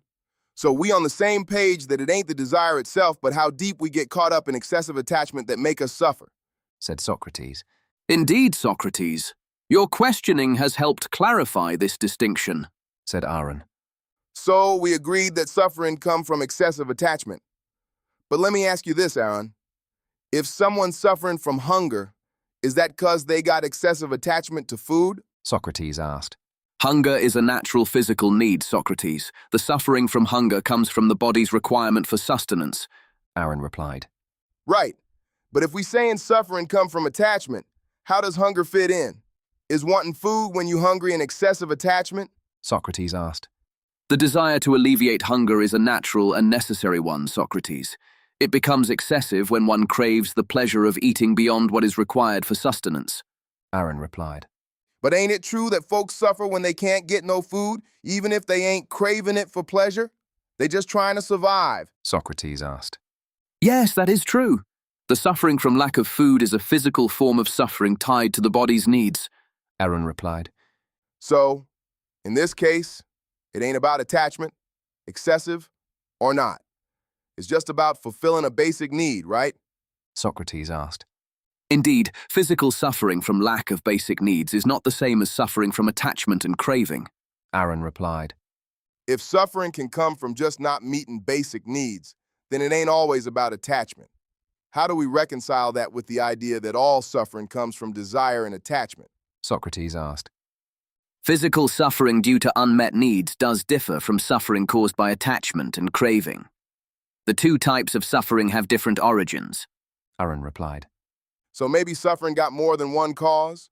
Maybe it ain't just about desire and attachment, but also about meeting basic needs? Socrates asked. It appears that way, Socrates. Suffering from unmet physical needs and suffering from attachment are indeed different. Arun replied. Then saying all suffering comes from desire might be oversimplifying things, right? We got to consider the different kinds of suffering. If suffering got multiple causes, we might need different approaches to deal with each kind. What you think about that? Socrates asked. Yes, perhaps it is an oversimplification. Arun replied. Oh, look at the time, he continued. I have some worldly affairs to attend to back in the physical realm. I will be back with guidance for the path to enlightenment to all the beings of the Lokantara Naraka here. Arun hastily floated back up into the sky and vanished. The Lokantara Naraka was once again engulfed in complete and utter darkness. Socrates! Manu screeched out the name from his monstrous mouth as loud as possible. He had never seen Arun run away with his tail between his legs before. Manu thought he wanted to find Socrates in this wretched, eternal existence. Sup, homie? Socrates' soul appeared behind Manu. He seemed to communicate his thoughts to Manu clearly and precisely via telepathy. Socrates, Manu tried to communicate back via his mind. you're like the Socrates, The father of Western philosophy, he asked. and you were black. Y'all ain't never heard of a black Athenian? Socrates replied. Socrates, hear me out. I have a hypothesis, said Manu. His heart was elated at the thought that he had just come up with the most brilliant idea ever. What's up, homeboy? Socrates asked. I think, based on how Arun could come down here and go back to Earth, the mechanics of this realm might allow us to travel back to Earth as well, Manu replied. Whoa. Hold up, bro. That was some wild stuff you came up with. So you think because Arun went down to hell and then bounced back to Earth, we might could find a way out of here too? Let's chop it up about that, said Socrates. I guess, Manu replied. So, if Arun, having achieved enlightenment and become bodhisattva, can move between dimensions, perhaps we too can find a way out of hell by following a similar path. I feel you. But let me ask you this. Why you think we can only go one way from Earth to hell after we die, but Arun can roll in and out as he pleases? Socrates asked. It might be because we are not bodhisattvas yet, Manu replied. So we are stuck here because we're not enlightened. That could be. But why you think Arun can move freely while we stuck here? What makes his state of being different from ours? Socrates asked. Arun has achieved enlightenment and become a bodhisattva, which means he understands the true nature of reality and has overcome suffering and attachment. This might give him the ability to transcend the boundaries that limit us. Manu replied. If enlightenment is the reason why Arun can get out of hell, why can souls in hell like us also go back to Earth, but only after repaying all their karmas. What does this tell us about the nature of our current state? Socrates asked. My guess is that souls in hell must finish their karmas because they are bound by the consequences of their actions. They need to purify themselves and learn from their suffering before they can move on, Manu replied. So we're here to work through our karmic debts, which keep us tied to this dimension. If Arun has transcended this cycle, what does that suggest about the nature of enlightenment? Socrates asked. It suggests that enlightenment allows one to transcend the cycle of karma and suffering, freeing the soul from the constraints that bind ordinary beings, Manu replied. If enlightenment frees one from karmic cycles, then getting there could indeed let a soul bounce between dimensions freely. But what is enlightenment, and how do we achieve this enlightenment? Socrates asked. Well, that's a tough one, Socrates, Manu replied.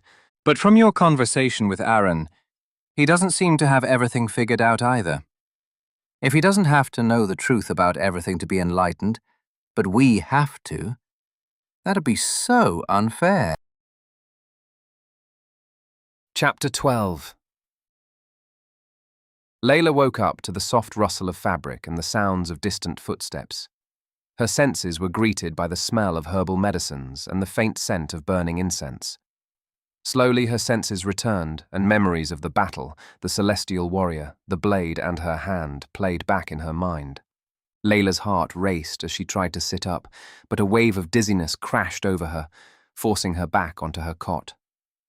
Sharp and relentless pain throbbed in her left arm and throughout her body.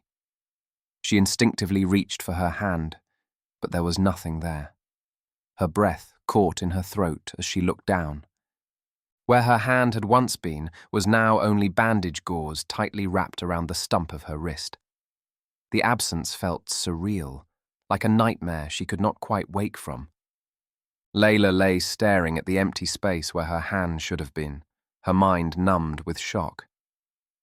The events of the previous day came flooding back. The burning house, the chaos in the plaza, the Deva's sword, and the moment she had lost her hand.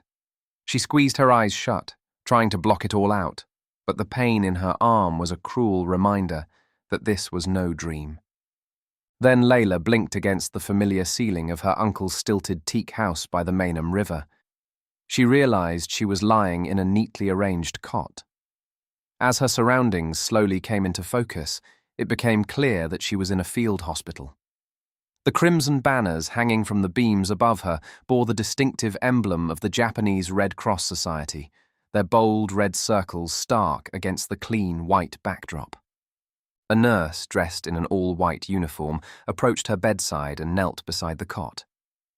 You are awake. She said softly, her voice gentle and soothing. Please do not try to move too quickly. You are still weak. Layla could only nod. The nurse poured a cup of warm tea and handed it to her, guiding her uninjured hand to the small ceramic cup. The tea was bitter and herbal, but it warmed her from the inside, giving her some comfort amidst the turmoil.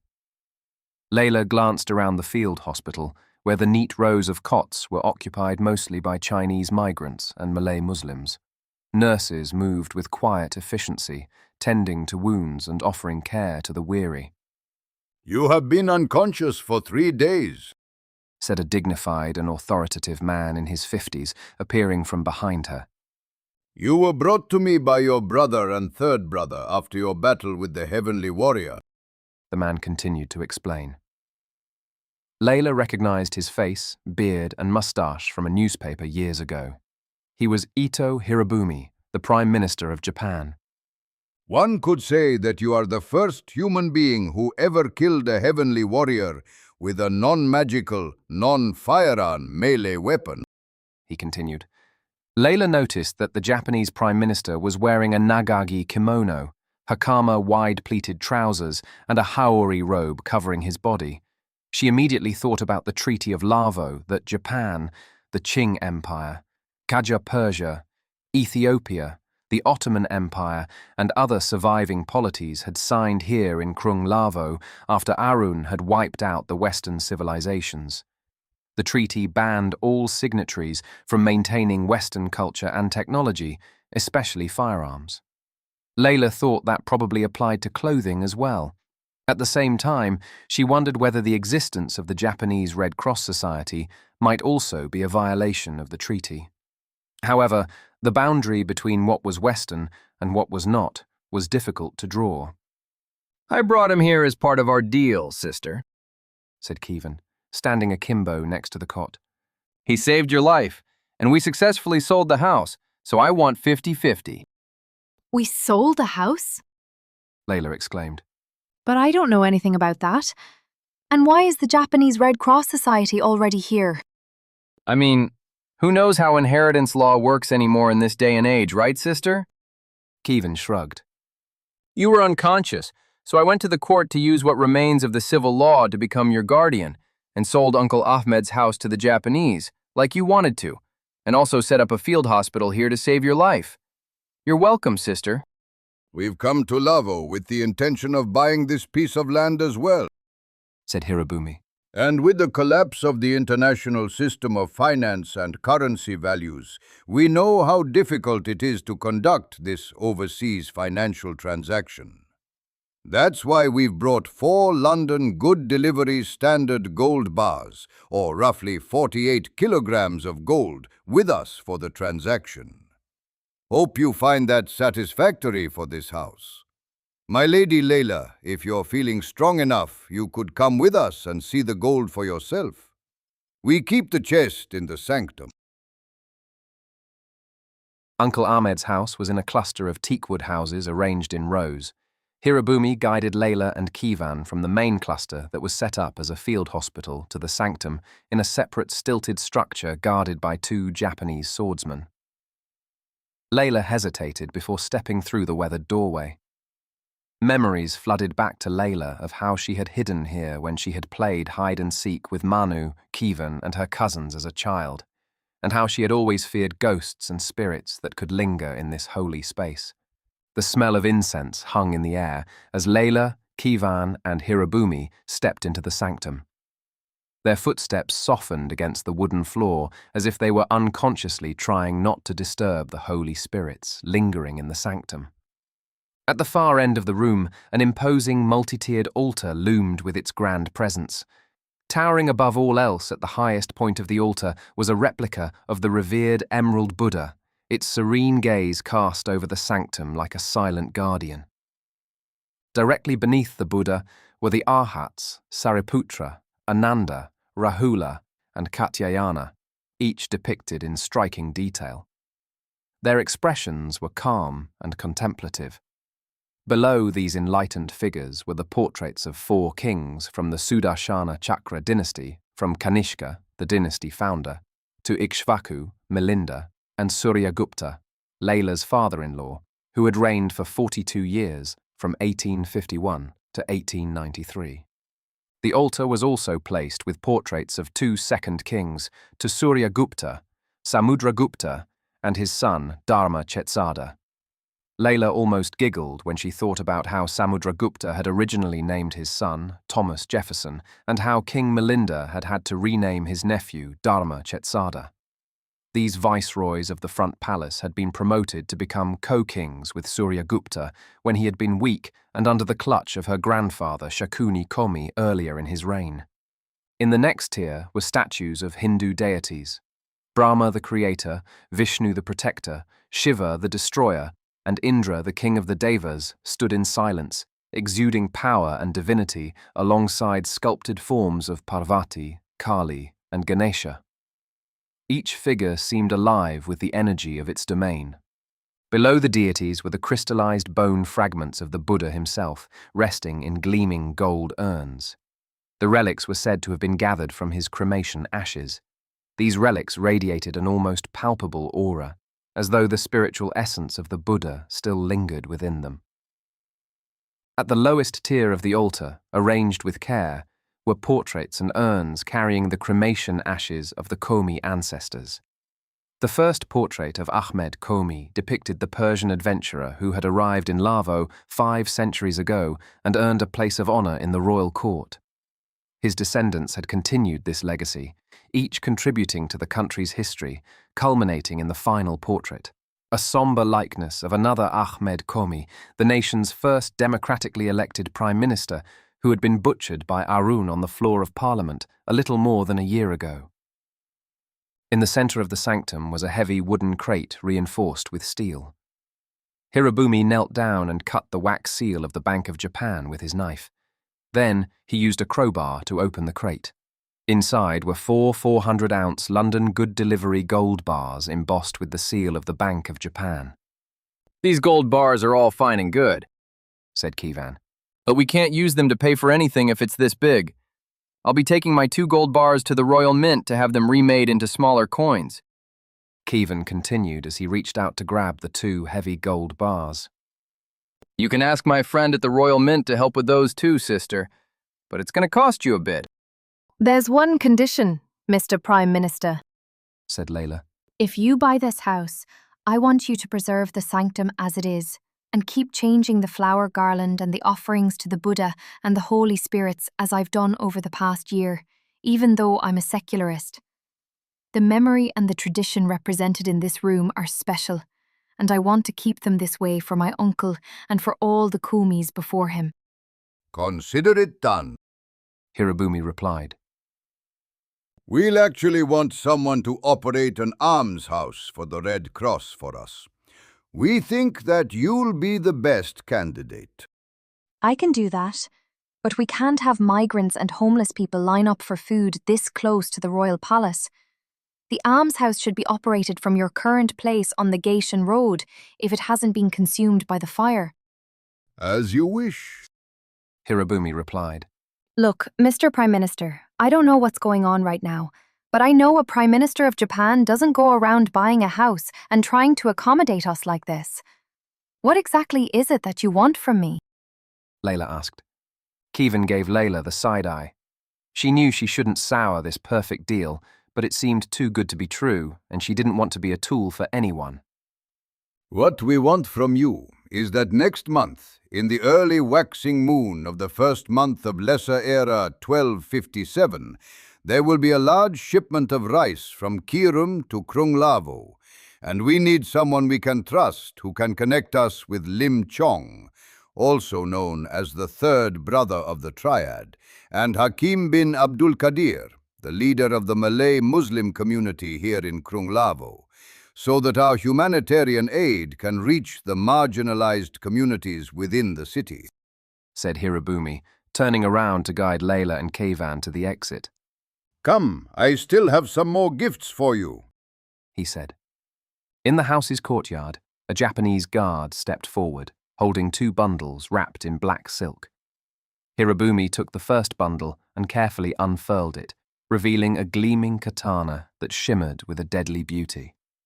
Kevan, I heard your Da sword was broken during your sister's fight with the celestial warrior. Please accept this sword as a token of our gratitude, said Hirobumi as he handed the katana to Kivan. Wow, thanks, man. This is so cool. Kivan exclaimed as he giddily accepted the sword. Hirobumi turned to Layla and gestured for the guard to bring forward another package. The fabric itself seemed almost alive. Hirobumi carefully peeled away the cloth, revealing an extraordinary sword that took Layla's breath away. It was a sabre crafted by the famed British swordsmith Edward Thurkel and Sons. But this was no ordinary blade. The sabre had been reworked. As Hirobumi held it up, the blade caught the sunlight and glowed softly with a deep blue hue. The original blade was reforged with meteoric steel from a Firangi sword of the celestial warrior you have slain, said Hirobumi. Layla was mesmerized as she stared at the glowing blade. She reached out and grasped the hilt. The moment her fingers touched the sword, a pulse of energy, not aggressive but affirming, surged through her. It was as if the saber recognized and accepted her. The weight of the sword was lighter than she'd expected for something this powerful. The hilt melded with her hand effortlessly, as if it had been custom-made for her. The blue light pulsated softly, calming yet commanding. This is beyond anything I could have imagined, Layla whispered. I don't know if I'm worthy of something like this. I have one last thing for you. said Hirobumi. But it doesn't come from me. It comes from a mutual friend of ours, Godfrey Bolin, who is currently staying in Kirun with us. Godfrey Bolin is alive? Kievan exclaimed. Damn, that old dog is not to be underestimated. Hirobumi smiled. With a subtle gesture, he motioned toward one of the guards who stood just outside. Moments later, the soft sound of hooves echoed through the courtyard. A magnificent chestnut-colored horse appeared. The horse was tall and powerful. His muscles rippled beneath his sleek hide. His dark eyes, intelligent and familiar, locked onto Layla as he was led into the courtyard. Layla's breath caught in her throat. Her heart skipped a beat. No, it can't be, she whispered. Hirobumi nodded with a soft smile. It's him. Bhima, an Australian wala, snorted gently as he approached Layla, recognizing her instantly. The last time she had seen him was during the fight against the attempted coup by Mahasena and Pongsatorn Songkram a year ago. They had been separated when Arun had massacred everyone in the parliament, and they had had to flee via an airship. Yet here he was, standing before her. Godfrey really put a lot of effort into finding him, said Hirobumi. From what I heard, you were riding behind your late husband the last time you went to battle with him. But now, you may want to learn how to ride him yourself. Our embassy staff should be able to help you with that. Layla nodded. Damn, sister. You keep getting all the cool stuff. Now I want to split the house 70-30. Kievan joked. I'll have to excuse myself as I have to leave Lavo for Japan soon, said Hirobumi. Lady Layla, please stay here as long as you want for your recovery. After Layla and Kievan had sent Hirobumi off to a carriage, the brother turned to Layla and whispered. Whatever shipments he wants to make in the future, if we keep him happy and he keeps coming to us, we'll be rich with these kinds of bribes. However, Layla felt like there was a war coming to Lavo against Arun and the Devas, and that she had just been enlisted to the side of the Japanese Empire. She already assumed that the shipment would include rifles and machine guns hidden underneath the rice. Chapter 13. The fog clung to the coastline like a shroud as Andreas stood at the helm of the junk ship Chiing. His eyes were fixed on the faint outline of the port of Kirun, formerly called Keelung, before Japan had annexed the island of Formosa. The dark and glassy sea stretched endlessly behind him, while steep hills that embraced the narrow waterway loomed like ancient sentinels, half hidden in the mist. Andreas adjusted his grip as the cold dampness of the air settled on his skin. Steady, men, he called out. The crew, a mix of Turkish slavers and mercenaries and Slavic migrants, moved in unison as the junk ship sailed forward toward the harbour entrance. As the ship passed the jagged outcropping of rocks and a lighthouse marking the entrance, Andreas could see the remnants of Qing fortifications on the cliffs above. 10 years ago, they had held out against the French invaders. Their cannons had proudly guarded the island. Now they were relics of a bygone era. Through the haze, the harbour began to reveal itself. The first thing Andreas noticed was the oppressive dominance of the Crusaders. Their white and black horizontal bicolour banners, emblazoned with the red cross pate of the Knight Templars, hung from nearly every building along the waterfront. These banners swayed stiffly in the sea breeze. Andreas also noticed that the white banners seemed to be in too good condition to be hung near the sea regularly. There was no trace of colour fading or salt deposits on the fabric. These banners had been recently hung there just to greet their arrival. Andreas pulled a pamphlet out of his pocket and read it again. He had found it on the pirate king's dead body back at the Kerman fortress. Letter calling for a crusade. Most beloved brethren, in the twilight of our once great civilization, I write to you not as a ruler of what was, but as a humble servant of God, tasked with rallying the last remnants of the faithful to the defense of his kingdom. The West, once the beacon of civilization, has fallen into ruin. Yet, though the cities crumble and the fire of knowledge flickers out in the winds of desolation, the spirit of our faith remains steadfast. It is in this moment of greatest despair that we must rise for our salvation and for the survival of all that is holy and just. By the grace of God, I, as Grand Master of the poor fellow soldiers of Christ and of the Temple of Solomon, urge you to heed this divine call. It is not merely by my will, but by the will of the Almighty that I stand before you today to admonish and to rally. You, who have been preserved by his mercy, have been chosen to lead the charge of righteousness against the enemies of the faith. For too long have the abominations of the East defiled the lands once sanctified by the blood of martyrs. Shall we let the memory of Christendom fade into oblivion, or shall we reclaim what is rightfully God's? You are not mere survivors of the collapse. You are the stewards of his flock, the defenders of his truth. But ask yourselves, are you shepherds, or have you become complacent, allowing the wolves to prowl unchecked? Brothers, the time has come to restore wisdom to this decaying world and to cleanse it with the purity of our faith and the strength of our arms. In this desolate world, where resources are scarce and survival is fraught with peril, know that joining the crusade will not only bring salvation to your soul, but will provide for your body as well. The righteous who march to the holy war in the name of God shall want for nothing. Our forces are well supplied, and those who answer the call will be granted ample provisions, food, water, and arms, to endure the trials of this broken world. No longer will you need to scavenge from the ruins or suffer the hunger that stalks the land. By uniting under the banner of the cross, you will be sustained by the divine will of God and the generosity of the faithful.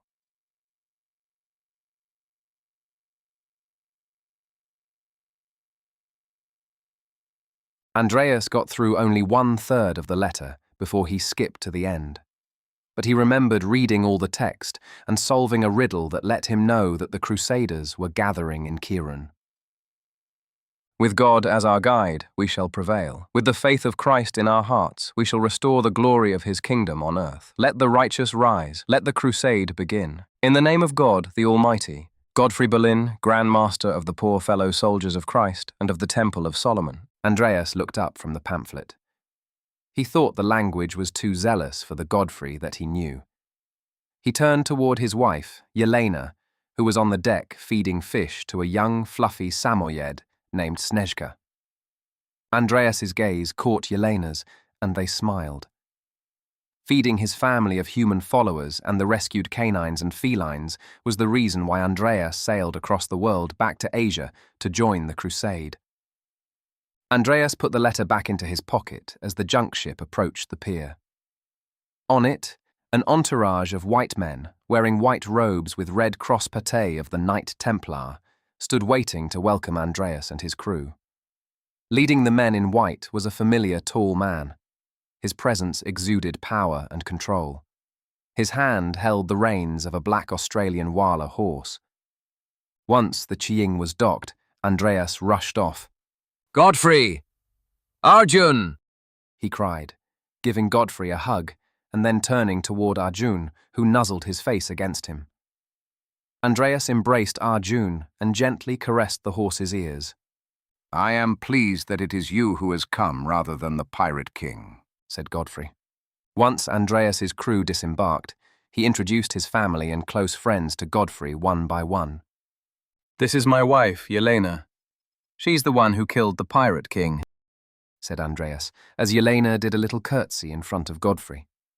This is Baba Oruch, my associate. Do you remember him? Andreas continued. Assalamu alaikum, said Baba as he extended his hand to shake Godfrey's, but he was ignored by the Templar. This is my adopted son, Gunter, and his Doberman, Fritz. Andreas continued. This shaggy-haired dog is Mishka. This terrier mix is Kasha. This old hound is Zariah. The Siberian husky is Buran. The Samoyed is Snezhka. The black European shorthair is Boria. The cream European shorthair is Rizhik. You must all be weary from your long journey, said Godfrey as he gestured for the quartermaster.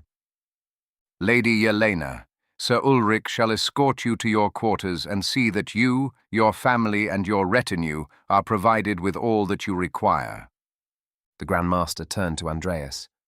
Jurgensen, you will accompany me at once. There is much that demands our immediate attention. Tell me, Jurgensen, how much do you know of the Treaty of Lavo? Godfrey asked as he led Andreas into the depths of the Buddha's hand cave. The air grew cool and thick with moisture. The narrow passage twisted and turned as they descended, illuminated only by the faint light of the oil lantern held by Godfrey. Every footstep echoed in the silence, interrupted occasionally by the sound of water dripping from the cave ceiling. I only know that it's a disarmament treaty. Arun wants us to stop using gunpowder weapons and abandon Western culture and civilization. After everyone saw how easy it was for Arun to destroy Europe and the Americas in the blink of an eye, we all capitulated to him, Andreas replied. The narrow passageway opened up to a vast cavern hidden deep beneath the rocky cliffs of Kirun. Massive stone columns shaped by centuries of natural erosion stretched to the ceiling, casting shadows that danced in the flickering light. Arun possesses power enough to lay waste to the entire world, yet he has no desire to rule over a kingdom of ashes. For this reason, he relies upon his Deva warriors to enforce his will. However, with modern Western weaponry, the balance of power between humanity and the army of heaven has nearly been leveled, said Godfrey. Rows upon rows of crates were stacked to the ceiling, marked with foreign symbols and letters. Wooden crates splintered open to reveal the gleam of steel. They were unmistakably barrels of rifles and artillery pieces. The cavern itself was an underground armory. That's why you keep all the modern weapons here? Andreas asked. It makes sense to keep them here on Formosa, though. I've sailed across the world to find you, and I've never once found a ship belonging to Lavo or the army of heaven. Maybe it's because they can fly, so they are not focusing on the sea lanes. It's easy to smuggle these weapons via sea and keep them here, where it's easy to grow food, and there's a lot of high-quality coal. You are quite right, Jurgensen, said Godfrey. These are the Murata rifles, he continued as they passed by one stack of rifles. The Japanese smuggled them here. Had it not been for their intervention, the weapons would have been destroyed by Arun's Deva enforcers. Alongside them, you will find Mauser M 1890 rifles and Maxim guns, brought in covertly by the Ottomans. These weapons, said Andreas, glancing back at Godfrey. How do you keep them in usable condition down here? The humidity alone would ruin them in no time. Desiccants, Godfrey explained. They were imported along with the weapons. We replace them regularly to ensure the arms remain in proper condition. Andreas raised his eyebrow. A temporary solution, he said. As they continued walking through the cavern, Godfrey pointed to small metal pipes running along the walls. We have installed ventilation shafts leading to the surface, which help maintain the airflow and reduce the dampness. Yet, it must be said, this is a cave after all. Perfection is beyond our reach. Andreas examined the makeshift ventilation system. How long before this becomes unsustainable? He asked. Godfrey paused, his expression hardening slightly. We are not keeping this stockpile indefinitely. These weapons were not meant to rust away in the shadows. So, to answer your question, long enough for the upcoming war, he replied. However, these are not the arms I intend to employ in the defeat of Arun. Godfrey guided Andreas toward the far end of the cavern, where a narrow, unassuming door stood half concealed by the shadows of the surrounding rock. Without a word, he pressed his hand against a hidden latch. The door creaked open, revealing a narrow corridor lined with steel plating. The temperature dropped even further. The chill of the underground bit through Andreas's frock coat. This way, if you please, Godfrey muttered, stepping inside and beckoning Andreas to follow. As they moved deeper into the tunnel, the low hum of machinery grew louder. At the end of the corridor stood a rusted iron elevator. Its grated doors rattled slightly as Godfrey pulled them open. Andreas hesitated for a moment, sensing the gravity of what lay ahead. What is this place, eh? He asked. The elevator groaned as it descended, the distant sound of the ocean fading away until only the mechanical clank of gears filled the silence. After what seemed like an eternity, the elevator came to a halt with a heavy clang. The doors slid open. A massive underground tunnel carved from stone but reinforced with thick concrete walls appeared before Andreas. The atmosphere felt different here, as though the air carried the weight of something ancient and powerful. This tunnel, said Godfrey, stepping out of the elevator, was constructed long before the arrival of the Japanese. Indeed, some assert that it predates even the Ming dynasty, yet it is not the tunnel itself that holds significance. He walked ahead, leading Andreas to a massive steel-reinforced vault door. Carved into its surface were intricate swirling patterns of ancient symbols, Vedic and Sanskrit. Do you recall when I mentioned that I was excavating a site near Kurukshetra in search of the Brahmashira Astra? Godfrey asked. Andreas's eyes widened with a dawning realization. You told me it was a mythological weapon of mass destruction. It's real? He mumbled. Here, Godfrey whispered while placing his hand against the vault. In this place is where we store them. With a low rumble, the vault door slowly opened, revealing a dimly lit chamber beyond. The air inside crackled with a faint hum of power. In the center of the room, two massive gleaming artifacts rested on stone pedestals. Both were unmistakably artillery shells in design. They were far too advanced for their age. Their surfaces were adorned with intricate carvings and markings in a forgotten script, blending modern engineering with an ancient, otherworldly aesthetic. Andreas stood back. His eyes narrowed as he took in the sight of the ancient relics. These weapons. They're from legend. But they seem too real. What exactly are they? How do they work? Godfrey smiled grimly. His fingers traced the Sanskrit inscriptions etched into the surface of one of the weapons. They are far more than mere legends. The Brahmastra and Brahmashira Astra are ancient weapons, unparalleled in their time. They function in ways unlike anything the world has ever witnessed, even in modern warfare. Consider them, if you will, as an ancient precursor to what modern theoretical physicists might describe as an atomic bomb. Godfrey's expression grew darker and more intense. These weapons harness a power that transcends the mere elements. Something far older, something cosmic in nature, he said. The Brahmastra. He gestured to the missile, its body etched with intricate patterns of celestial gods and flames. Does not merely explode. It unleashes a concentrated blast of energy so profound that it can obliterate cities in the blink of an eye. This weapon triggers an eruption of fire and light that rivals the sun. Some scholars contend that the Brahmastra was created by the gods, while others believe it draws upon the fundamental building blocks of the universe. Godfrey continued. Once activated, it unleashes a blinding flash of light, followed by a tremendous shockwave of heat and force.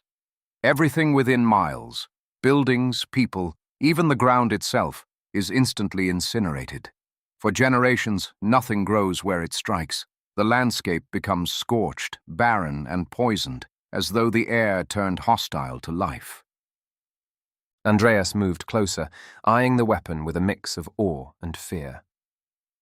And the Brahmashira Astra? It's even more dangerous. Godfrey's gaze shifted to the other artillery shell, the Brahmashira Astra. Its surface was carved with even more complex designs, depicting the four heads of the creator god, Brahma. The Brahmashira Astra is even more lethal. Upon being fired, it initiates not one explosion, but a sequence of 4 distinct blasts, each more powerful than the last. If unleashed, it possesses the capacity to decimate entire continents. Its destructive energy does not merely incinerate, it disintegrates. What remains in the wake of its impact becomes uninhabitable for centuries. Andreas took a step back. His breath quickened. I remember from Mahabharata and Ramayana that the Brahmastra and Brahmashira Astra were portrayed like arrows to be fired with a bow. How does it work in reality? Andreas asked. That, said Godfrey, gesturing toward the far end of the chamber, where an ancient, towering artillery piece stood on a massive stone platform. It was shaped like a colossal bronze cannon, with a series of mechanical gears and levers around its base. Its body was adorned with Vedic inscriptions and ancient symbols. Andreas followed. His gaze traced the mechanical monstrosity. The launcher was mounted on a set of enormous bronze wheels, its body armored with thick plates. Massive hydraulic pistons were attached to its sides, and complex mechanisms snaked along its length. It looked like a beast of war, the kind you would expect to see on a modern battlefield. But its size and presence felt ancient. The long, thick barrel itself was adorned with the same runic patterns as the missiles. Looks like something straight out of a nightmare, Andreas muttered. Andreas's head still felt heavy and dizzy when the two men rode the elevator back to the Buddha's hand cave. He tried to process everything he had just seen. After witnessing what Arun could do to destroy the world, We now possess a similar power, for better or for worse, he thought. Shall we take this formidable device out for a test run? Godfrey turned to him and asked, grinning. Wait, what? Andreas was completely baffled. What do you mean by test run? The elevator halted with a heavy thud once again as the door creaked open. A Templar stood in the corridor, awaiting Godfrey. Grand Master, you are summoned to the Coalition War Council meeting in Taihoku immediately, the messenger reported. The Deva's army is forming up on the top of the Yangmingshan mountain. A battle is imminent. Just as I anticipated. Godfrey grinned. Come, Jurgensen. Let us depart. It will be far quicker to travel by ship and make landfall at Tamsui rather than journey by land. The junk ship Chiying creaked as she sailed 6 hours through the misty waters between Kirun and Tamsui. Her broad wooden sails cut through the fog.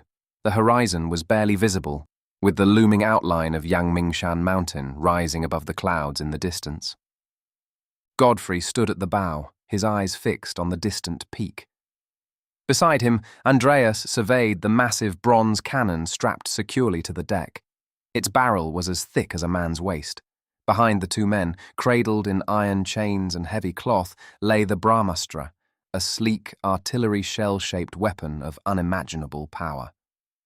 The junk ship slowed as they approached the shore near Tamsui, where a small crew of labourers and soldiers disguised as fishermen waited with carts and ropes to assist in unloading the heavy cargo. The ship's gangplank was lowered, and the men sprang into action, pulling the massive bronze cannon onto the shore. Its wheels groaned under the strain. The Brahmastra followed. Godfrey oversaw the operation with steely focus, while Andreas paced nervously, glancing at the distant mountain. His unease deepened as they finished positioning the cannon. Its barrel was angled toward the Yangmingshan mountain. We're ready, one of the Templar officers reported. Godfrey nodded as he looked at the summit of Yangmingshan through a naval rangefinder. Even from the beach at Tamsui, with his naked eyes, Andreas could see the celestial army of heaven atop the summit of Yangmingshan. The scale of the army was staggering. It stretched out over the entire summit like a sea of divine warriors whose collective power hummed through the air. Godfrey called Andreas to look through the rangefinder. Through it, Andreas could see hundreds of thousands of celestial warriors lining the ridge of Yangmingshan. Their golden armour gleamed with ethereal light. Their shields shimmered with divine inscriptions. Their spears crackled with lightning. They stood in perfect formation. Their ranks were impossibly disciplined. Among the army of heaven, celestial chariots, pulled by radiant white-winged horses, floated in the air. Inside the chariots, Deva archers stood ready, with bows and arrows tipped in lightning. But even more awe-inspiring were the celestial war elephants that marched alongside the chariots. These were not mere creatures of flesh and bone. Their massive bodies were armoured in radiant gold and silver. Their tusks were as long and sharp as the finest spears. Their trunks were adorned with glowing chains of celestial jewels. Upon their backs, towering howdahs were mounted. The warriors atop the elephants wielded golden bows. Their arrows crackled with divine energy. At the center of this celestial host, towering above them all, stood the god of fire, whose form was made of flames. His body grew so hot that it warped the air around him, sending heat waves across the summit. Agni, Andreas thought. The god of fire is leading the army of heaven here. The other thing Andreas noticed was that the army of heaven was facing south toward the town of Taihoku. None of them looked west toward Tamsui, where the bronze cannon was being set up. They are concentrating their attention on the coalition forces of the Japanese and Ottomans gathered in Taihoku, Godfrey explained. Should they discover modern weaponry, they may well retreat to Lavo, and Arun would return to obliterate this island from existence.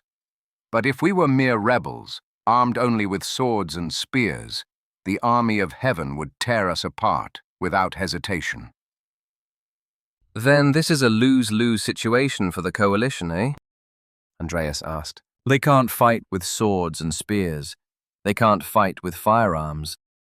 That will cease to matter before long, Godfrey replied. The Templars stood in tense silence as the bronze cannon was slowly maneuvered into position. The Brahmastra, the weapon of mass destruction in a form similar to a 280mm artillery shell, sat inside the chamber of the cannon. Its surface was etched with intricate ancient markings that shimmered faintly in the light. The cannon itself was massive, with thick bronze plating, hydraulic lifts, and an imposing barrel that pointed toward the peak of Yangmingshan. The loading of the Brahmastra had been slow and methodical. The ancient missile slid into place with a heavy thud, locking within the chamber. The massive cannon shifted slightly as the crew made their final adjustments. With a soft hiss, the hydraulic systems engaged. The moment of truth arrived. A low, guttural hum filled the air as the cannon powered up. Its ancient mechanisms groaned under the strain. Steam hissed from vents along the base as gears clicked into place. The energy inside the cannon was building to an almost unbearable intensity. With a nod from Godfrey, a Templar pulled the trigger. The bronze cannon roared into life with a deafening boom. A massive recoil rocked the carriage beneath it. The shockwave rattled the air around them. The Brahmastra streaked across the sky like a comet. For a moment, everything stood still. First, there was a sharp, blinding flash. A searing white light, brighter than the sun itself, consumed the entire horizon. For a moment, everything was washed out in this brilliance, as if the world had been plunged into the heart of a star. The sky over Yangmingshan turned white hot. The mountain disappeared in the glare as though it had been wiped from existence. A split second later, a deafening roar, louder than anything Andreas had ever heard, tore through the air. The ground beneath him shuddered violently as the shock wave from the point of impact flattened trees and shook the coastline. The sound hit Andreas like a physical force, causing him to stagger and cover his ears. On the Yangmingshan mountain, a massive fireball erupted into the sky. It was a towering, hellish sphere of flame and energy. Its center glowed white-hot, while its outer edges burned deep orange and swirled with black smoke. The fireball expanded rapidly, billowing outward in every direction, consuming everything in its path, trees, rocks, even the earth beneath it. The celestial army, once standing proudly at the summit, was swallowed whole in the explosion. Their forms disintegrated into nothingness. The fireball climbed higher and higher until it transformed into a colossal mushroom cloud. The shockwave followed swiftly, racing down the mountain and across the water. The once still surface of the Tamsui River rippled violently. Waves crashed against the shore as the blast's energy reached the beach. Andreas and the Templars watched in stunned silence as the mushroom cloud continued to climb into the atmosphere. Its glowing tendrils curled and folded into the sky. The ground beneath Yangmingshan was now nothing but a smouldering crater, a blackened wound on the earth where the divine army had once stood. The mountain itself had been partially obliterated. Its peak was leveled and reduced to molten slag and debris. Fires burned across the landscape, filling the air with the acrid scent of sulphur and ash. Andreas took a moment to regain his thoughts. Arun has the power to destroy the world. You now have the power to destroy the world, Godfrey. What's going to happen next? He muttered. The return of civilization, my friend, said Godfrey as he patted Andreas's back. Detonating this bomb will force the hand of the coalition forces. They will have no choice but to strike at Lavo, for otherwise Arun will come here and obliterate them. Yet no one but we Templars knows that I still possess the Brahmashira Astra. Amidst the chaos of the forthcoming battle, we shall reduce the kingdom of Lavo-Ayodhya, Arun, his devas, and all the Orientals and Mohammedans with their most modern and Western arsenals to ashes. And in the world that follows, by the law of conquest and the justice of civilization, we, the higher and wiser race, shall once more become the masters of the world. Godfrey's words sent chills up Andreas's spine. His stomach churned, and he wanted to throw up, but he resisted the urge. He had just witnessed his old friend spewing evil white supremacist bile. If he fought for the Crusaders, it would mean that he fought for these disgusting values. But all of my family are here, he thought. I just don't want to make them hungry again. And I don't want to mess up their good fortune. I'm Andreas Jørgensen, and I never pick a fight I cannot win. What do I do now? Horses' hooves clattered on the cobblestone streets of Taihoku as Andreas, Godfrey, and the Templars rode through the heart of the city. Once a bustling centre filled with the sounds of commerce and life, the town had fallen into a heavy, oppressive silence. No vendors called out to passers-by. No children played in the streets. The usual hum of life was replaced by a sombre quiet in the aftermath of what had happened on Yangmingshan. Ash from the distant explosion floated in the air. The sun struggled to penetrate the lingering haze. The Hokkien inhabitants of Taihoku gathered along the roads. Their faces were pale, and their eyes were wide with fear and disbelief. Some clutched handkerchiefs to their mouths, trying to block out the burning scent of smoke that still lingered in the air. The riders, except for Andreas, moved and held themselves triumphantly, but there was no cheering to greet their arrival. Instead, the people watched in silence. Their gazes were a mix of awe, terror, and incomprehension. They had heard the distant roar of the Brahmastra, seen the fiery glow on the horizon, and felt the tremors beneath their feet. Now, the once mighty Yangmingshan stood as a smouldering ruin. Its peak was flattened. The celestial army was wiped from existence. The power these men had unleashed was something beyond anything the townspeople had ever witnessed. Andreas, Godfrey, and the Templars dismounted in unison. Their eyes swept across the grand facade of the Taihoku Prefecture government building as they strode toward the council meeting of the coalition army consisting of the Japanese Empire, the Ottoman Empire, and the Knights Templar. A pair of Japanese guards in Gusoku armor snapped to attention as Godfrey and Andreas approached. They exchanged a glance. The weight of what had transpired was evident in their eyes, but without a word, they pulled the doors open. The men entered the cool, dimly lit hall. Godfrey, Andreas, and the Templars walked on the marble floor toward the council chamber. The door to the chamber was slightly ajar. From within, the low murmur of voices could be heard. Andreas's eyes caught glimpses of figures seated around a large oval table. The Ottoman delegate, dressed in rich brocade and a red fez cap, sat with his arms crossed. A scowl etched into his weathered face. He spoke in hushed tones to a Japanese man in a haori robe, whom Andreas recognized as Ito Hirobumi, the Prime Minister of Japan. Godfrey stepped forward, pushing the door open with a firm hand, and together the Templars entered the council chamber. The room fell into silence. All eyes turned toward Godfrey, the man who had unleashed a force so terrible it had erased the celestial army, leaving nothing but ashes in its wake. Hirobumi rose from his seat first. His face was a mask of rigid formality, but there was no mistaking the unease in his eyes. He gestured for Godfrey to approach the table. From what just happened, we assume that it's either Arun turning on his own soldiers or you using that Brahmastra you never shut up about, said Hirabumi. You told us Brahmastra would help us win the war against Arun, said the delegate, whom Andreas recognized as Hassan Rami Pasha, the Ottoman commander of the navy. Now that you have used that weapon prematurely on the soil of Formosa instead of on Lavo, how do you suggest we win a war against Arun now? There were 200,000 Devas atop Yangmingshan when we obliterated them, Godfrey calmly explained. This accounts for 2/3 of the celestial warriors known to our intelligence.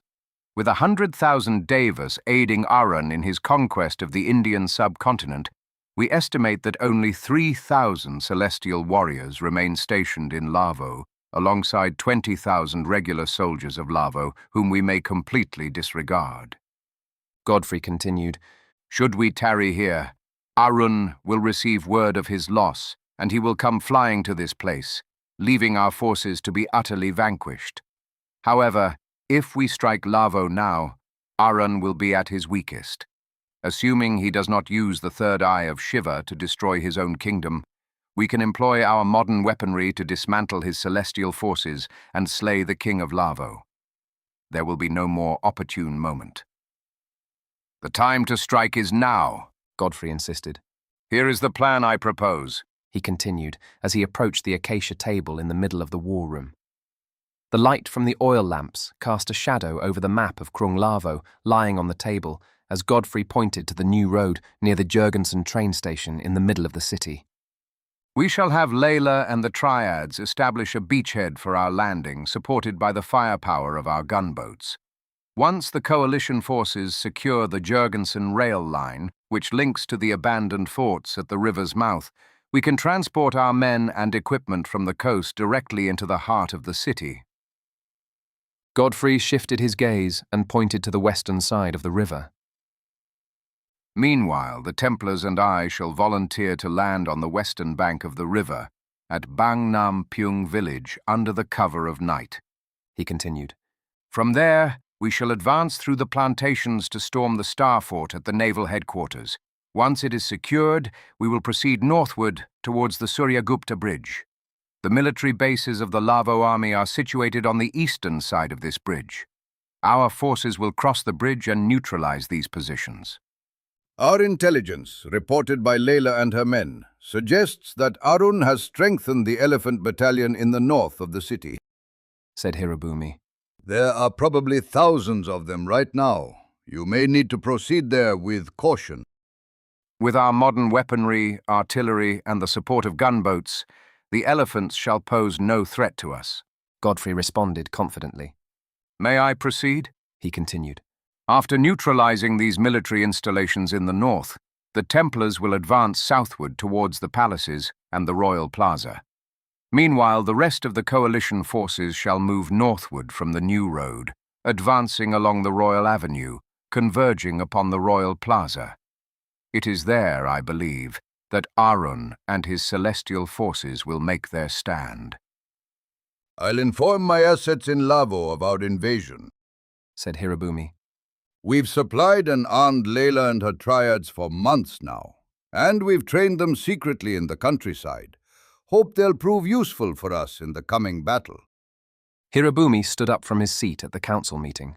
All the other delegates followed suit. The Prime Minister drew his breath and sighed. Gentlemen, he addressed the coalition council, the die is cast. There's no turning back. Chapter 14. Manu and Socrates hung their grotesque forms in the void of the Lokantara Naraka. They debated the meaning of truth and enlightenment in their quest to understand how to become a bodhisattva. All right, let's start over. What you reckon is the universal truth? Socrates asked Manu.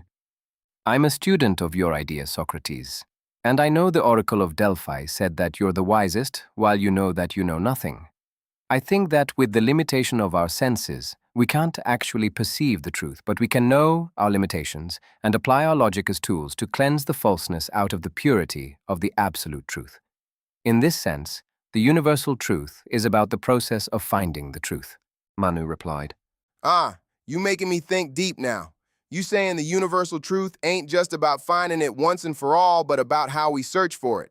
So what you think are the best ways to cut through the lies and get to the truth? Socrates asked. I think your Socratic method is effective in finding inconsistencies and contradictions in the flawed statements, Manu replied. Interesting point, homie. The method, with all its questioning, aims to expose them contradictions. But let me ask you this.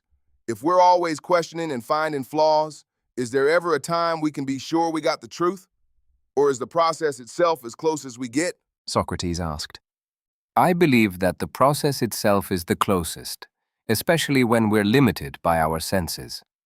Just as you once said to Phaedo, we cannot find the truth of the forms when we're constrained in the physical world, Manu replied. You right on that. If our senses and our physical limits keep us from the truth, then reason and dialogue gotta be our tools. But think on this. If our senses ain't reliable and reason's the best we got, can we trust our reasoning to be flawless? Or is it also limited by being human? Socrates asked. I think they are limited. Oh shit. I'm stuck. We're in hell now, Socrates. We're in the afterlife, so I can't use the argument you made in Phaedo to say that we can't find the truth anymore. We're no longer constrained by our physical form, but I'm still blank about finding the truth. Ah! Manu exclaimed. What do you think, man? I want to hear your thoughts. Maybe we'll get to that truth and enlightenment sooner. Yeah, if we in the afterlife, free from our physical limits, then our search for truth might change up. Even so, I say we stick to questioning and talking it out. Even without them physical limits, we still got to dig into beliefs, finding contradictions and shaping ideas. But maybe now we can see them forms or truths more directly, now that we ain't tied down. So let's think on what new ways or ideas might help us find that truth. Maybe we got new insights or understanding now that we ain't stuck in our old limits.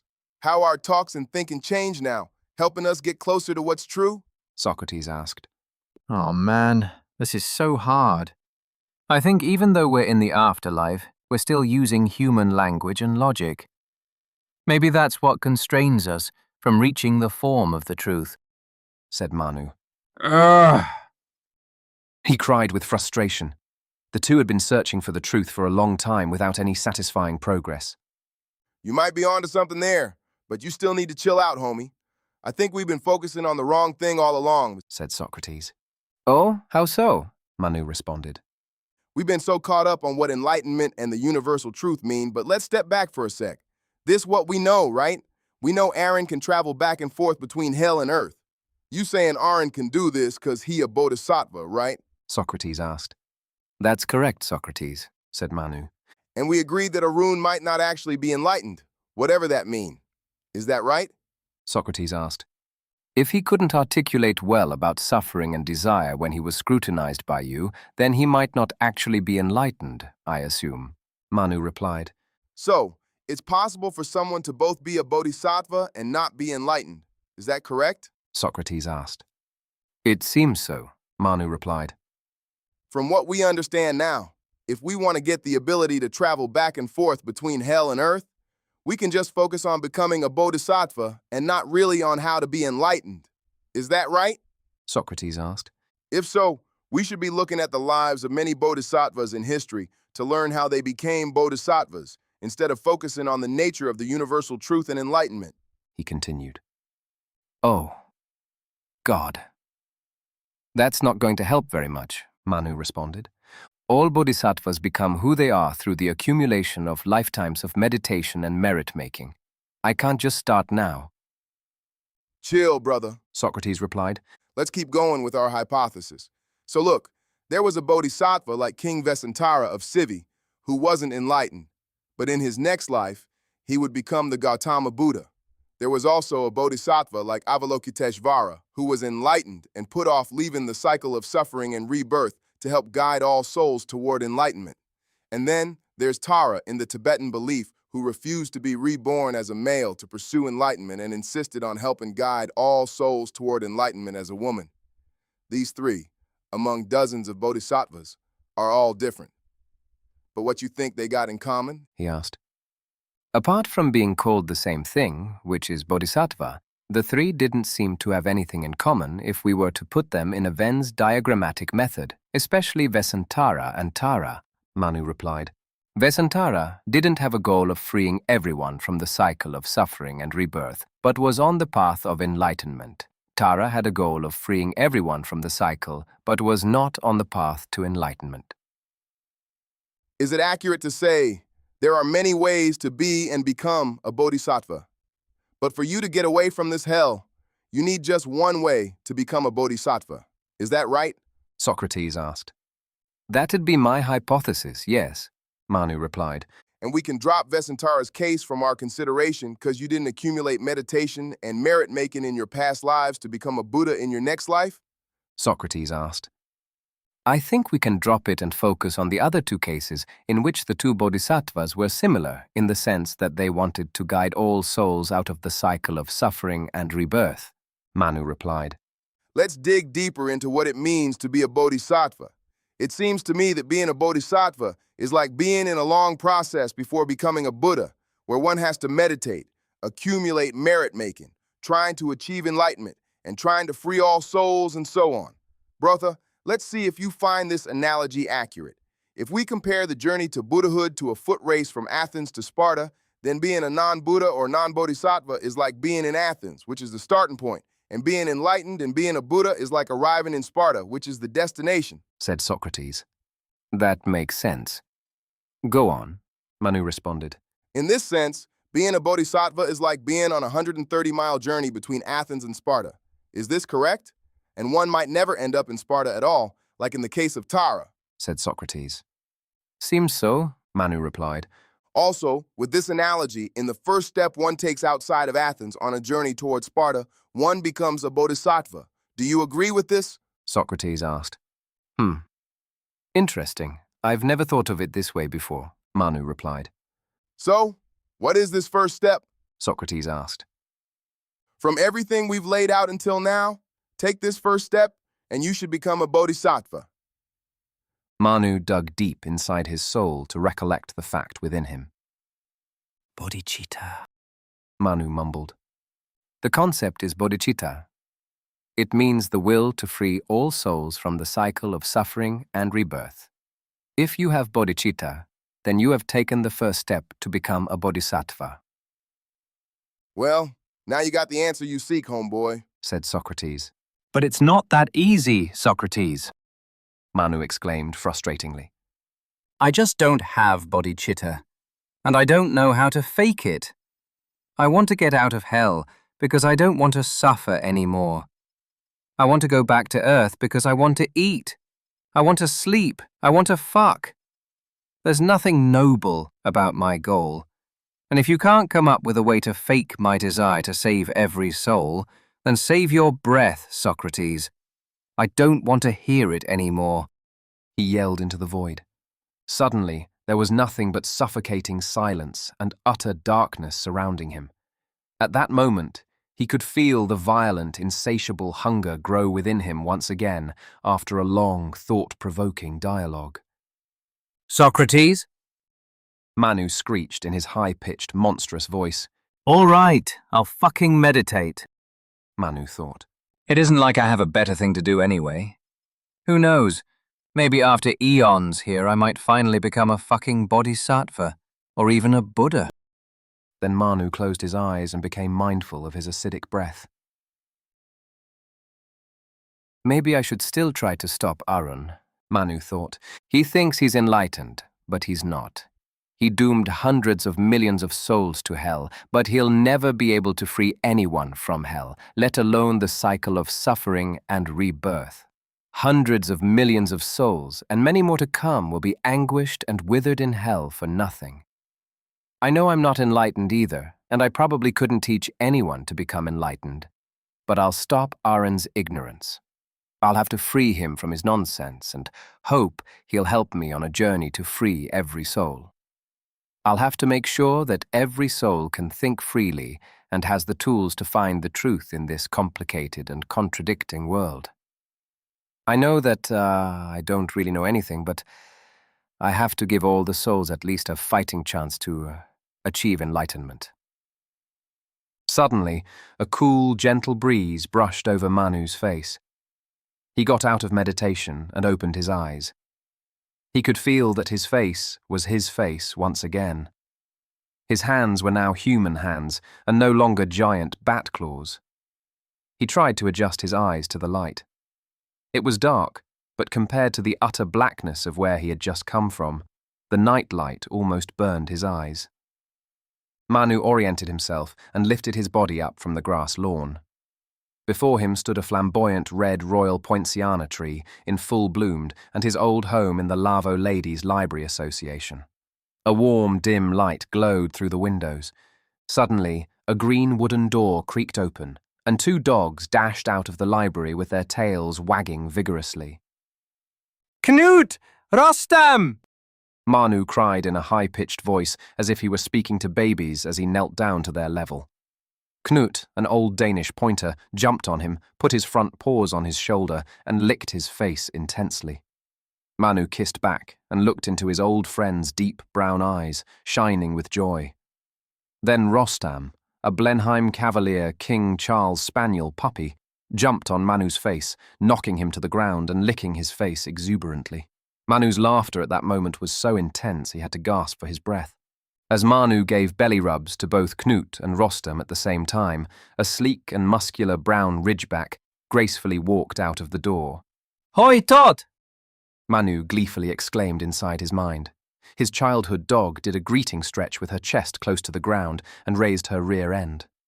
Then she gently nudged her nose with Manu's hand. Manu knelt and embraced Hoi Todd in his arms. He looked into her soulful eyes and gently rubbed her head. Good girl, he said in a high-pitched voice as his first dog put her paw on him. Daddy, Daddy! A child's gleeful voice called out to him. Manu looked up, and his heart sank as he saw his 5-year-old daughter standing in the doorway. Unlike other royal granddaughters who grew up in palaces, wore chankben, and styled their hair in traditional buns, Mina had been raised in a Western middle-class manner. She had grown up in the library and always wore a simple white Western-style children's dress. Her hair was usually braided by her mother, though sometimes by Manu himself. Mina rushed out of the doorway and held Manu tightly. We all have been waiting for you, she cried. A river of tears poured out of Manu's eyes. He knelt down and held Mina tightly as well. I'm sorry, he said, as he gently caressed his daughter's long, dark, braided hair.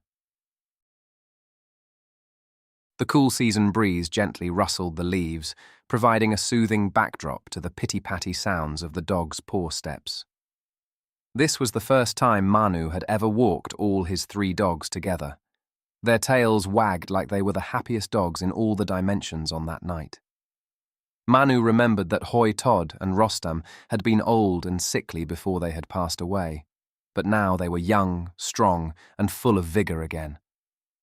And while the 2 old dogs could properly heel next to Manu, Rostam pulled the leash hard as he tried to sniff everything on the ground and sensed all the information in the surroundings.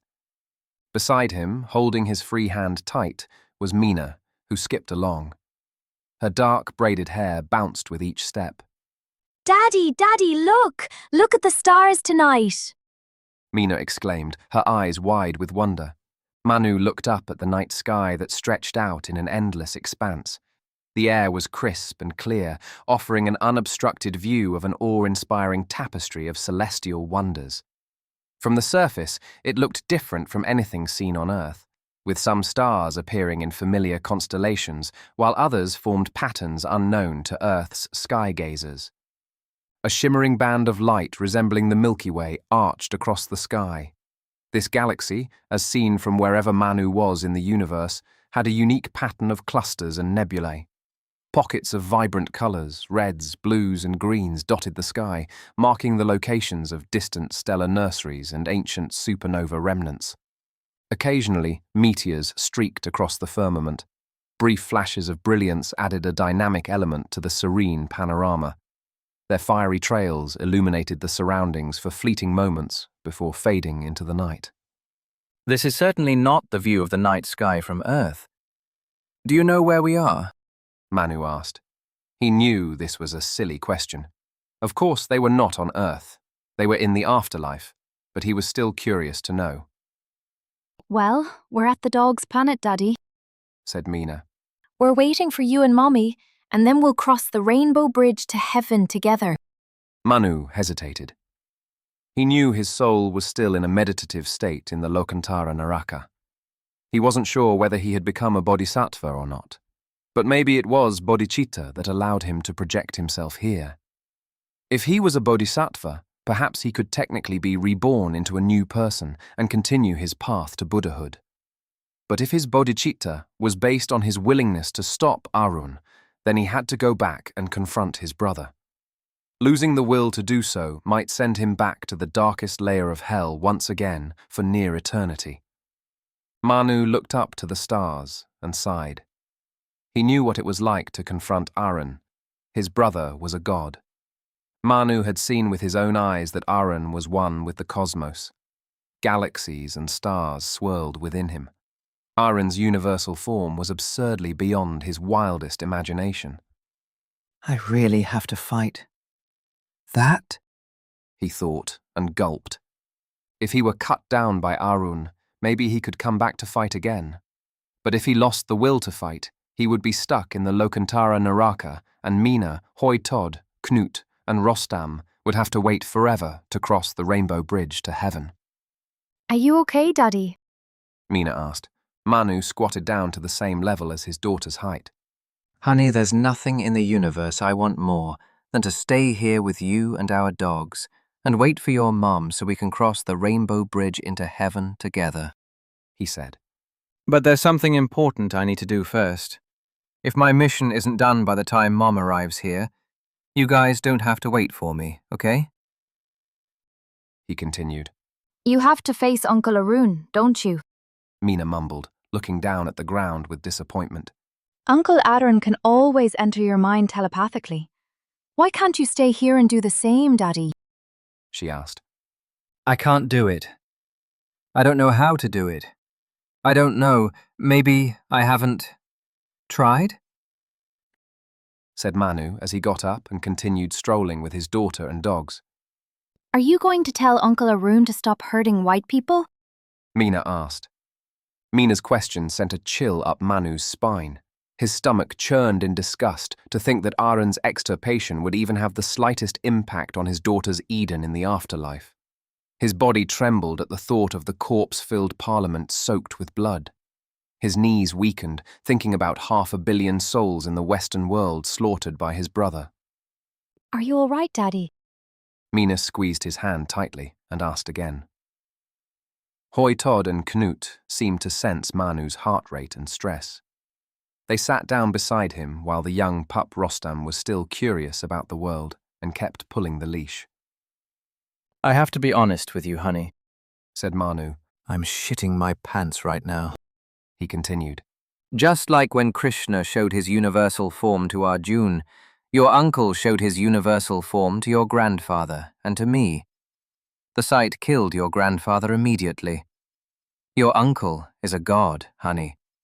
The stars, the skies, the galaxies, and the nebulae like those above us are part of him. I saw it with my own eyes. I have to stop him, or else I'll be stuck in the Lokantara Naraka for 100 quinquadragintillion years and never have the chance to cross the rainbow bridge with you and our family. But I don't know how, honey. I just don't know how to stop him. I'm really sorry you have to hear this. I really do. It's not that special, said Mina. For him to be one with the universe. I mean, I'm one with the universe too. You're also one with the stars and the skies too, Daddy. And so are Hoi Tod, Knut, and Rostam. What do you mean, honey? Manu asked. There's a book in our library, Daddy. Like many of our books, it would have been written decades or centuries in the future from now in the material world if Uncle Arun hadn't burned down almost half of the world, said Mina. The book says that the stuff that makes us and everything around us was made inside stars. First, inside stars, there are these tiny things called atoms. These atoms come together to make bigger things like carbon and oxygen. Then, when really big stars run out of fuel, they explode in a supernova. This explosion spreads all those atoms into space. The bits from these explosions can mix and form new stars and planets. Our solar system was made from this stardust, and everything, including us, is made from pieces of old stars. The calcium in your teeth, iron in my blood, and carbon in Rostam's body came from stars that exploded. We're all connected to the stars because the atoms in our bodies were once part of ancient stars. We're all made of stardust, Daddy. We're one with the universe, Daddy, and the universe is within us. We're the way the universe knows itself. Whoa, said Manu, a bit taken aback by the complexity of the stuff his daughter read. That's probably the most spiritual thing I've ever heard. Let me show you, Daddy. Mina gently squeezed his hand, and suddenly the world around Manu dissolved into an expanse of brilliant white light, brighter than 1,000 suns. For a moment, he was suspended in a void, disoriented, as if he had been stripped of his form and left as a mere floating consciousness. A gentle, yet overwhelming presence entered his mind. Manu felt a connection, a telepathic bridge forming. Without words, without sound, knowledge was shared with him, unraveling the universe before his mind. First came the stars. Countless stars. Manu saw them being born in fiery nebulae, massive clouds of gas and dust collapsing under their own gravity to ignite into new suns. He watched as they aged, some burning brightly and quickly, others living long, steady lives. He saw them die, exploding into supernovae, or quietly collapsing into white dwarfs, neutron stars, or black holes. The supernovae caught his attention. As these massive stars reached the end of their lives, they exploded with unimaginable force, scattering their outer layers into the cosmos. These explosions were not mere endings, but beginnings. In their violent deaths, supernovae forged the heavy elements, carbon, oxygen, nitrogen, and iron, the building blocks of life itself. He saw these elements drifting through space, eventually becoming part of new star systems, planets, and ultimately, life. Manu realized with a shiver of awe that every atom in his body, every molecule that made him and all the others, had been created in the heart of a dying star. Then came the galaxies, swirling, majestic collections of stars, gas, and dark matter. He was taken on a journey through the Milky Way, past its spiral arms teeming with stars and planets, then beyond to the neighboring Andromeda, and further still to galaxies billions of light-years away. The scale was incomprehensible. Each galaxy was a glittering island in the vast cosmic ocean, yet it was merely a speck of dust in the grand tapestry of the universe. To comprehend the vastness, the presence showed him the scale of it all. Manu was taken to the edge of the solar system and saw the sun as just a tiny point of light. The solar system, with its planets and the sun, was but a minuscule speck in the vast expanse of our galaxy. The Milky Way itself, a collection of billions of stars, was shown to him in the context of the local group, our galactic neighborhood. This group, in turn, was a small part of the Virgo supercluster, an enormous structure containing thousands of galaxies. But even the supercluster was just a drop in the cosmic ocean. Manu saw it as part of the Laniakea supercluster, a vast network of hundreds of thousands of galaxies bound together by gravity. And beyond Laniakea lay the Pisces-Cetus supercluster complex, a gargantuan structure that encompassed numerous superclusters. And yet, the supercluster complex was just a fragment of the grander structure. Manu was shown the cosmic web, where galaxies gathered along the dark matter, connecting the universe in a vast, three-dimensional structure. Then the presence showed him the observable universe, a sphere with a diameter of 93 billion light-years, containing countless superclusters. The sheer scale of it was mind-boggling, and it also showed the limit of humanity, as there was at least 15 million times more universe outside of this sphere. But the presence, Manu, and the rest of humanity, no matter how far in the future, would never, ever get to observe. From the scale of it all, the Earth, the solar system, and the Milky Way galaxy were all reduced to nothing. As the presence took Manu deeper in time, he witnessed the birth of the universe itself as the Big Bang sent matter and energy hurtling outward, creating space and time. He saw the first atoms form, the first stars ignite, and the first galaxies coalesce. Eons passed in moments as the universe expanded and aged.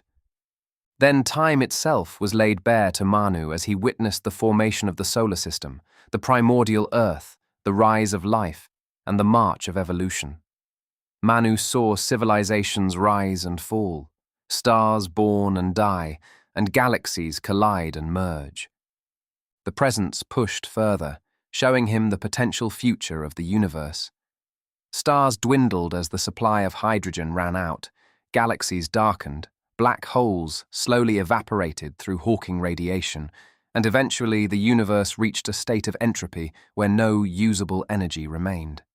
In the end, everything became a cold, dark, and lifeless expanse. Then the vision faded, and Manu felt the presence retreat. He found himself back in his body once again. As he felt a cool breeze brushing gently on his face, the overwhelming sense of insignificance brought him nothing but inner peace and serenity. Now he knew that not only Arun was one with the cosmos, but he and every other thing were part of it just the same.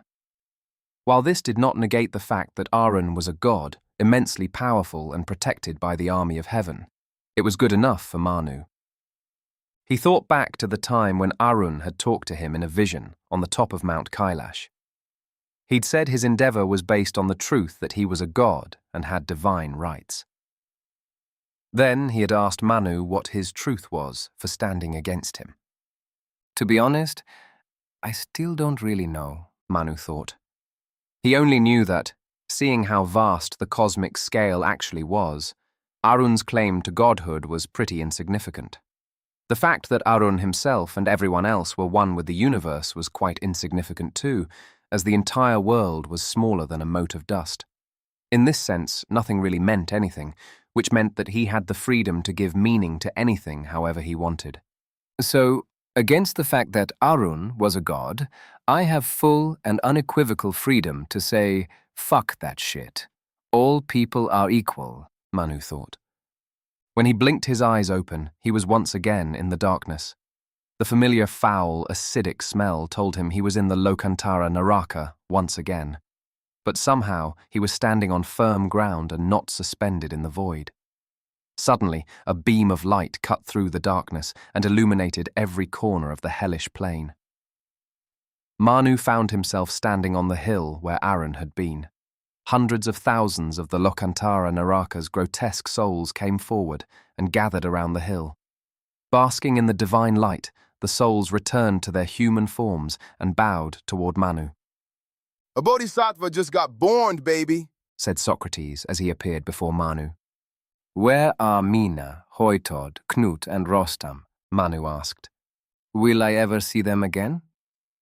They waiting to cross the rainbow bridge into heaven with you, brother, Socrates replied. But before that, you got a job to do. Am I right? Manu blew into his hands. Let the good times roll, he said while trying to enter a meditative state and concentrating on getting back to earth. Peace out, brother, said Socrates. Manu's consciousness stirred as he lay half buried in the thick snow. His senses were numbed by its icy grip. A puff of his warm breath condensed into the fleeting mist. Slowly, awareness, coaxed by the biting cold, seeped back to him. The world around him was eerily silent, save for the occasional whisper of wind. I must have woken up at the Valley of Flowers, where I died. But it's winter right now. I wonder how much time has passed in the material world, he thought. Manu tried to lever his body up, but he struggled against the weight of lethargy. Every movement was a battle. His limbs were sluggish and uncooperative, as if he were waking from a centuries-long slumber. Then, his hand touched a cold steel shaft buried in the snow. He immediately knew it was his parachute axe. He mustered his strength one more time to push himself up and pull his axe out of the snow. Manu checked on the axe's curved blade, the sharp spear on the axe's eye, the hammer on the axe's butt, the long steel shaft, and the Sanskrit engravings. Then a note dropped on the ground. Manu picked it up and read the Sanskrit letters. Prince Manu Sudarshana Chakra. Congratulations on your escape from the Lokantara Naraka and your ascension toward becoming a bodhisattva. While you are still an underdog in a fight against King Arun Sudarshana Chakra, some of the gods in the Hindu pantheon are placing wagers on you to win. Accept this gift from Vishvakarma, the engineering god, and don't disappoint us, Chitragupta, the record keeper. What the hell? Manu thought as the Sanskrit note self-destructed into ashes. Suddenly he saw something glinting in the distance. It was a shining metallic object that stood out against the white monotony of snow and ice. Manu used his axe as a trekking pole and trudged towards the object. The cold was a relentless adversary, seeping into his bones and dulling his senses. As Manu got nearer, the shape began to take form. It was an airship. It was parked in the middle of the frozen wasteland. With trembling hands, Manu reached out to touch the cool, polished surface. Aces. Manu tried to comprehend what was going on. This is fucking aces. It was supposed to be torn into pieces from the ambush, but now it's here and fully repaired, he thought with glee. Then he noticed a ramp extending from the gondola of the airship.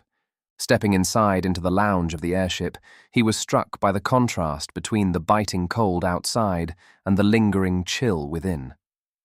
The airship aces, though dormant and unpowered, exuded a sense of familiarity that was comforting to Manu. Touching the poker table and the plush mahogany chairs where he had spent countless hours sitting in and looking up at the ceiling adorned with a mural depicting the Battle of Hydaspes, Manu felt the warmth of coming home. He slid down a ladder from the familiar lounge into the crew's quarter, where he had spent the last days before he had died playing cards with Chandra and Bahadur. Then he slid down another ladder into the airship's control car. His footsteps echoed in the stillness. Dormant controls and unlit gauges lined the walls, waiting to be awakened. Levers and switches, once manipulated with expert precision, now stood still, covered in a thin layer of frost. Manu stood in front of the mechanic's panel.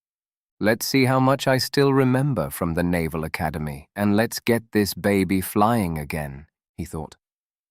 First, he found the oil tank electric heater and plugged it in, waiting until the tank felt warm to his hand. The heat slowly radiated through the metal, bringing a semblance of life back to the frozen vessel. He then moved to the engines, turning them over 4 or 5 revolutions by pulling the propellers by hand. Next, Manu set the carburetor heat control to the cold position and adjusted the carburetor mixture to rich. With the fuel supply turned on, he opened the throttle to the position corresponding to 600 revolutions per minute. Next, he turned the primer pump handle to the left for the port engine and then to the right for the starboard engine, giving 4 strokes of the pump each after ensuring the priming line was filled, and reset the handle to the neutral position. Taking a deep breath, Manu turned the ignition switch to both on and selected the port and starboard engines with the selector switch. The moment of truth approached, as he pushed the starter switch to the on position and waited for 30 seconds until the whine of the starter indicated it was running at full speed. Then he pulled the switch to mesh. The engine roared to life. The mechanical heartbeat resonated through the airship. The control car vibrated with newfound energy. Manu smiled, feeling the thrill of revival coursing through him as the airship awakened from its long, frozen slumber. The airship hummed with energy as Manu managed the pressure system. With pressure readings at the correct range, aces lifted gently off the ground.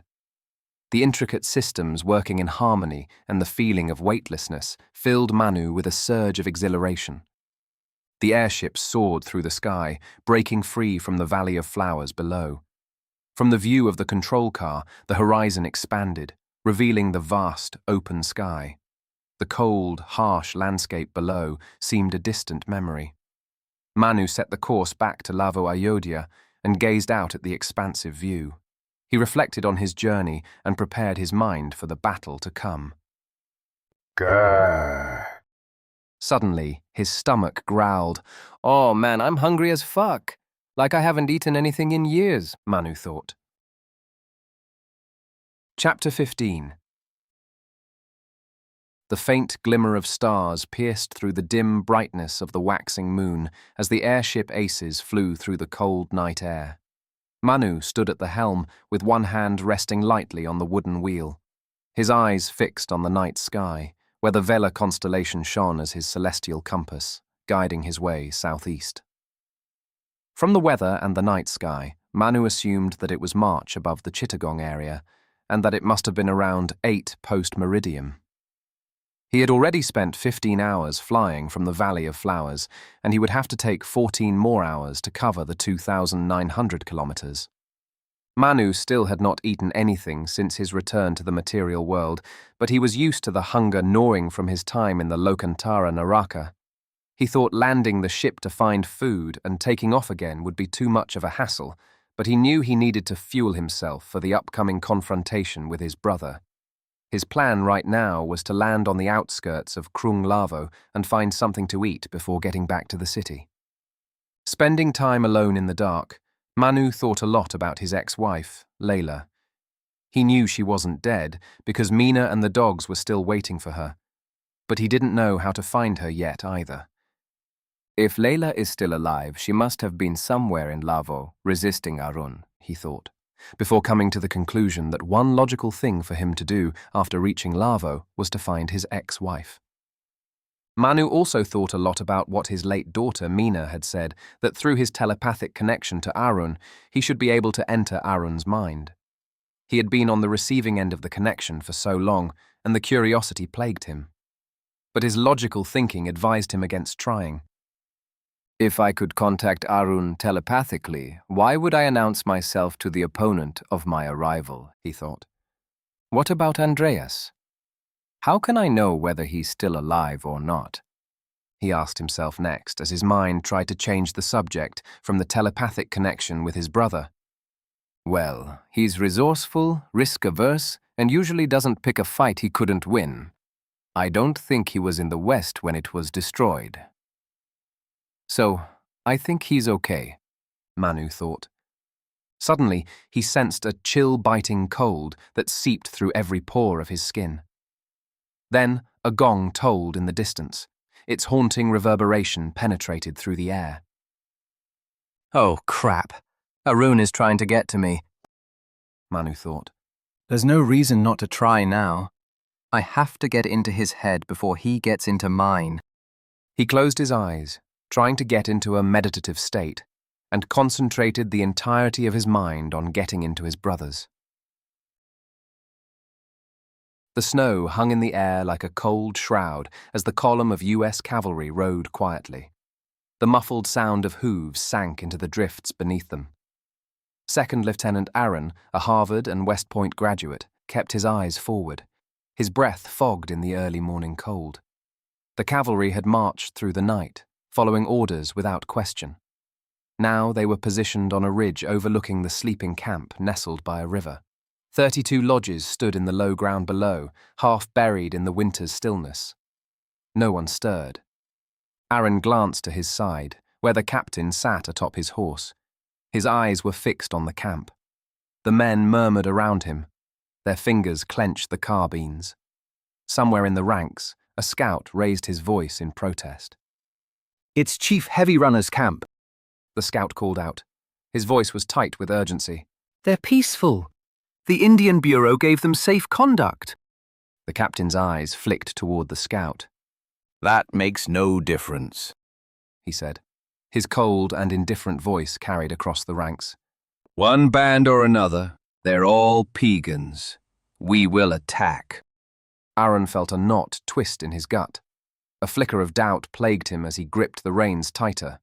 Orders were orders, but something about this did not sit right with him. He had been told they were after Mountain Chief's band, the hostile ones. Not this. The scout shouted again, but before he could say more, the captain grabbed him roughly, dragging him back. If you warn them, I'll shoot you myself, he snarled. Arun watched the camp below. The first light of dawn began to break over the horizon, casting long shadows over the lodges. Somewhere, a dog barked, and Arun's pulse quickened. "Ready!" came the command. Arun raised his Spencer carbine. His hands trembled in the biting cold. His breath hitched as he watched the camp below. Women and children were moving slowly as they awoke. He could see them just starting their morning, unaware of what was coming. "Fire!" the captain cried. The first shot split the air. A moment later, the ridges around them exploded with the sound of carbines as the soldiers opened fire from their vantage point. The first few shots struck the lodges, splintering poles and canvas. Women fell as they tried to flee. Children screamed as the chaos descended upon them. From his position, Arun saw Chief Heavy Runner running out from his lodge, waving something in his hand. He held a piece of paper high above his head. It was his tribe's safe conduct. He was shouting, but his voice was lost in the roar of gunfire. Arun saw the man stumble as a shot rang out. Chief Heavy Runner crumpled into the snow, his blood mixed with the cold white blanket beneath him. The cavalry charged forward into the camp. Their horses thundered down the slopes. Arun followed. Soldiers slashed through the lodge coverings with their sabers. They dragged people out into the open only to shoot them down in cold blood. The smell of burning wood and flesh filled the air as they tore down the teepees, collapsing them onto the fires. Screams echoed in Arun's ears. Women, children, and the elderly were all caught in the whirlwind of slaughter. Arun's horse shifted beneath him as he spurred it forward. He caught sight of a young woman running toward the river, clutching a child in her arms. Her eyes, wide with terror, met his for a brief moment. Before he could act, another shot rang out from behind him. The woman crumpled into the snow. The child tumbled from her arms, motionless. The sickness rose in Arun's throat. This was not a battle. This was butchery. He looked back at the camp. The lodges were burning now. Thick plumes of smoke curled into the morning sky. Bodies lay scattered in the snow. Bloodstains marked the ground where they had fallen. The cavalry moved from lodge to lodge, taking anything of value they could find before setting the remains on fire. He saw one of them, a man from Company K, swinging an axe at a screaming woman. As Arun watched the massacre unfold, his fingers twitched on the carbine he no longer wanted to fire. The screams of the women and children, the crackle of burning lodges, the smell of blood in the snow. They were too much. His vision blurred. His heart pounded with a fury he could no longer contain. He couldn't take it anymore. Arun's hand dropped from his carbine and reached instinctively for the leather strap at his belt. His fingers wrapped around the cool, ornate metal of the Sudarshana chakra, a chakram discus that was a symbol of both his royal family and Vishnu, the preserver god. The circular blade gleamed in the pale winter light as Arun drew it from his side. His cavalry brothers, still lost in the slaughter, did not notice. Not yet. Arun spurred his horse into a slow trot, moving through the chaos. His eyes scanned the snow-drenched battlefield. One of his comrades was laughing as he sliced open a tipi with a saber. The terrified cries of the people inside were like fuel for his cruelty. With a swift flick of his wrist, Arun sent the Sudarshana chakra spinning through the air. Its deadly arc sliced cleanly across his comrade's throat. The man's laughter stopped abruptly, his eyes widening with shock as he dropped to his knees. His blood sprayed into the snow. The rest of the company was momentarily stunned by the sudden violence from within their ranks. A soldier turned toward him, raising his carbine, but he was too slow. Arun's discus carved through the cold air and bit deep into the soldier's chest. He fell back with a scream. His carbine clattered uselessly to the ground. More of the cavalrymen had just realized what was happening, but it was too late. The discus flew from Arun's hand again. It spun like a silver blur through the chaos. It caught one man in the chest. The force knocked him off his horse. Before another could raise his carbine, Arun was on him. He retrieved the chakram and slashed brutally across the soldier's throat. The blood sprayed out in a fine mist. Arun cut down men he had once called brothers, soldiers he had laughed and drunk with. They fell before him, one after another. Their screams blended with the dying cries of the Piakani people in the burning camp. "Chink! What the hell are you doing?" the captain cried as he rode toward Arun. His face was twisted with fury as he raised his revolver. With a final flick of his wrist, Arun hurled the Sudarshana chakra once more. It flew through the air with lethal precision. The captain barely had time to pull the trigger before the blade cut his head cleanly off his neck. Blood gushed out like a fountain. His body fell off his horse, and the revolver discharged harmlessly into the snow. Arun stood in the center of the carnage, his chest heaving and his hands slick with blood. His cavalry company lay dead around him, their lifeless bodies scattered across the snow like the victims they had slaughtered moments before. The once clear sky was now dark with smoke. The air was thick with the stench of death. He knew what he had to do. There was no turning back now. He had crossed a line that could never be uncrossed. If the army found out, he'd be hunted down and tried for treason.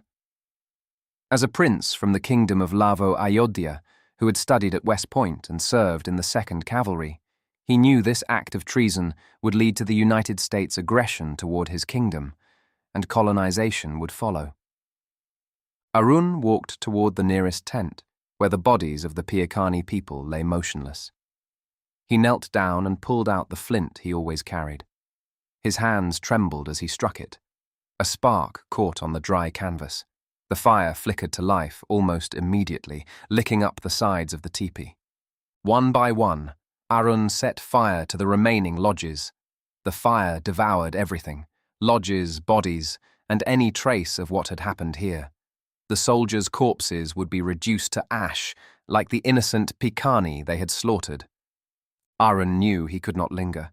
He swung up onto his horse and cast one last glance at the burning remains of the camp. The flames rose high, consuming everything he had ever known. The army, the bonds with his fellow soldiers, the code of honor he had once believed in, they were all gone, reducing to nothing but ash. Arun shifted his weight on his horse, signaling it to canter away from the flames. He didn't know where he was going, but he knew he had to keep moving. He was no longer Crown Prince Arun Sudarshana Chakra of the Kingdom of Lavo-Ayodhya, Harvard and West Point graduate and 2nd Lieutenant of the 2nd Cavalry of the United States Army. He was a deserter, a fugitive, and a murderer. Arun thought he could outrun his past. After the massacre, he rode far away from the bitter cold of Montana. The Kingdom of Hawaii seemed like a new beginning. In Hawaii, he met a Japanese immigrant with a fire in her eyes and a spirit that drew him in like nothing he had ever known. She was fierce, passionate, and unafraid to speak her mind. She had arrived years before, part of the wave of Japanese laborers lured by promises of wealth and opportunity. But she had not come to work in the fields like so many others. She had become an interpreter, helping her fellow immigrants navigate the island's plantation economy. Against the odds, she had risen further. She owned a modest but thriving general merchandise store. But her success made her enemies. White shop owners did not like competition, especially not from a woman, an immigrant, and someone who dared to speak out. The Japanese lady never held her tongue when it came to the injustices on the sugar plantations. She saw too many laborers working themselves to death under the scorching sun, while plantation owners reaped the profits. She spoke out, not just in her store, but at public gatherings, unafraid to tell the truth about the brutality of the working conditions. Her courage drew Arun to her. They were both outsiders, running from the past. For a while, it seemed like they found something close to peace. She became pregnant, and with her belly growing, Arun felt a strange kind of hope, something he'd not allowed himself to feel in years. The darkness of the massacre, the memories of the fire, and the screams seemed to fade when he was with her. One night, Arun was out collecting supplies. He was supposed to be gone only a few hours, but when he returned to the store, the door was ajar, swinging in the evening breeze. Something in his chest tightened. He stepped inside and called out her name. Silence answered him. The shelves were knocked over. Goods were scattered across the floor. His heart pounded as he rushed upstairs, but she was not there. When he ran back down, a crowd had already started gathering outside. Murmurs swirled like the wind. One man, his eyes downcast, pointed silently toward the edge of town. Arun's blood turned cold as he followed the direction of the man's gesture. They had hung her from the banyan tree, not far from the white-owned shops. Her body swayed gently in the evening breeze. Her long, dark hair that he had once brushed was now tangled. Her once bright eyes were closed forever. Her hands were bound.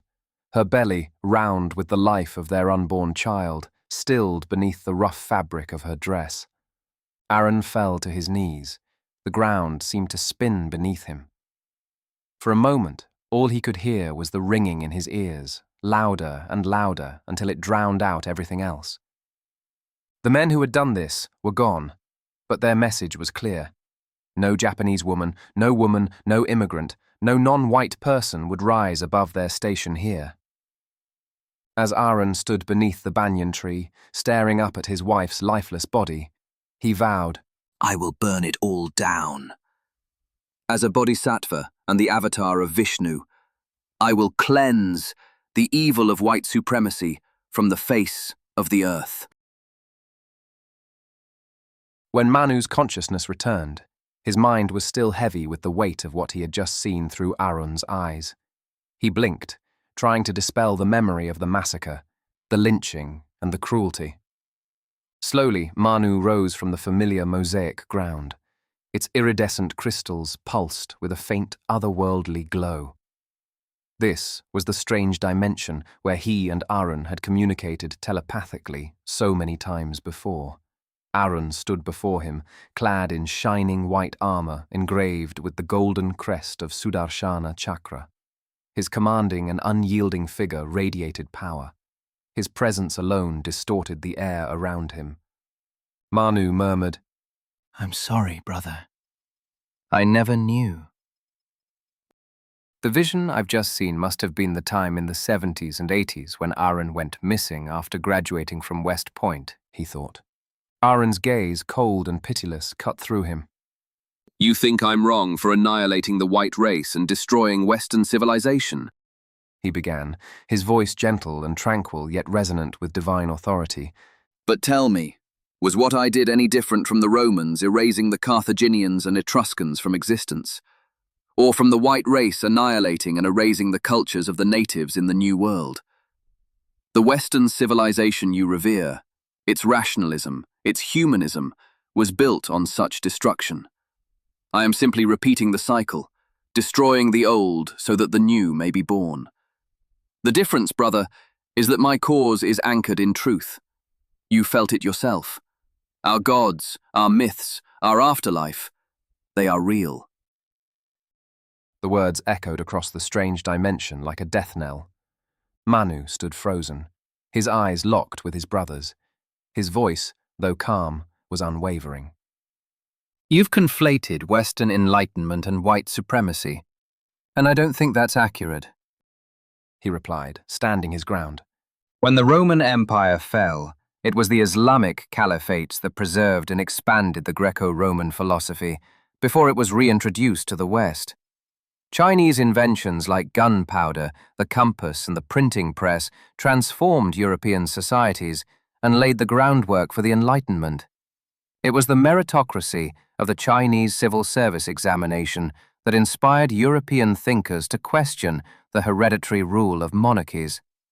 Indian mathematics, the numeral system, and the concept of zero paved the way for Western science.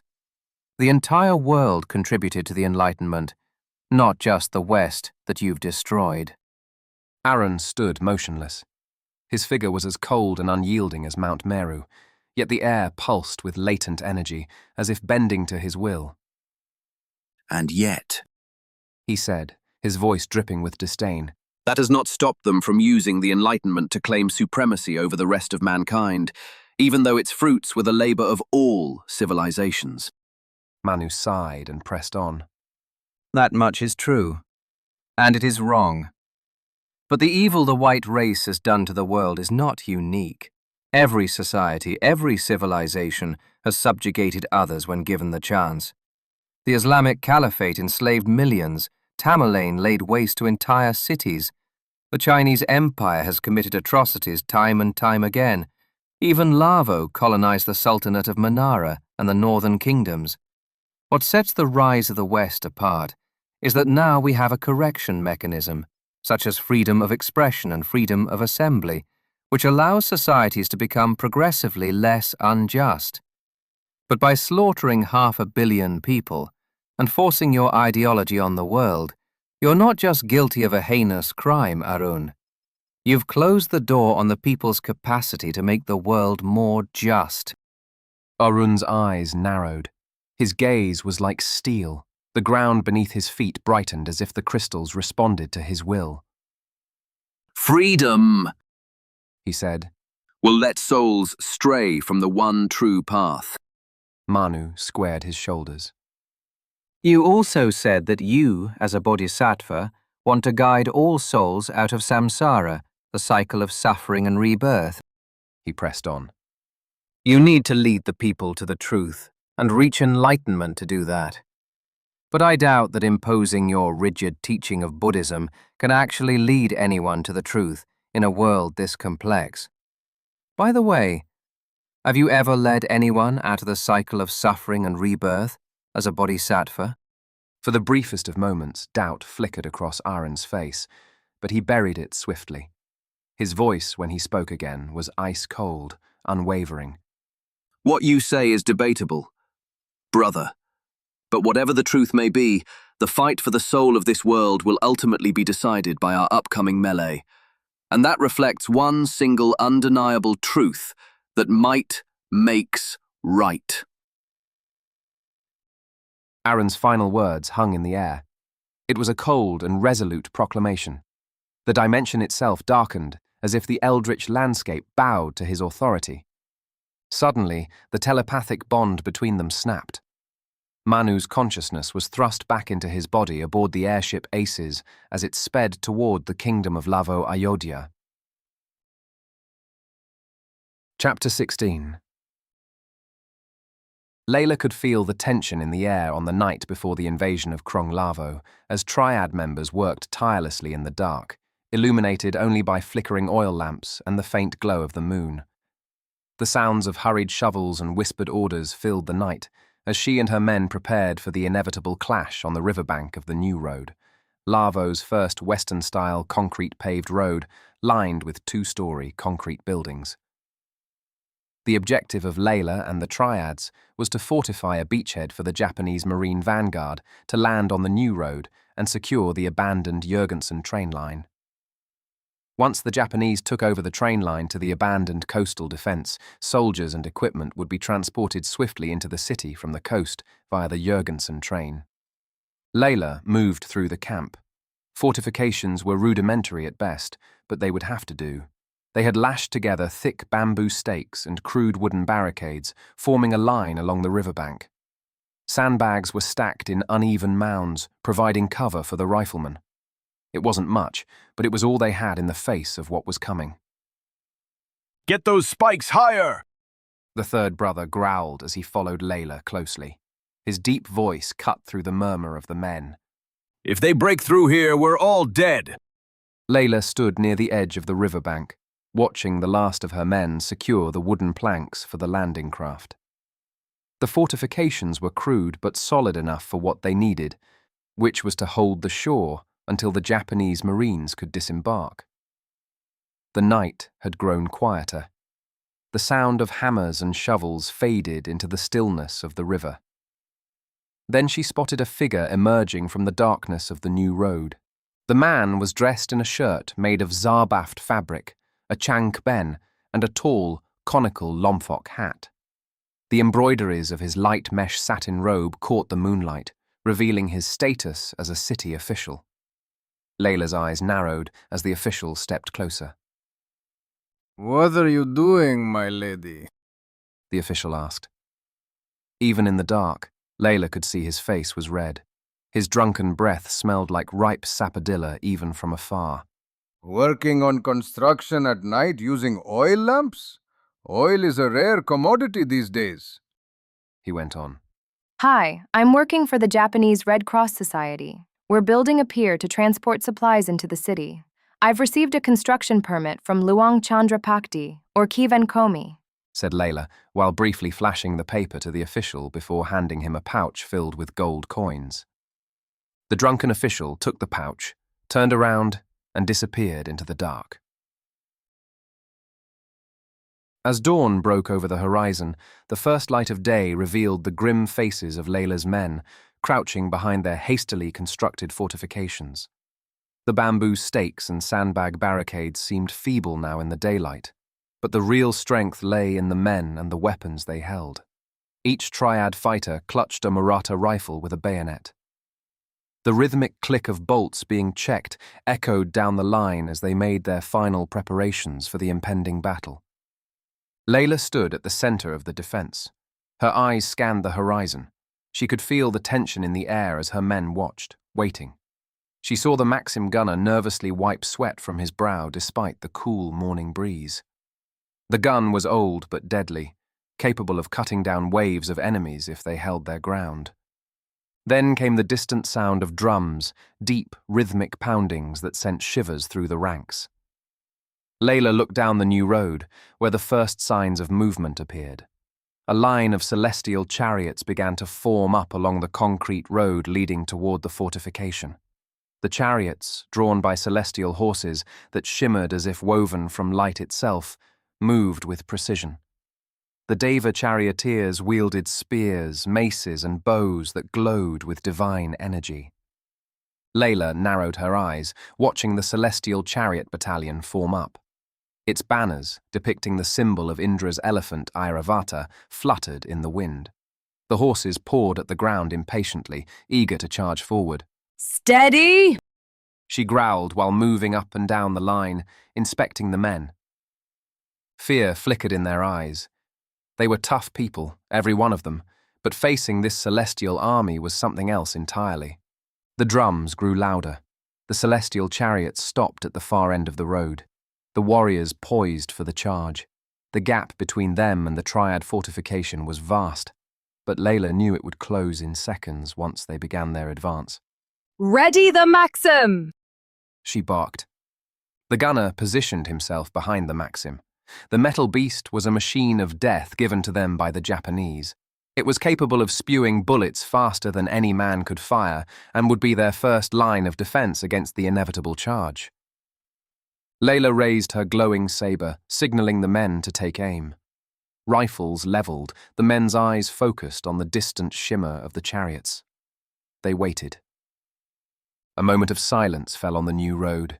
Then, with a sudden deafening roar, the celestial army surged forward. The chariots charged down the road. Their horses galloped with terrifying speed. Hooves thundered against the earth. The celestial warriors, with eyes burning with divine light, raised their spears and maces high as they charged toward the fortifications. Fire! Layla shouted. The Maxim gun erupted first. Its staccato rattled. Sharp cracks of rifle fire followed. Bullets whizzed through the air, tearing into the celestial chariots as they closed the distance. A few of the divine steeds faltered, falling to the ground as bullets pierced their shimmering forms. But for every chariot that stumbled, more continued to surge forward. Their celestial armor deflected many of the shots. The triads fired with everything they had. The Maratha rifles worked furiously as they unleashed round after round into the oncoming tide, but it was not enough to stop the chariots. Fire! Layla yelled again, watching the gap between them and the celestial host close rapidly. She stepped forward, raising her glowing saber with her only remaining hand. Her heart pounded. The celestial chariots tore into the fortifications with devastating force. Layla barely had time to react before the first line of bamboo stakes was smashed to splinters, sending debris flying in every direction. The divine steeds with glowing hooves charged through the sandbags and wooden barricades as if they were nothing. The triad men fired relentlessly, but it was like shooting into a storm. The chariots ploughed forward. Celestial warriors leaped from their golden vehicles with weapons blazing. Around Layla, the fortifications were crumbling. The celestial warriors wreaked havoc, cutting down the triads with ease. The Maxim gun jammed under the stress of continuous fire, and she saw one of her men desperately trying to fix it, but a celestial chariot crushed him with a mace. The air was thick with smoke. The sound of battle drowned out everything else. Her breath came in ragged bursts. Sweat poured down her face. A deva appeared on Layla's right, thrusting a spear toward her with deadly speed. Just as the spear was about to impale her, deafening explosions echoed across the battlefield. Layla's head turned as artillery fire rained down on the battlefield. Shells exploded in the midst of the charging chariots. The Japanese and Ottoman gunboats had arrived. Their massive cannons roared, lighting up the dawn sky with fire and smoke. Shell after shell pummeled the celestial forces, sending chariots flying and scattering the divine warriors across the field. The heavenly army faltered, their formation breaking under the barrage. Layla seized the moment. With a swift, powerful slash, she severed the arm of the deva that had been a fraction of a second from ending her. The celestial warrior staggered back, blue goo spilling from the wound before he collapsed into a heap. Layla did not wait to watch him fall. She turned and shouted to her men in a hoarse but commanding voice. "Hold the line!" More artillery rounds exploded along the riverbank, shaking the earth beneath Layla's feet. Her men rallied, their spirits lifted as the Japanese and Ottoman shells wreaked havoc on the divine forces. The relentless barrage forced the celestial warriors to pull back and threw their once coordinated charge into chaos. Then, behind the fortifications, Layla saw the first wave of Japanese Marines disembarking from their landing crafts. Clad in olive uniforms and armed with bayonets and rifles, they moved with discipline to form a new defensive line. Their commander, a stern-faced officer with a katana at his side, barked orders as the Marines took position behind the remaining barricades. The first vanguard of the Japanese Marines opened fire, unleashing a hail of bullets into the disoriented celestial army. Layla watched as the disciplined ranks of the Marines began to push back the Deva warriors. Each volley of rifle fire tore through the divine soldiers, sending them reeling. The chariots that had once crashed through the defences were now in full retreat as they were unable to withstand the combined assault of artillery and gunfire. As the last of the Deva warriors disappeared into the smoke-filled distance, their once mighty chariots lay in ruins along the road. Layla sheathed her sabre and turned to the Japanese officer, nodding in silent gratitude. The skirmish was won, but she knew this was only just the beginning. The dawning sun cast a long shadow through the dense foliage of the mango plantation as Andreas rode at the head of the Templars' cavalry formation. He was armed as a cuirassier, clad in a breastplate covered with the Templar tabard. His plumed helmet weighed heavily on his brow. The Templar army, a force 5,000 strong, moved in grim silence beneath the heavy canopy through the western side of the Meinam River. Their red crosses pâtés were stark against the faded white of their tabards. The steady rhythm of boots on the earth and the clinking of armour echoed faintly among the trees. Above the line of infantry, the black and white horizontal bicolour banners with red cross pâté of the poor fellow soldiers of Christ and of the Temple of Solomon fluttered in the warm breeze. Andreas's gloved hand tightened around the reins of Arjun as the line of Templars advanced toward the riverbank, where the imposing star fort of the Lavo's naval headquarters loomed in the distance. Andreas glanced across the grassy glade, nestled between the mango and orange plantations. The stillness of the scene, punctuated only by the steady rhythm of the marching Templars, was abruptly shattered by the distant hum of an approaching airship. The massive dark vessel, christened Dreadnought, the flagship of the Templar fleet, descended slowly, its ominous silhouette growing larger as it neared the ground. With a soft thud, it settled onto the glade. The airship's ramp lowered from its gondola, extending down to the ground. At the top of the ramp, several Templars emerged. They flanked a reinforced carriage transporting a steel protective cylinder encased over the weapon of mass destruction. 2 draft horses were summoned from the column. Their reins were handed to the Templars as they were hitched to the carriage. Once secured, the horses moved forward, joining the formation as the Templars resumed their march. The bronze cannon that would fire it was pulled by 4 draft horses behind the ancient atomic weapon. The mere sight of it sent a chill down Andreas's spine. The purpose of the mission was clear. The obliteration of the city, along with Arun and the most modern forces of Japan and the Ottoman Empire, so that, after the dust settled, the white race would rule the world once again. The Brahmashira Astra, Andreas thought. The airship Dreadnought, which landed only a few hundred meters away from the Star Fort, was planned by Godfrey to be used as the backup option for using the Brahmashira Astra as well. If the bronze cannon malfunctioned in one way or another, Godfrey planned to load the ancient atomic weapon onto Dreadnought and drop it on the city. The warhead uses an impact fuse, so a drop from the sky should do the trick as well once it hits the ground. Andreas's mind wandered. Arjun snorted. His ears twitched nervously as he trotted near the Brahmashira Astra.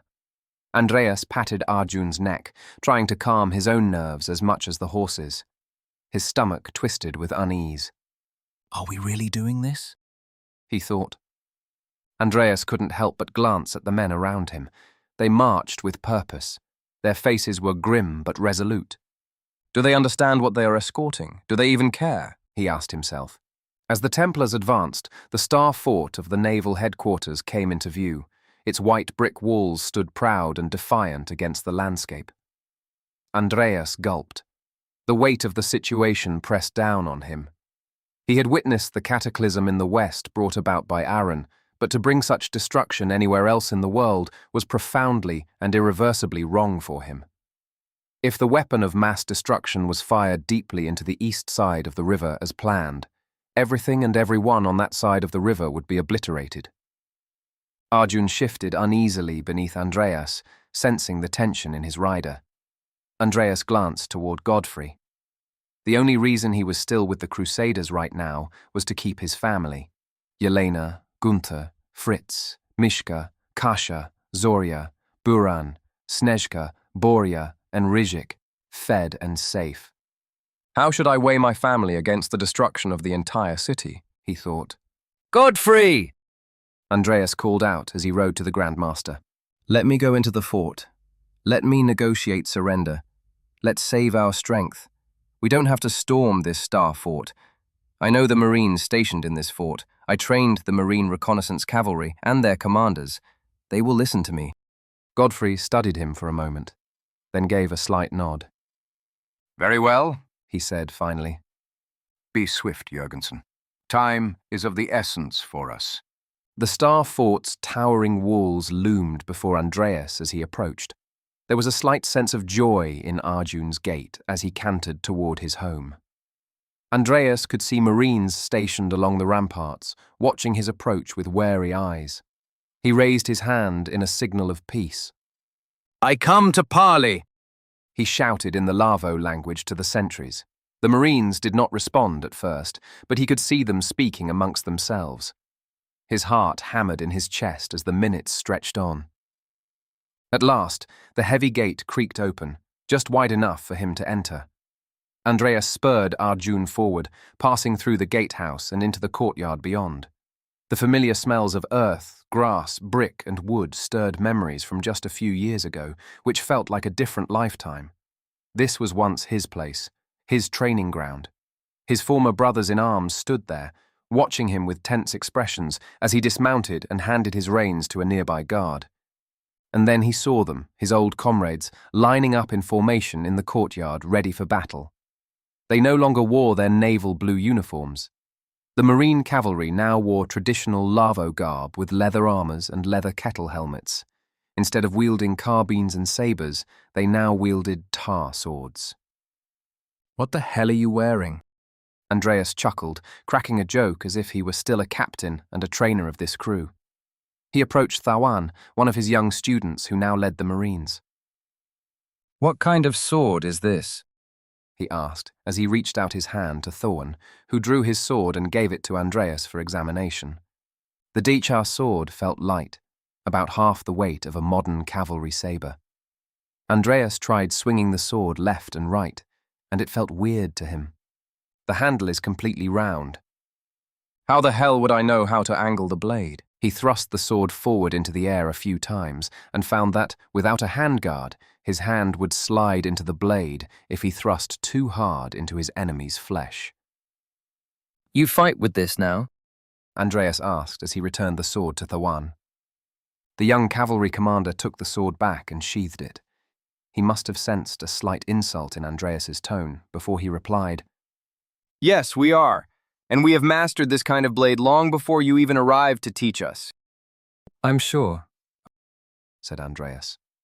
He lifted both his hands up and opened his palms as if to apologize to Thawan for his attitude about the sword.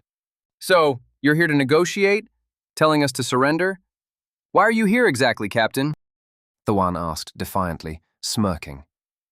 Andreas surveyed the cavalry squadron and the regiment lining up in the courtyard and on the ramparts.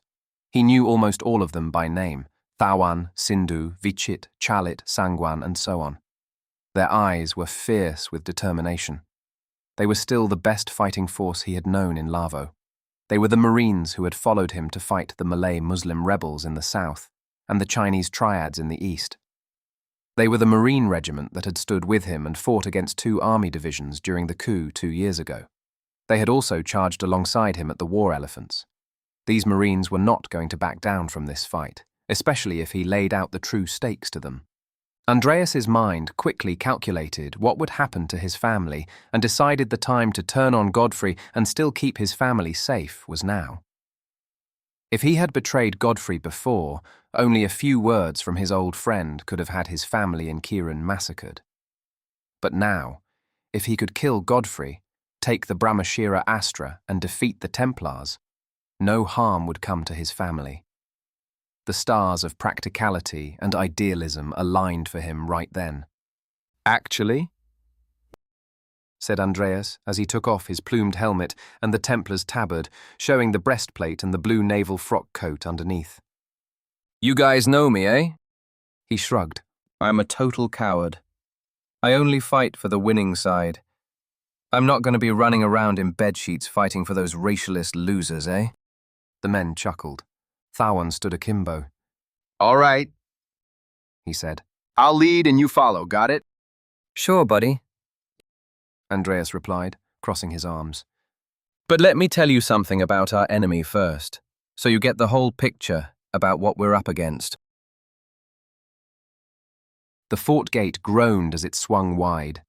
After Andreas had told the regiment leaders about the coalition forces and the Brahmashira Astra, they had agreed that the Marine cavalry would charge out, catching the Templar at a surprise, aiming to kill Godfrey and take the ancient atomic weapon, while the Marine infantry would defend the ramparts of the Star Fort to the last men. This would be a suicide mission for both. At a gallop! Thawan commanded. The bugle horn sounded. The moment had come. Andreas rode his horse forward, along with the formation. Behind him, the thunderous roar of hooves followed. For king and country, charge! Thawan roared, the battle cry. The bugle horn sounded. The Marine cavalry squadron of 120 men drew their swords in unison and charged out into the open. Before them, the Templar army stood arrayed in tight ranks, surrounding the fort with gleaming steel and flapping banners. In front of the army stood the Grand Master Godfrey Boleyn himself. His tall figure was unmistakable, flanked by the ominous shape of the Brahmashira Astra. The Templars had not expected the Marine cavalry to charge out with such ferocity. A moment of hesitation rippled through their lines. Andreas saw the opening they needed. His eyes locked on Godfrey and the Brahmashira Astra in the distance. The Templar cuirassiers, the heavy cavalry in steel breastplates and plumed helmets, saw the charge and moved swiftly to counter. Like a tide of iron, they galloped forward to protect their Grand Master and the deadly warhead. The ground shook with the collision of wills as the two forces hurtled toward one another. The air was thick with the smell of leather, steel, and fear. The distance between the two cavalry forces shrank in an instant. The Templar cuirassiers drew their cavalry sabres. Their discipline was impeccable, but the Marine cavalry had speed and agility on their side. They were trained to fight on both land and sea, unencumbered by the heavy armor that slowed the Templars. Andreas locked eyes with one of the cuirassiers, charging directly toward him, raising his sabre, poising to strike. He dodged the incoming sabre and slashed his pulwar upward. The blade struck true, slicing through the cuirassier's side. The Templar fell from his horse and crashed to the ground. Around Andreas, the Marine cavalry fought with swift precision. Their training paid off as they maneuvered their lighter horses through the heavy ranks of the Templars. Yet the cuirassiers were no easy prey. They were massive in size and fought with crushing power. Their sabres swept down with deadly force. Andreas saw his leader and former ward, Thawan, being slashed and thrown from his horse. His body crumpled to the ground. Andreas could feel the weight of the battle pressing in around him. His heart raced, not just from the physical exertion, but from the knowledge of what was at stake. If he failed, the Brahmashira Astra could erase everything, the land, the people, and Lavo itself. Push forward! Andreas shouted, raising his pulwar to signal the Marine cavalry. Still, the Templar cuirassiers pressed them hard. One Marine fell to the ground, caught by a slashing cut from a Templar's sabre. Another was dragged from his horse, disappearing beneath a wave of Templar bodies. Andreas could feel the battle teetering on a knife's edge. Andreas's eyes darted toward the Brahmashira Astra once more. They were close. Too close to give up right now. The Templars would defend it with everything they had, but the Marine cavalry had to break through.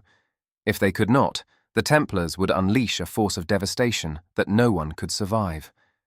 With renewed determination, Andreas charged ahead, slashing down a Templar knight who blocked his path. Arjun helped him trample over the fallen enemy as he galloped forward, carving a path through the battle. Godfrey was just ahead, still watching, still waiting. The warhead stood ominously behind him. To the Grand Master! Andreas shouted, urging his horse forward and raising his pulwar high. Charge! The Marine cavalry responded with a roar. Their formation tightened as they rallied behind him. Together, they charged toward the Grand Master and the warhead that threatened to destroy them all. But the Templar cuirassiers were not finished. As the Marine cavalry pushed forward, the Templars regrouped, forming an unbreakable line of steel. The two forces collided once more. The sound of battle rose to a deafening crescendo. Another Templar rushed at Andreas with a sabre, aiming straight for his rein hand. With a swift motion, Andreas swung his pulwar, deflecting the sabre just in time. He brought his pulwar down, cutting through the Templar's arm, sending him toppling from his horse. Andreas fought desperately, slashing at Templar cuirassiers that surrounded him, but he could feel the tide of the battle turning. His comrades fell around him. Their charge faltered. Marine cavalrymen were dragged from their horses and were cut down by Templar sabres. The battlefield, once filled with the hopeful energy of the charge, now seemed like a suffocating trap. Pull back! Someone shouted through the chaos, and the words hit Andreas like a blow. They failed. He turned his head and saw Sindhu, Thawan's second-in-command, gesturing frantically to fall back. They could not hold out much longer. The Templars were closing in, tightening their encirclement around the fort and the few remaining Marines. With a heavy heart, Andreas turned Arjun around and yelled to his men, "Fall back! We have to break out!" The Marine cavalry began to retreat under the relentless pressure of the Templar cuirassiers. The Templars sensed the Marines' weakness and pushed harder. Their sabres cut down those who lagged behind. Andreas saw one of his comrades fall. His body crumpled beneath the hooves of the Templars' horses. They had to escape. The Templar forces were overwhelming, and staying any longer meant complete annihilation. Andreas rallied what remained of his troops. His voice was hoarse from shouting. To the north! Break the line! The Marine cavalry shifted direction. Their battered ranks turned northward toward the only gap in the Templar encirclement. But the Templars did not relent. As the Marines tried to flee, the Templars closed in from all sides, tightening the noose. Andreas squeezed his legs, commanding Arjun forward and leading the charge toward the northern line, where the Templars were less concentrated. If they could just break through, they might survive. Around him, the Marine cavalry fought savagely, hacking at the Templars who sought to block their escape. It was chaos, horses rearing, men falling, swords clanging. Blood soaked the earth beneath them as they fought tooth and nail for every inch of the ground. Andreas slashed at a Templar knight, knocking him from his horse before surging forward. With a final push, Andreas and the remaining Marines broke through the Templar lines. The air was thick with the sound of hooves pounding the ground as they fled northward. The Templars were hot on their heels. Behind them, Godfrey and the Brahmashira Astra were still untouched by the chaos.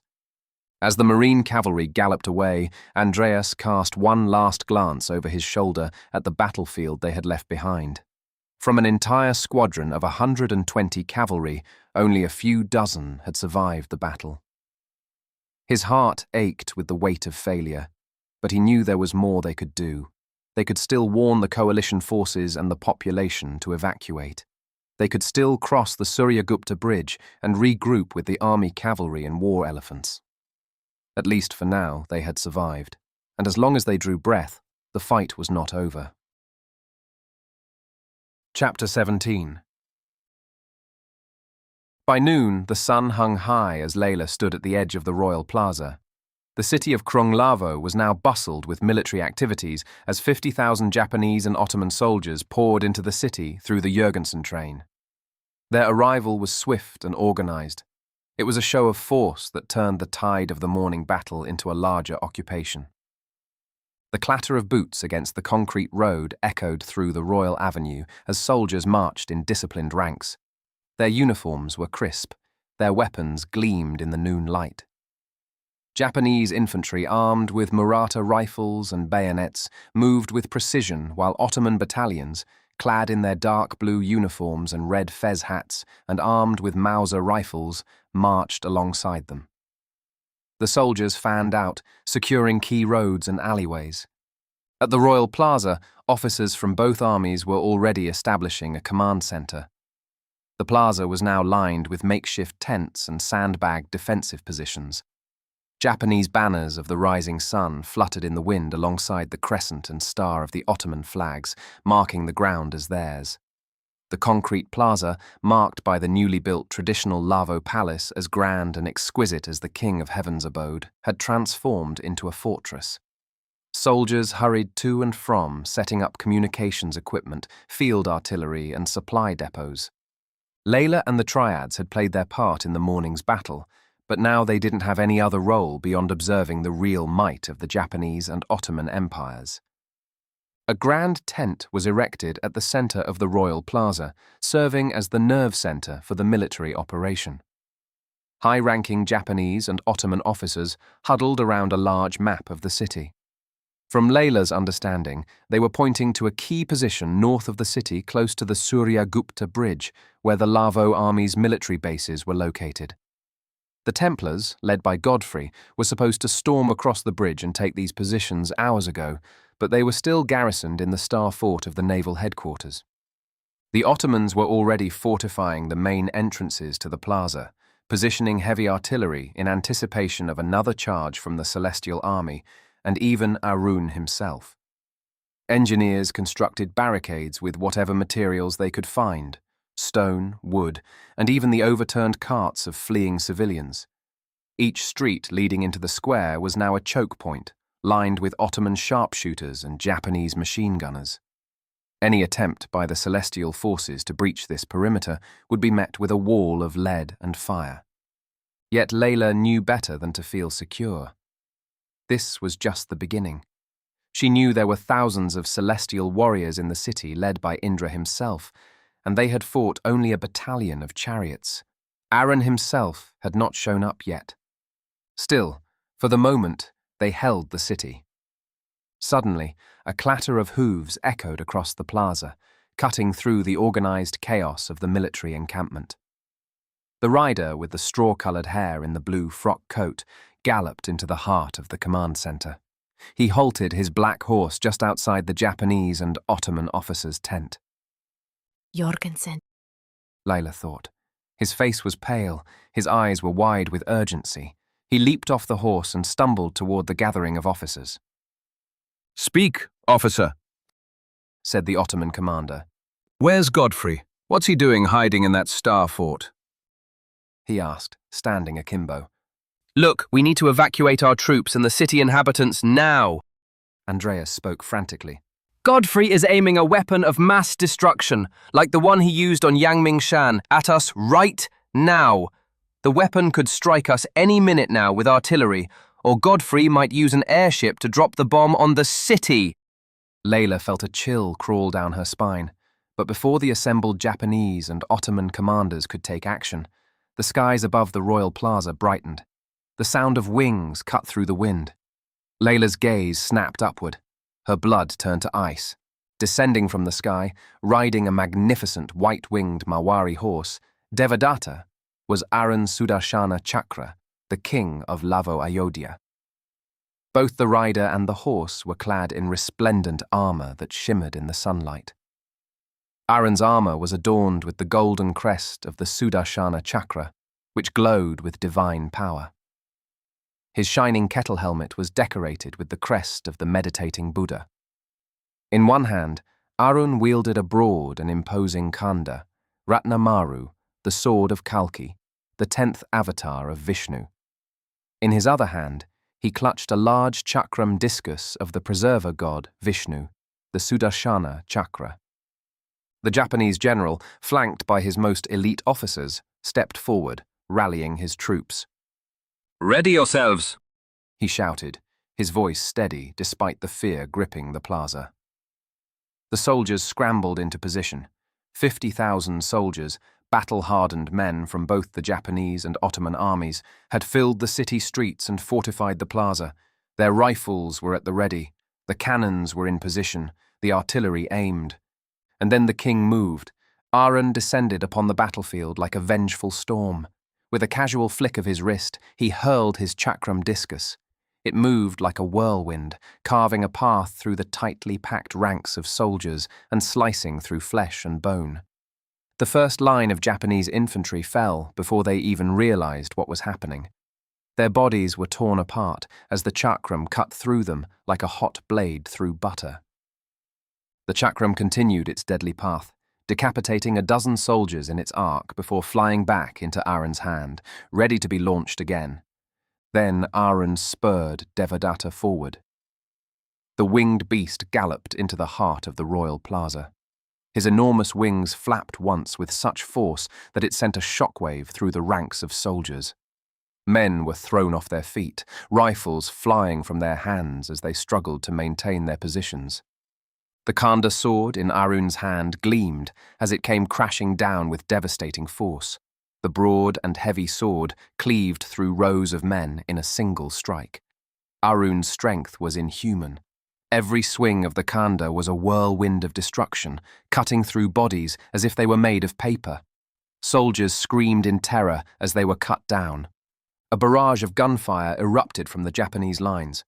Rifles cracked, bullets flew through the air, but Arun parried them with his sword effortlessly. The bullets ricocheted off the blade. Undeterred, Arun pressed forward. Devadatta's hooves smashed into the skulls of those who dared stand in its way. Blood sprayed across the plaza as the horse trampled men underfoot, crushing bone and steel alike. The soldiers were now scattering in panic. Their discipline was broken by the sheer force of Arun's onslaught. An Ottoman artillery crew scrambled to fire their cannons. The thunderous booms echoed across the royal plaza as shells were launched toward Arun. But before they could reach him, Devadatta took flight. His wings spread wide as he and Arun ascended above the chaos. From the vantage, Arun launched his chakram once more. This time, it spun through the air with even greater fury. It tore through the Ottoman artillery lines, shattering cannons and sending shrapnel flying in every direction. Soldiers were flung through the air as the chakram cut a bloody swath through the ranks, leaving devastation in its wake. The Japanese commander, seeing his men falter, drew his katana and charged at the king, rallying his remaining forces for one final stand. "Long live the Emperor! Charge!" he cried, urging his soldiers forward. But Arun descended upon him like a falcon. His Khanda sword cleaved the commander in two, sending his corpse crumpling to the ground in a pool of blood. The Ottoman commander, desperate to hold the line, ordered his men to fix bayonets and charge. Thousands of soldiers surged forward, hoping to overwhelm Arun through sheer numbers. Arun met them head-on. His Khanda sword sliced through the dense throng of bodies. The once organized soldiers became nothing more than a chaotic mass of bodies, falling one after another to Arun's relentless onslaught. The Khanda sword moved with the ease of a feather in Arun's hand. The sword carved through dozens of men with each swing, decapitating and dismembering Japanese and Ottoman soldiers left and right. Blood sprayed across the plaza, staining the ground red as the soldiers fell in waves, unable to land even a single blow on the king of Lavo-Ayodhya. Arun and Devadatta took flight again, soaring above the battlefield. Below, what was left of the combined armies was in full retreat. Soldiers abandoned their posts, threw down their weapons, and fled in terror. The fortifications that had been so painstakingly set up were now nothing more than a slaughterhouse littered with the bodies of the dead and dying.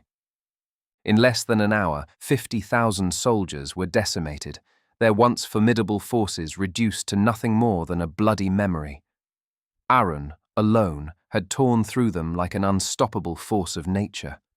He reigned victorious, standing amidst the ruins of the armies that had dared to invade his land. Layla hid behind a sandbag barricade on the outskirts of the massacre. She could only watch in awe. She had never seen anything like this. One man, a king, wielded the power of the gods and brought an army to its knees with nothing more than a sword and a discus. The reality of the situation hit her like a punch to the gut. This was the true power of Arun. Layla watched in stunned disbelief as Arun turned his gaze toward the Meinam River. The waters shimmered under the noon sun, but above their placid surface lay the next target of Arun's wrath, the ironclad gunboats, the infamous instruments of colonialism that had brought many civilizations, Lavo-Ayodhya included, to their knees during the heyday of the white race's hegemony. Without a word, Arun urged Devadatta forward. With a mighty flap of his wings, the beast lifted into the air and soared toward the river. Layla watched as the Japanese and Ottoman gunboats aimed their massive guns at the lone rider in the sky. They fired. The cannons erupted with deafening roars, sending shells hurtling toward Arun. The bombardment lit up the sky, but Arun continued his advance, unfazed by the barrages that exploded all around him. Layla could only watch in awe as Arun, now gliding over the river, made his move. With a swift, almost effortless motion, he hurled the Sudarshana chakra toward the gunboats. The divine discus spun through the air with terrifying speed, glowing with the same lethal energy that had torn through the armies earlier.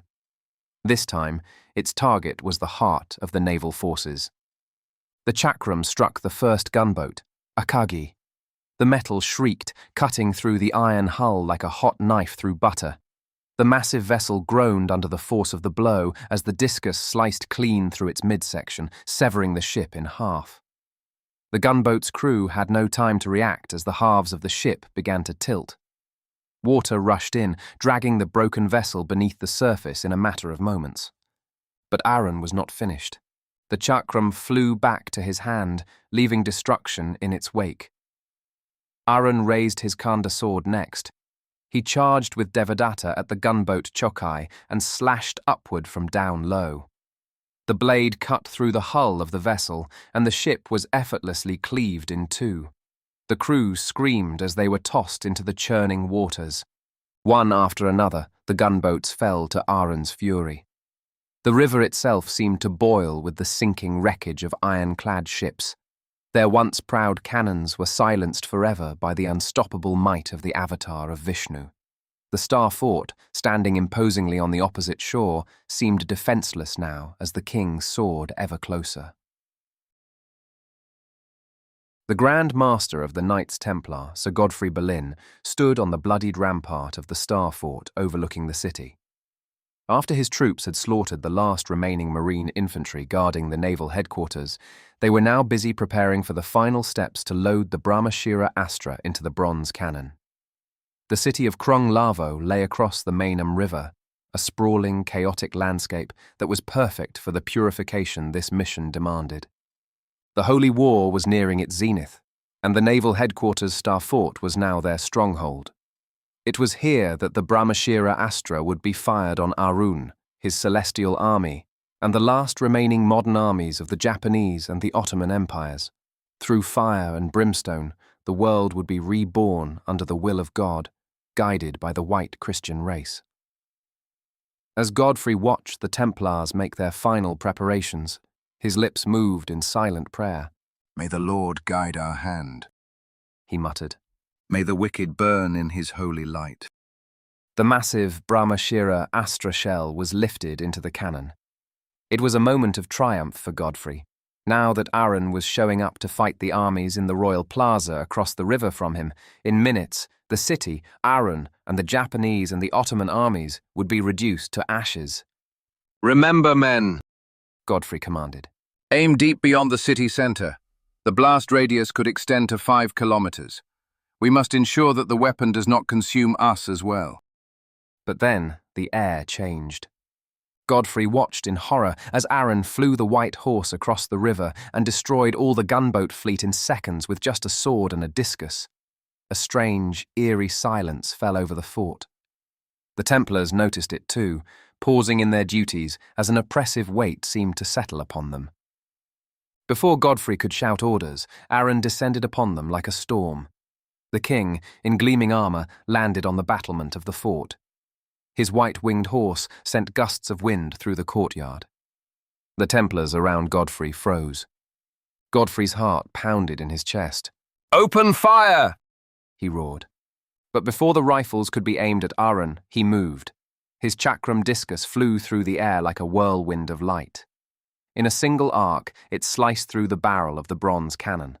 Sparks flew as the massive weapon split in two, and the Brahmashira Astra tumbled uselessly to the ground.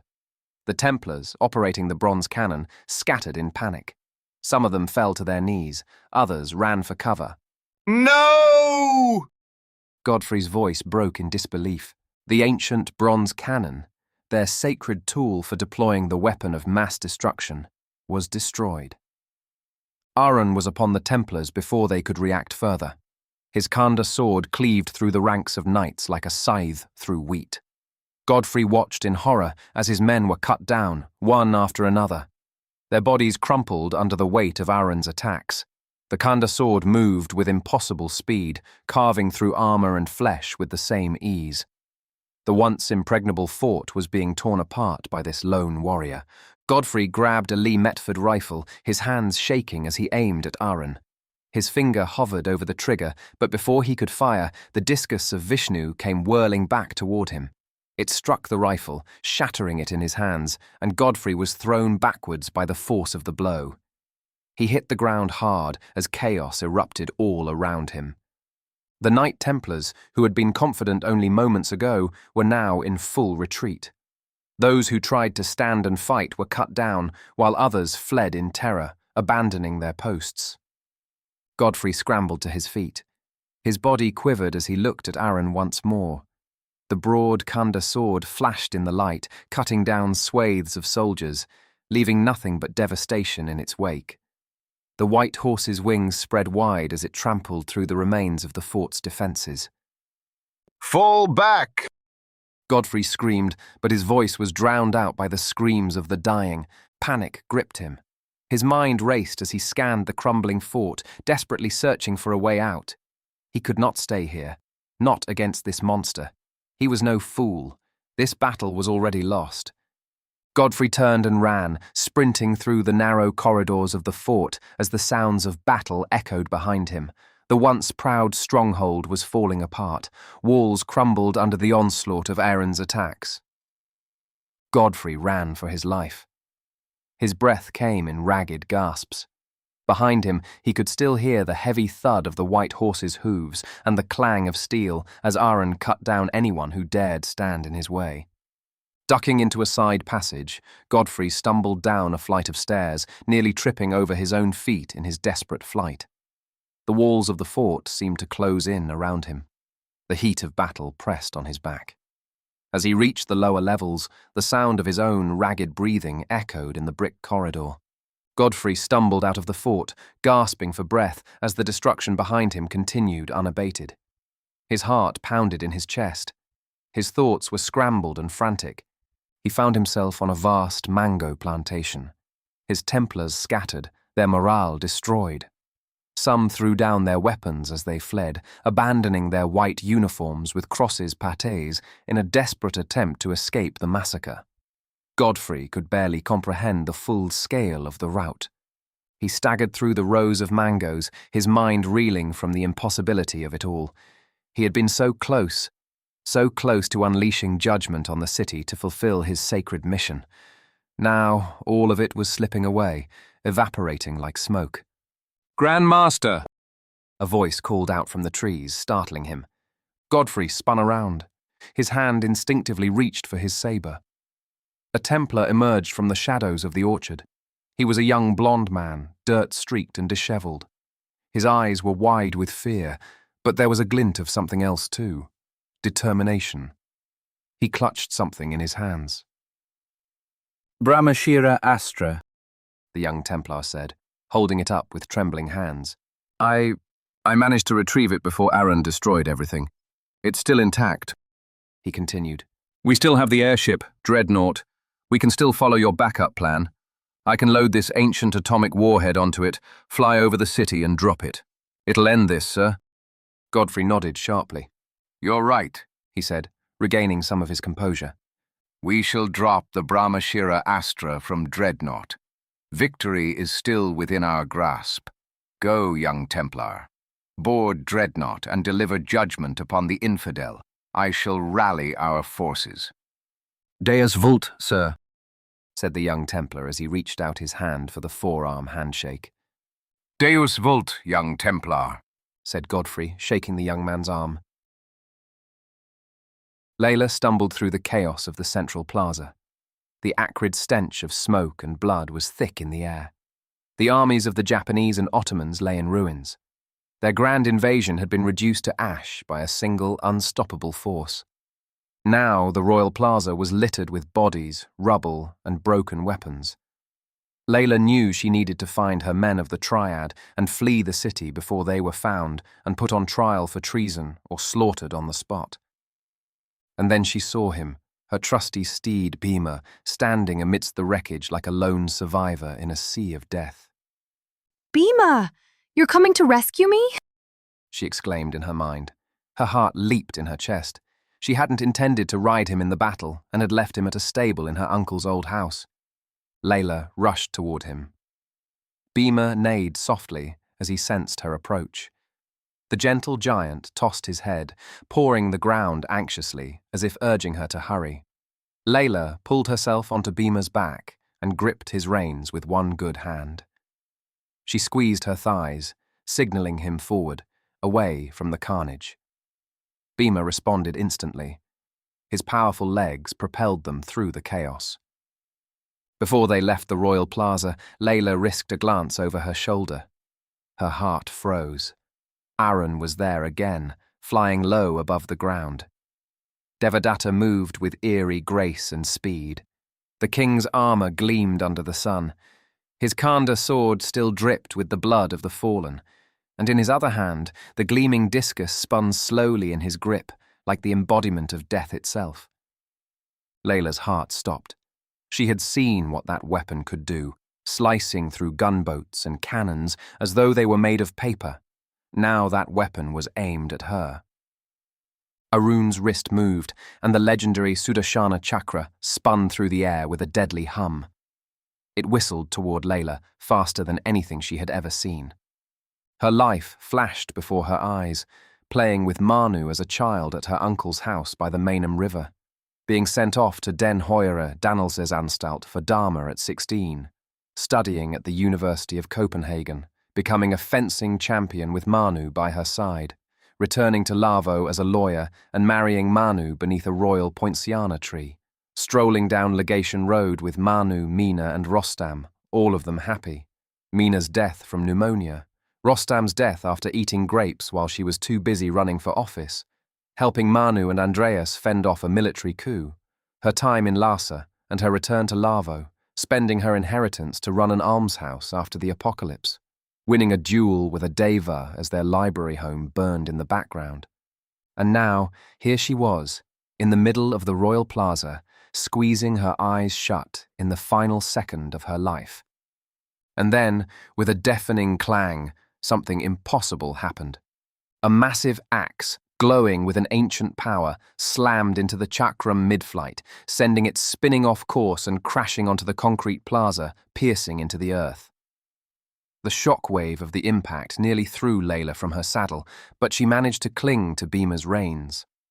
Her eyes were wide with disbelief. Before her, standing in the middle of the bloodied royal plaza, was a man clad in nothing but a Changkaben cloth. His head was shaved like an ordained monk's.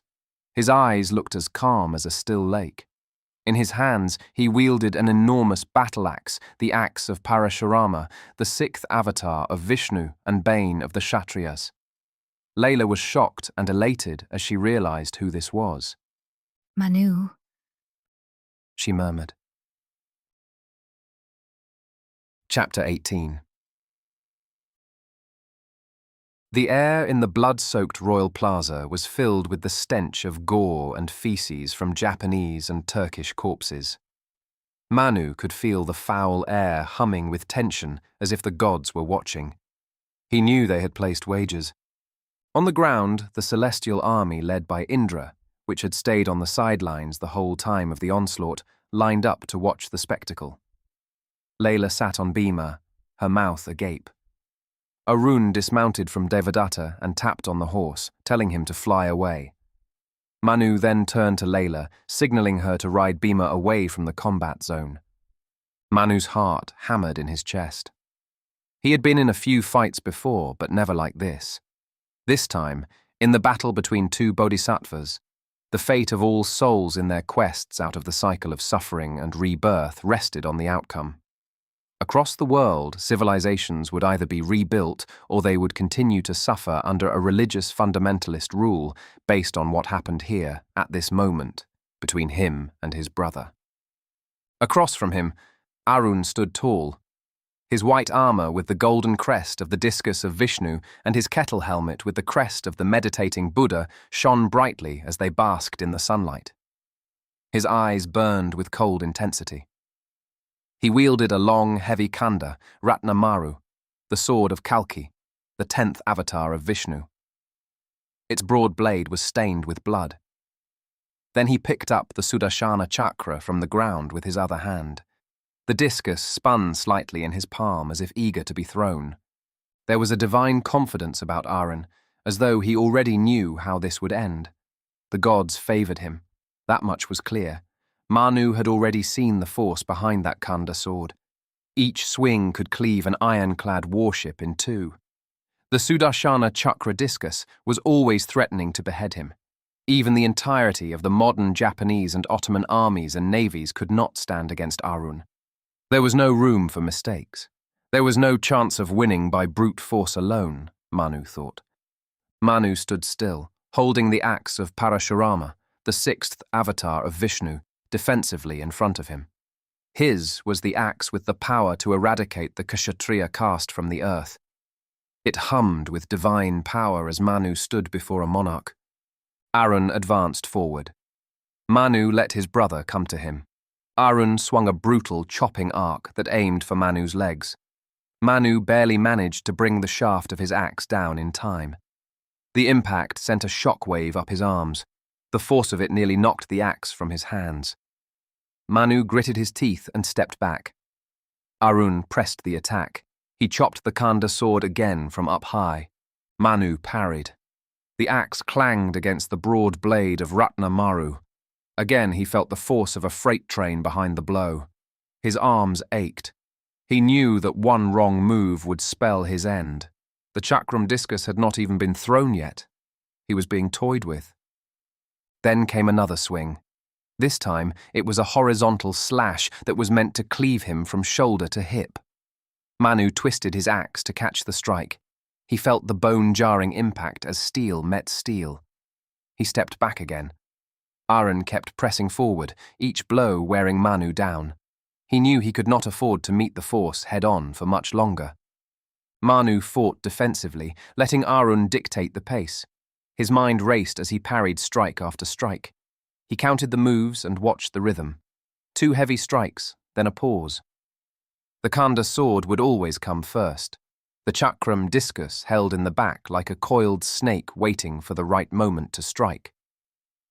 The Khanda sword struck again, and Manu angled his axe to deflect it. This time the blade glanced off, and Manu sidestepped quickly, hoping for a counter. But before he could attack, the chakram spun through the air, aiming right for his throat. Manu ducked. He felt the discus slice through the air above him. It came spinning back to Arun with ease, never losing momentum. Manu's breathing was heavy. His muscles ached from the relentless parries. He stepped back again, giving ground. Arun smiled with a cruel glint in his eyes. But Manu wasn't just parrying and giving ground. Like a poker player, he was watching for a pattern that Arun himself might not have recognized existed. He was counting. 2 strikes with the Khanda sword, then the chakram discus. Arun moved like a machine, powerful and relentless, but predictable. Manu just needed to survive long enough to exploit it. Arun swung the Khanda sword again. It was a vicious horizontal slash aimed at Manu's head. He ducked. The blade whistled past his ear. Manu parried the follow-up with the shaft of his axe. 2 strikes. He waited, bracing himself for the inevitable. The chakram was coming. Manu stepped forward, anticipating the discus. He raised his axe to intercept, but the chakram did not come. Instead, the Khanda sword reversed, coming back in a low, sweeping arc, aiming at his legs. His eyes widened as he realized his mistake. There was no third strike with the chakram. Arun had broken his pattern. The heavy blade bit into Manu's thigh, tearing through muscle and chankben cloth. He cried and stumbled backwards. The pain flared hot and sharp. Arun was on him in an instant, swinging the Ratna Maru again. This time it was for the kill. Desperation fueled Manu's next move. He swung his axe wildly, not with precision, but with sheer brute force. The axe blade slammed into Arun's shining breastplate, knocking him back just enough for Manu to scramble to his feet, with blood pouring from his wounded right leg. Arun chuckled, a low, dark sound. You thought you could read me? He said, twirling the Sudarshana chakra in his hand. You thought you could count my moves? Manu did not respond. His breath came in ragged gasps. His vision blurred with pain. Blood dripped from the wound in his leg, but he stood his ground. This time there would be no counting. There would be no pattern, just survival. Arun circled slowly around Manu. His eyes gleamed with cruel satisfaction. His Khanda sword dripped with Manu's blood. Manu could feel his strength draining from the wound in his leg. He was limping. Each step was agony. His hands were slicked with sweat and were trembling from the force he had parried against. He gripped his axe tight, knowing it was all that stood between him and death. The truth weighed heavily on Manu that he was no match for Arun. Every swing of the Khanda struck down like a hammer of a god, and the chakram, spinning idly in Arun's hand, was a constant threat that could strike at any moment from any direction. Arun lunged again. His heavy Khanda sword sliced through the air with brutal precision. Manu raised his axe in desperation, catching the blade just before it split his skull, but the force sent him reeling. His arms burned from the strain, his leg nearly gave out beneath him. Manu stumbled, barely keeping his balance, as Arun stepped in relentlessly. The Khanda sword struck down again. It was a vicious overhead chop aimed at his shoulder. Manu twisted. The blade grazed his side, tearing through his skin. Blood gushed out of his left arm. Manu's mind raced. He couldn't keep blocking forever. Each of his parries was weaker than the last. His divine axe felt like a dead weight in his hands. He knew the next hit could break him. His leg was barely holding him up. His arm was leaking blood.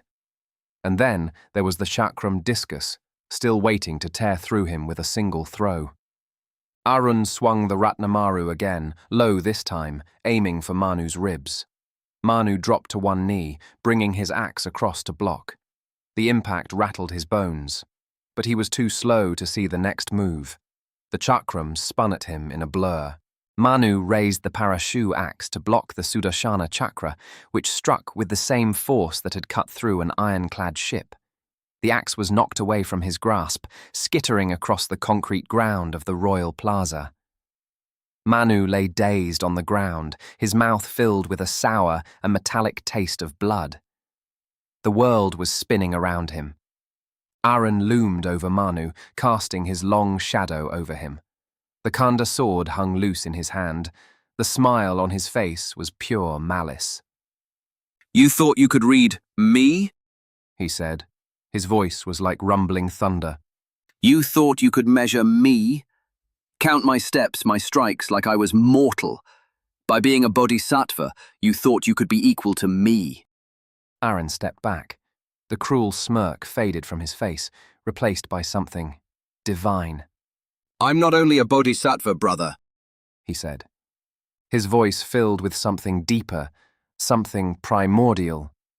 "I am the king of Lavo-Ayodhya.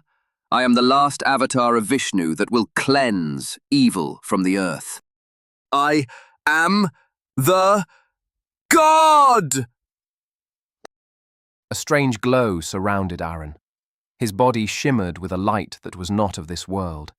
The air crackled and bent, warping around him as though reality itself was struggling to contain him. Arun's eyes burned with a light that Manu could scarcely bear to look at.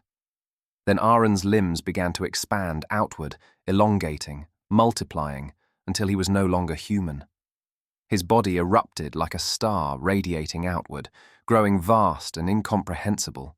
His skin glowed with the brightness of 1,000 suns, and where once there had been flesh, there were now galaxies swirling in the expanse of his form. Arun's body stretched beyond the bounds of reality into the vastness of the cosmos. Manu could see countless faces, each of them an aspect of the divine, each of them filled with wrath, compassion, and indifference. Arms more than Manu could count, extended in every direction, holding not just weapons, but the stars themselves. Legs stretched beyond the horizon. Their feet stepped through galaxies, crushing suns beneath them. There was no end. There was no beginning. There was no middle. Arun's form encompassed everything and nothing. Colours too radiant for mortal eyes exploded across his body, shifting and swirling in a dance that almost burned Manu's vision. The brilliance was like staring into the heart of the sun. "I am beyond what you can know." Arun's voice echoed, vast and infinite, reverberating across the battlefield, shaking the earth beneath Manu.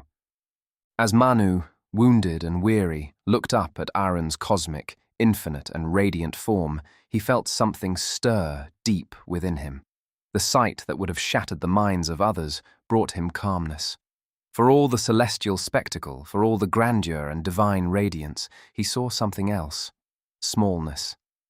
Arun, in his many faces and limbs, in his endless expanse of stars and galaxies swirling through his form, was vast, yes. But Manu had glimpsed something even vaster and more profound than this display. Meena had shown him. The universe, in all its unimaginable complexity, was more than Arun could reveal.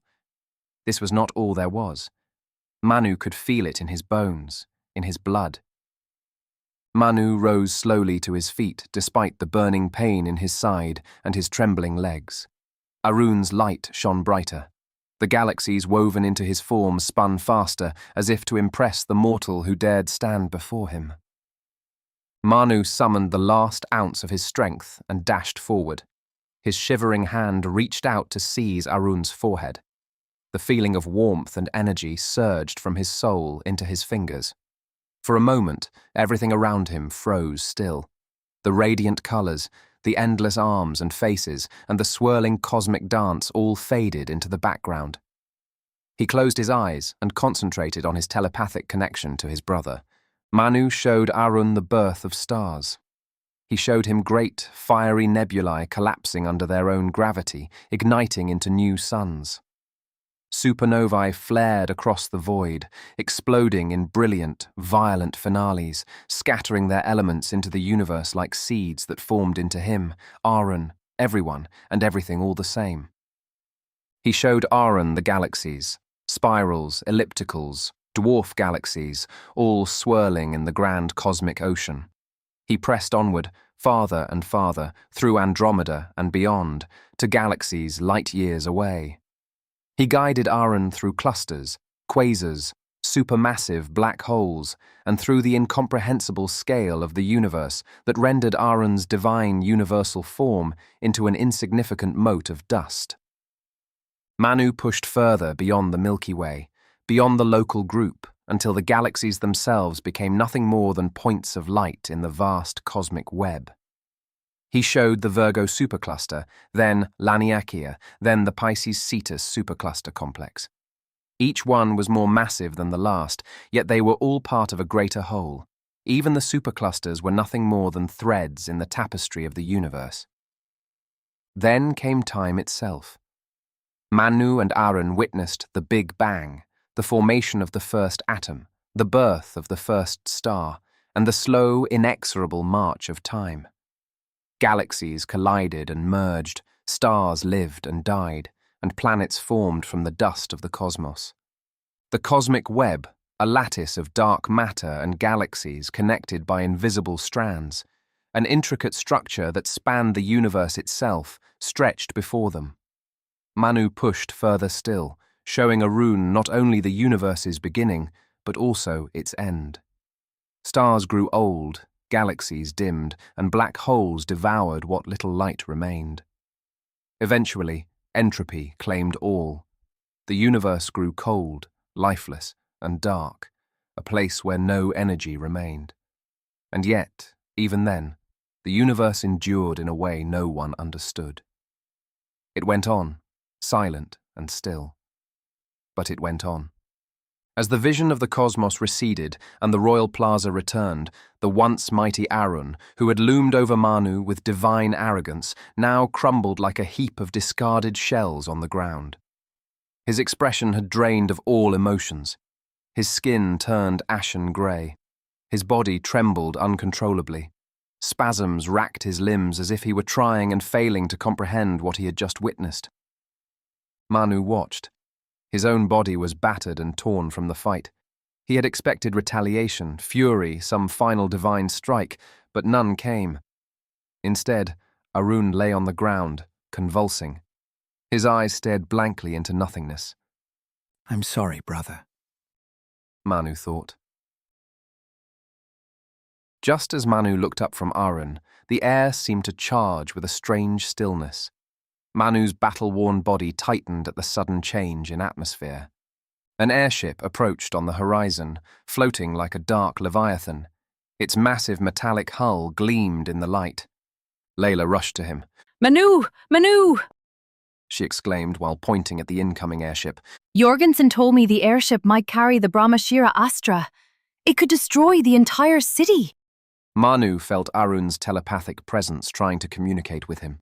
Arun showed him the time when Brahmastra had detonated on the top of Yangmingshan Mountain, then an up-close view the Brahmashira Astra, with carvings depicting the four heads of the creator god, Brahma. The ancient atomic weapon hung from the airship's control car, ready to be dropped on the city of Krung Lavo. Another vision was shown to Manu. Had the Brahmashira Astra fallen on the city, it would have been annihilated in moments. First, a blinding flash would vaporize everything at the epicenter. Then a crushing shockwave would flatten buildings and hurl bodies like dust. Finally, the invisible spread of deadly radiation would poison the survivors and turn the land into a desolate, uninhabitable wasteland. Streets, once alive with life, would be reduced to smoldering ruins, with the dead and dying littering the ground. Manu's breath caught in his throat. The battle between gods and men, the clash of celestial warriors, all of it now paled in the face of the Brahmashira Astra that hung above them. His mind raced, searching for any chance of survival, any way to stop the catastrophe. But what could he, wounded and beaten, do against the ancient weapon of mass destruction? With the airship creeping closer and closer, Manu knew there was no time left. He had to act. He knelt down and, with a grunt of effort, hauled the limp Arun up with one arm.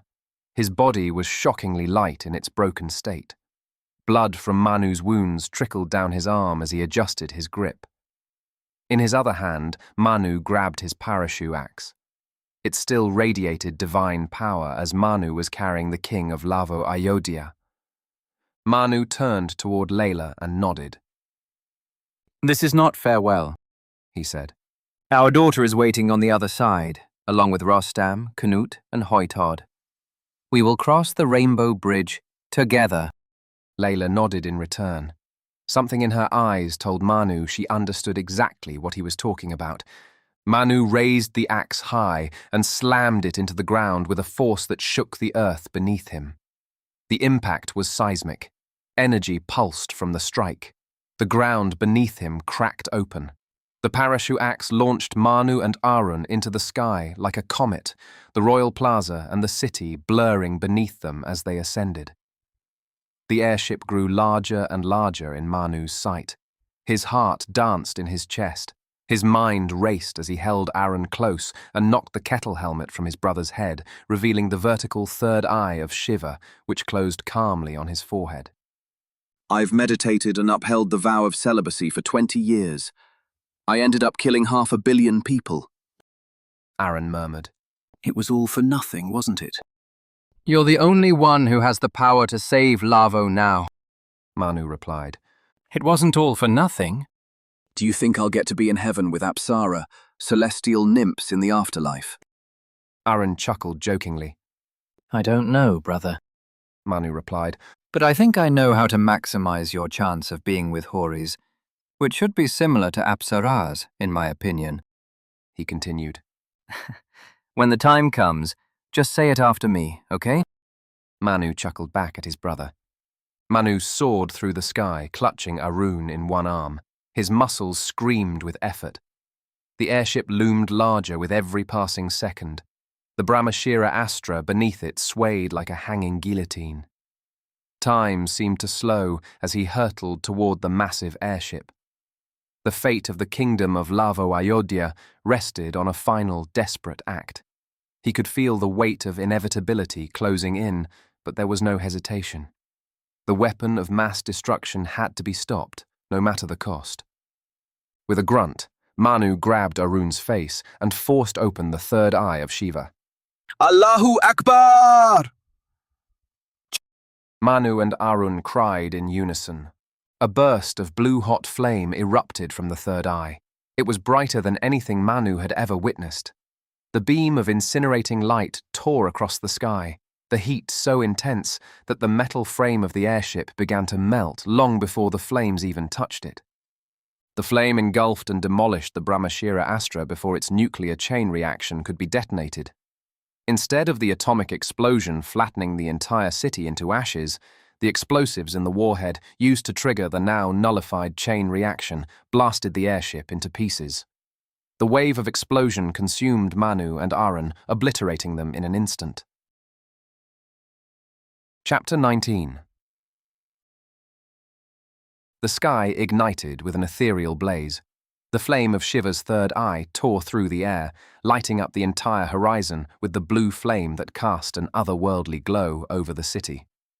The airship carrying the Brahmashira Astra exploded mid-air, its fragments scattered like falling stars. For a moment, everything stood still as if the whole world was holding its breath in awe. Witnessing the explosion, Bhima reared in panic. Layla remembered her riding lesson and quickly yielded the horse's hindquarters to bring all 4 feet on the ground. As the flames began to fade, she saw the celestial army gathered at the edge of the clouds. Indra, riding on his war elephant, Airavata, led the Devas. Slowly, they began their ascent back into the clouds, leaving the world behind. But before Layla could reflect on the enormity of what had just happened, the crackling of hooves interrupted her moment of stillness.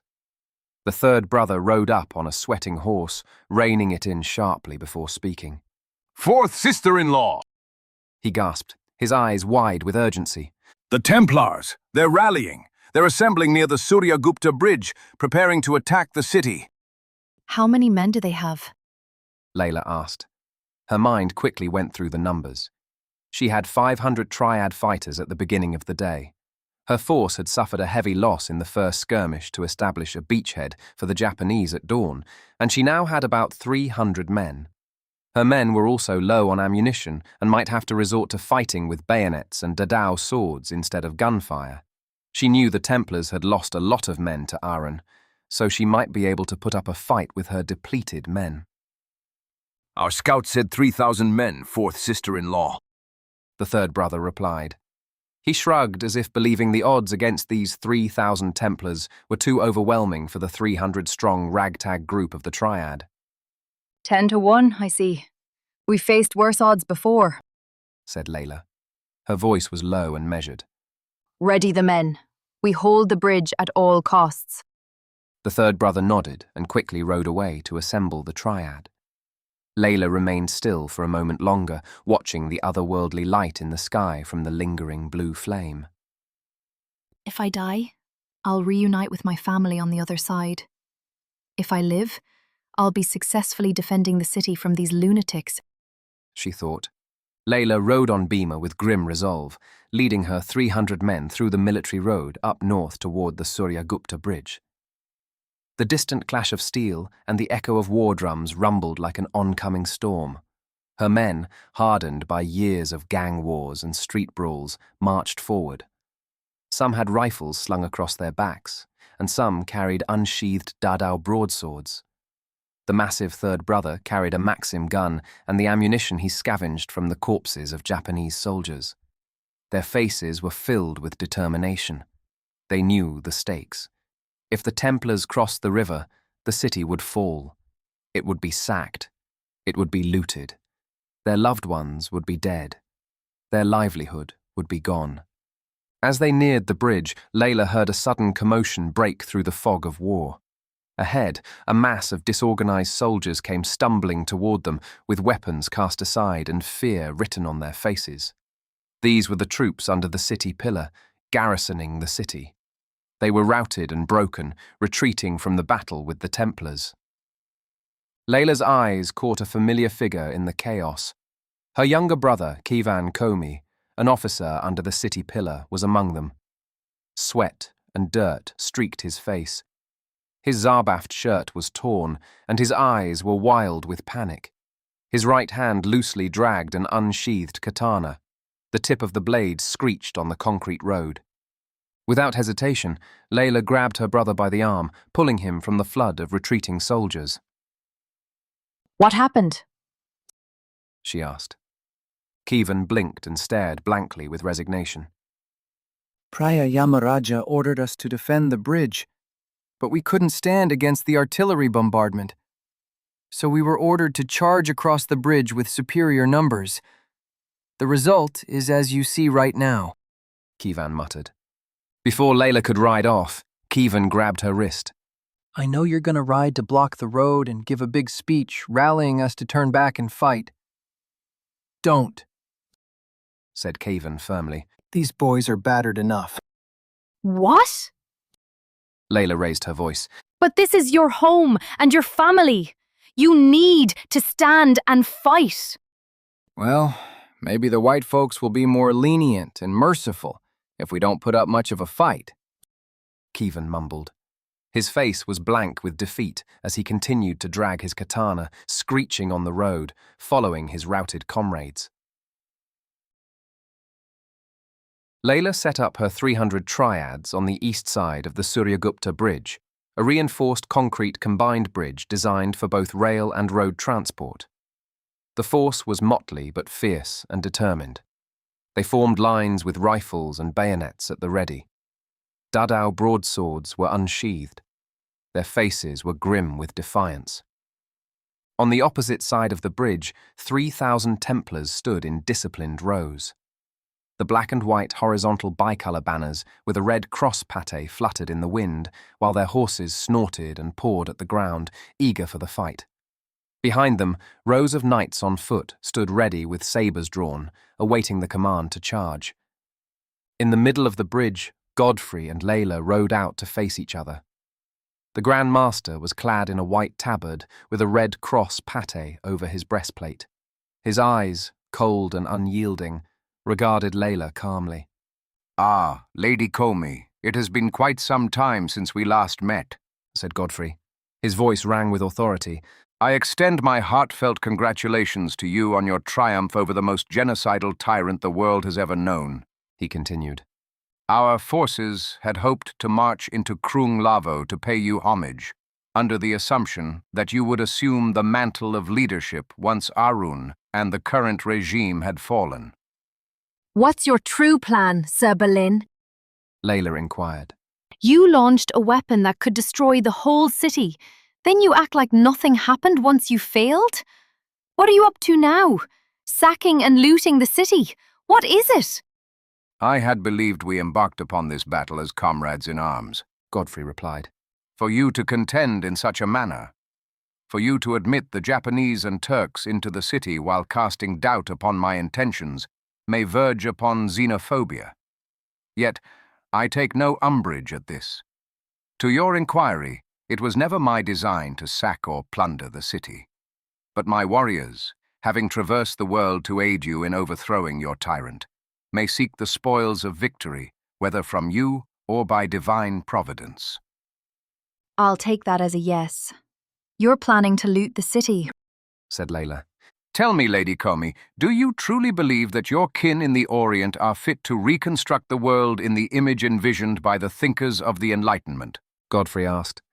"You, no doubt, are well qualified, being akin to us in both your Indo-European heritage and your education. But I cannot speak so favorably of others who may come into power should we waver in our resolve at this critical juncture." Your white supremacy is a stain on the West, Layla responded. It's what makes people confused between the universal truth of the Enlightenment and white colonialism. It's what made Arun do what he did. Yes, this morning we were all here together to depose a despot.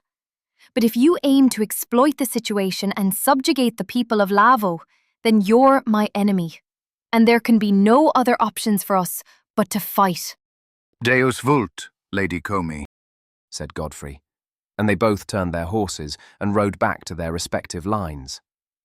Layla dismounted from Bhima and had a triad member lead him out of harm's way. The battle was about to begin, and the Suryagupta Bridge would be their battleground.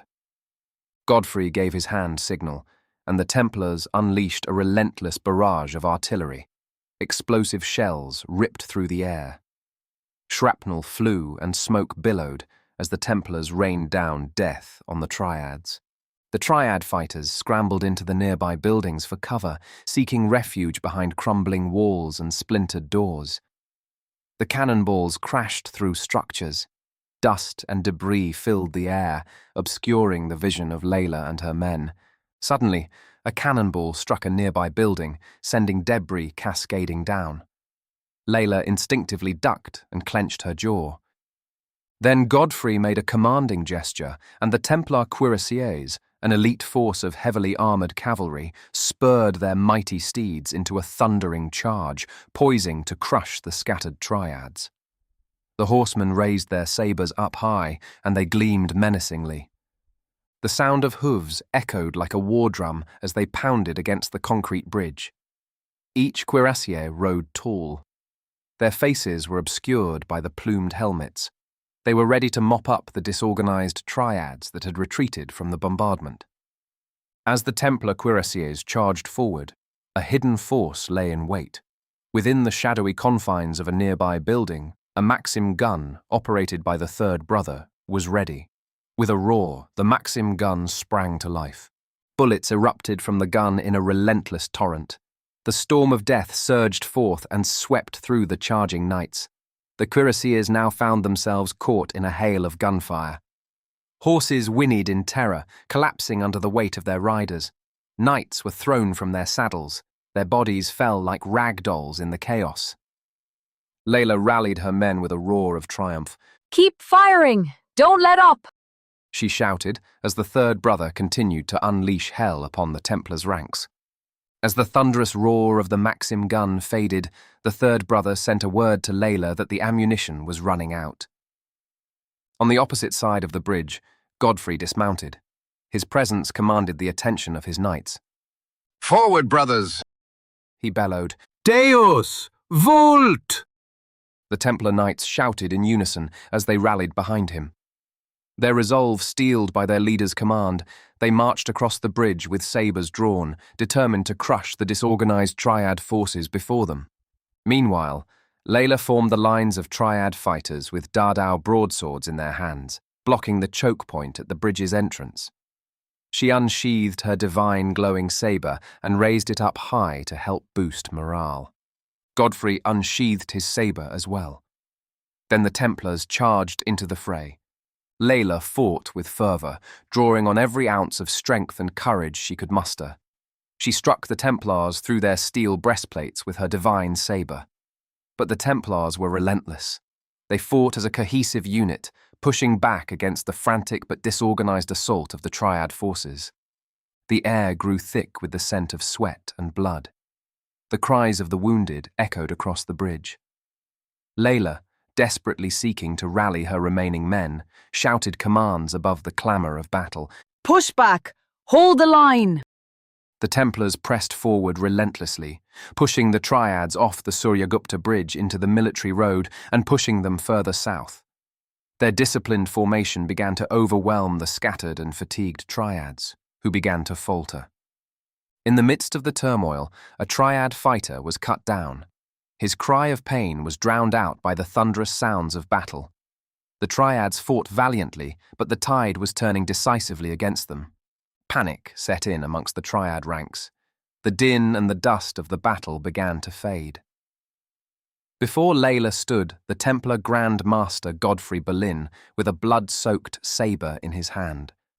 Suddenly, the massive third brother charged at Godfrey with his large Dardau broadsword. But with a flick of his wrist, Godfrey made quick work of the Triad. Her loyal, sworn brother-in-law now lay like a large heap of flesh and blood on the ground. No! Layla exclaimed in her mind, but she quickly steadied herself. She readied her one good hand and got into a fencing stance, preparing for her last stand. She resolved to fight to the death. Layla's sabre clanged against the Templar's blades. Sweat poured down her face. Her chest heaved with every breath. There were too many of them. Half a dozen. A dozen she couldn't even count. Steel glinted from all sides.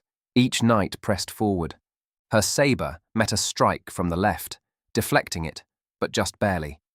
A thrust came from the right, and she had no choice but to turn to it, sliding her blade down the Templar's sabre until the knight recoiled. Another slash came at her. She spun and countered, but the circle of knights closed tighter. Godfrey moved into the fray. He thrust with a practiced form. Each one was delivered with the precision of a master. Layla recognized the footwork and the textbook stances from the art of defense on foot, with broadsword and sabre. But that knowledge did her little good. Not here. Not against so many opponents. She parried another blow from one knight and ducked as another's sabre whistled past his ear. Her vision blurred from the blood seeping into her eyes. She wiped it away with her sleeve, but the blood only smeared across her face, making it harder to see. She felt a sharp pain in her left side. The wound was deep enough to weaken her. Godfrey lunged at her, thrusting at her throat and slashing at her arms and legs. Each attack was designed to wear her down. It was working. Her arm burned from the strain. Each swing of her saber grew slower and heavier. Her breath came in ragged gasps. Her legs felt heavy. The other knights pressed in closer. Layla spun, dodging a strike aimed at her head. She could feel her strength fading, and the knights sensed blood. They attacked from all sides, and she could barely even raise her saber to parry. Another strike, this time from Godfrey, drew blood gushing from her right thigh. She was forced to her knees on the blood-soaked ground. Her vision blurred as the inevitability of death loomed, and in that moment all sound seemed to vanish. Only the Grand Master stood before her with his saber raised for the killing blow. Just as the blade began its descent, a sharp cry pierced the air. From the corner of her eye, Layla saw a figure. A Templar, or so she thought. He wore a plumed helmet and white tabard with a red cross pate like any of Godfrey's men, but there was something familiar in the way the man moved. In a flash, the disguised knight lunged at Godfrey with a katana flashing through the air, slicing into Godfrey before he could strike. The blow was swift, leaving a deep gash on the Grand Master's shoulder. Godfrey staggered.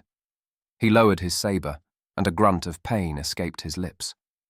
Layla gasped, realizing who it was beneath the Templar disguise. It was her younger brother, Kievan Comey, with a katana in his hand. Godfrey, enraged, turned on the newcomer. His eyes burned with fury. With one strike, he drove his saber into Kievan's chest. Layla cried, reaching toward her brother as he crumpled to the ground. Blood poured from the wound. The katana slipped from Kievan's hand, clattering onto the road. The plumed helmet fell from his head. Her brother, her only family left, lay still and lifeless, with eyes open wide. Godfrey, wounded but still standing, turned back to Layla. The fury in his eyes was even stronger now. Layla grabbed her saber, her exhaustion replaced with rage. She rose to her feet, gritted her teeth, and readied herself for another round of combat. She barely had time to breathe as Godfrey stepped back and the swarm of Templars descended upon her like wolves scenting blood. Steel clanged against steel. Each parry barely held off death. They came at her from every direction. Layla swung, blocked, and parried, but it was never ending. The weight of exhaustion bore down on her body. Her footwork shuffled across the blood-slicked ground, desperately keeping pace as she fended off strike after strike. Suddenly, a saber sliced across her chest. The world spun in a flash of white light and pain. Layla staggered, barely managing to stay upright. Her saber swung wildly in a desperate arc. A Templar lunged at her from the side and she twisted, driving her glowing saber into the knight's breastplate and wrenching it free with a grunt. The knight collapsed, but two more took his place. Layla's vision blurred.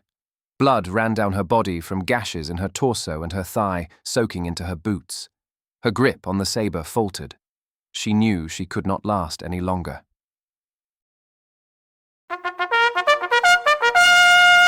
The sound of a bugle horn echoed across the battlefield. Layla risked a glance to the north, and her heart soared as she beheld a sight both magnificent and terrifying. A Marine cavalry squadron thundering down the road, their jagged blue triangular banners flapping in the wind. Hurrah! The Marine cavalry cried in unison. But that wasn't all. Following close behind, hundreds of war elephants trampled the earth, barreling along the military road. The colossal beasts were adorned with vibrant caparisons and howdahs, their trunks raised in a display of strength and majesty as they charged. The ground shook beneath Layla's feet. The massive beasts crashed into the ranks of the Templars from behind with unstoppable force. Their tusk swords skewered knights in armor as if they were made of paper, lifting men off the ground and tossing them aside. The Templars' tight formation, once solid like a wall of iron, crumbled under the weight of the onslaught. One elephant swung his head, and his tusk swords swept through the Templars, sending bodies flying in all directions. Another stomped through the ranks, crushing men beneath his feet. The sound of bones snapping was audible even over the din of battle. The Templars, so proud and disciplined, now scrambled in panic, trying to flee or find cover, but there was no stopping the sheer mass of war elephants that bore down on them. Through the chaos of the battle, Layla registered the sound of particular hooves. She saw a marine cavalryman, Andreas Jürgensen, riding like a thunderbolt. Arjun surged forward as he broke through the ranks of the crumbling Templar formation.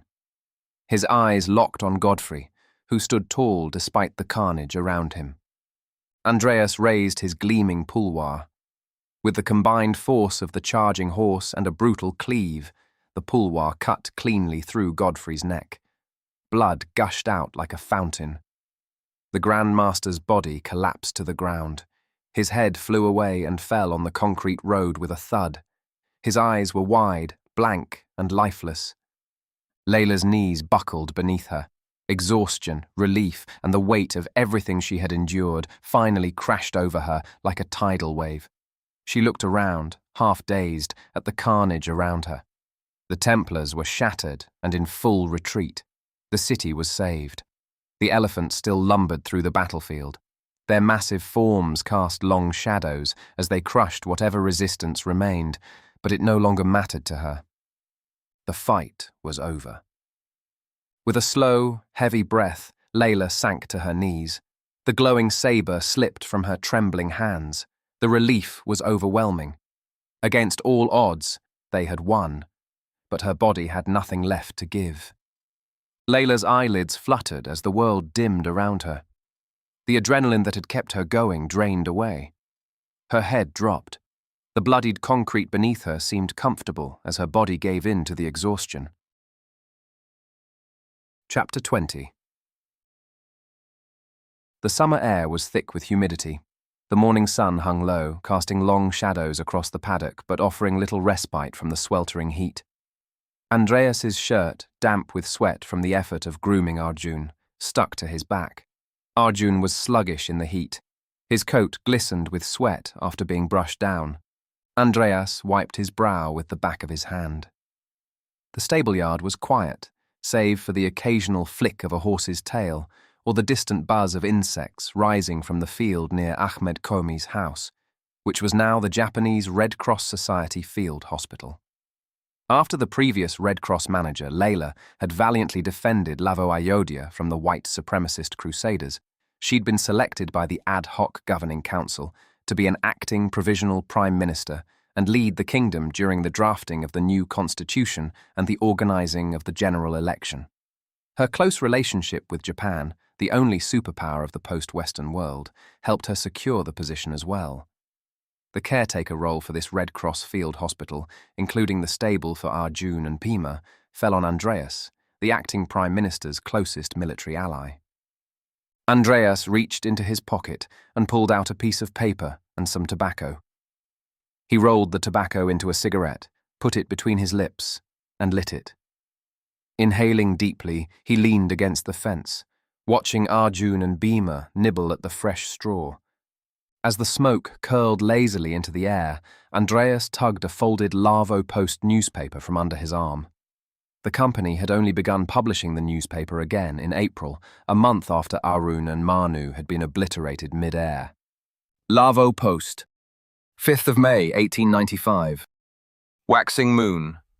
12th night, 6th month, year of the goat, 1257, lesser era. Provisional government announces the election of the Constitution Drafting Council. Krung Lavo. By the decree of King Ilarāja Sudarshana Chakra, the provisional government announced the election of the Constitution Drafting Council. The council will consist of representatives from all provinces and tributaries throughout Lavo-Ayodhya. The Constitution drafting process will lay the foundation for the great rebuilding of the world for generations to come. It is imperative that we get the process right from the start so that the Constitution is inclusive and represents all voices from every corner of the kingdom, said Layla Komi, the acting provisional prime minister. I'm not sure about this Ilarāja fellow yet, Andreas thought. Only know that he is a younger half-brother of Manu. Anyhow, let's see how the drafting of the new constitution plays out. It seems like Layla is off to quite a good start. His mind wandered. Taking one last drag, Andreas flicked the cigarette butt onto the grass and ground it out beneath his boot. He folded the newspaper neatly, tucking it back under his arm, and turned toward Bhima, who was already waiting. His patient eyes were watching him. All right, let's get you sorted, Andreas said softly as he stepped back to the stall and readied to lose himself once again in the routine. After finishing with the horse, Andreas returned the grooming brush to its hook and paused for a moment to pat Bhima's neck. The familiar warmth of the stable was a comfort for Andreas, but his mind had already fixed on the next task. His boots crunched on the gravel path as he made his way back toward the stilted house where the sanctum was located. Suddenly, a Japanese nurse rushed out of the main stilt house where the field hospital was and told Andreas that the Prime Minister wanted to see him. Andreas then changed his course and walked toward the main stilt structure. As Andreas approached Layla, he saw her lying on a cot surrounded by 5 staff members of the office of the Prime Minister. Layla waved her hand, signaling the staff to leave the room. The staff members nodded toward Andreas in recognition of him as they walked out of the room. I heard you're planning to leave Lavo-Ayodhya today, said Layla. She lay on the cot, with bandage gauze and a splint wrapped all around her body. Some of the cuts inflicted on her by the Templars penetrated deep into her tendons, and it would take a lot of time for her to recover to full strength via physical therapy. Andreas replied, I'm going to Kiran to fetch my family. Yelena, Gunter, Mishka, Kasha, Zoraya, Fritz. Buran, Snezhka, Borya, and Rizhik. I remembered them. Layla interrupted. That's right, I've left them at Kiran on their own for too long. Yelena is strong and can take care of them, but I'd want them nearby. After all, this is a tough world to run an animal sanctuary, said Andreas. Come to think of it, it's good that you bring them away from under the Japanese jurisdiction, said Layla. They'll have less leverage on you and, by extension, on us. She paused. You see, I became acting Prime Minister because I'm close with Japan, and Japan is everything now. They're the only hegemon left after Arun died, and the only country with industrial capacity and know-how, said Layla. Well, that's the world we live in. Andreas shrugged and pulled out a piece of paper and some tobacco. May I? Layla nodded. There are now whispers in every corner of Lavo that I'm just a Japanese puppet, she said. As this discontent brews, I don't think I'll survive in the next general election that my provisional government is mandating to hold. At this rate, I don't even think my government will survive long enough to finish the constitution, let alone hold a general election. The conservative factions will oust me the first chance they get. And how can I help you in this regard, eh? Andreas asked. He hand-rolled 2 cigarettes and handed one to Layla. Layla shook her head and continued, China will be the key arena where we can counter the Japanese influence. Right now, as the Qing dynasty crumbles, its loyalists still hold some provinces in Manchuria. Beiyang military junta, led by a rising star, Yuan Shikai, is holding Beijing. And thousands of small warlords and petty tyrants are fighting each other everywhere, sending an influx of refugees into Lavo beyond our capacity to support. Besides, if one of the southern warlords lost a war, his soldiers would become bandits, raiding and pillaging into the northeastern part of Lavo-Ayodhya. It'd be like the whole war's nightmare again, said Layla. Ah, I remember the Hor Wars. The Lavo army had no clue how to fight a guerrilla war, said Andreas as he puffed on his cigarette.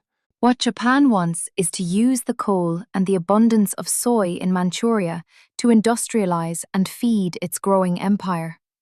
It needs a stable northern China, or all of China, that is under their control. If Japan can control China, it'll be an even more dominant force in the world than the British Empire in its heyday, said Layla. On the other hand, What Lavo needs is a stable anti-Japanese southern Chinese state, a new global superpower that can help us balance against the Japanese empire, stabilize the refugee crisis, prevent banditry in the northeast of Lavo, and be a close economic partner. And you want me to aid you in this vision how, eh? Andreas asked, crossing his arms. There's a growing constitutional movement in Canton, said Layla. Its leaders are idealistic, but it is militarily weak.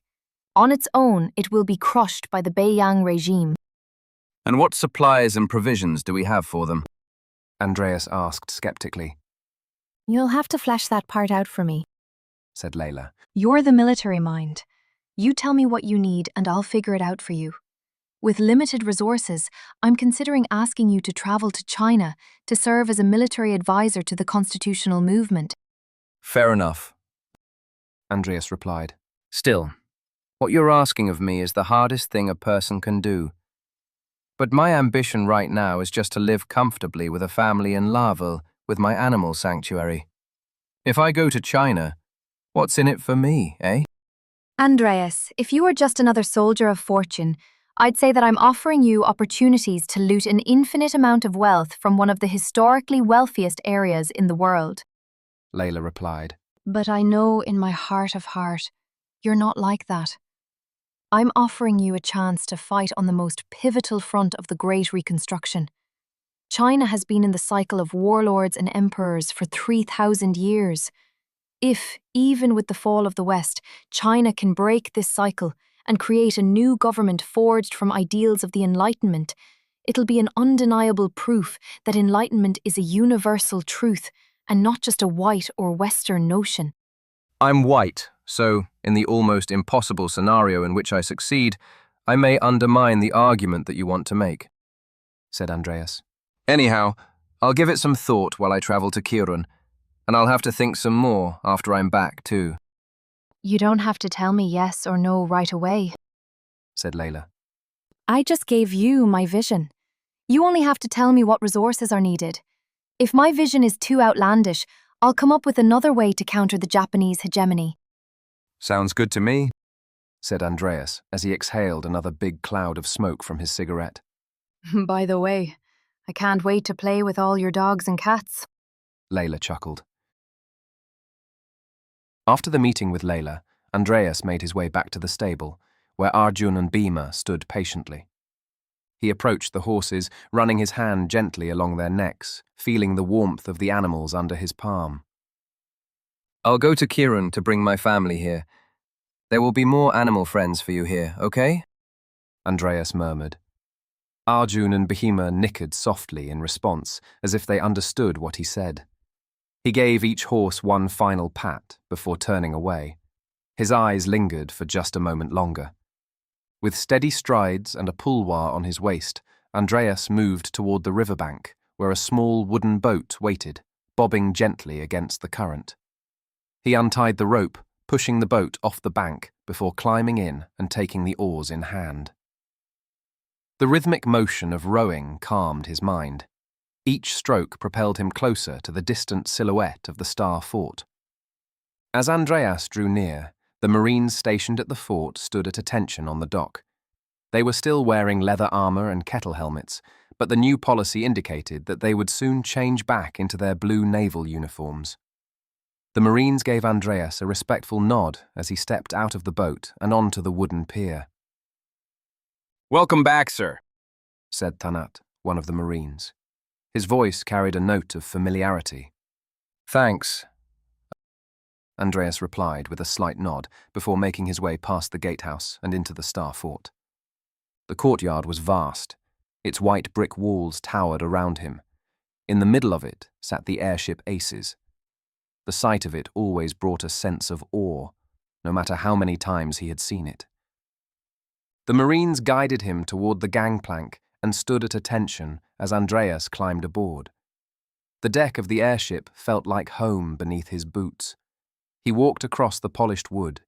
He placed his hands on the poker table, where he had once spent days and nights playing cards with Manu, Caven, and Godfrey.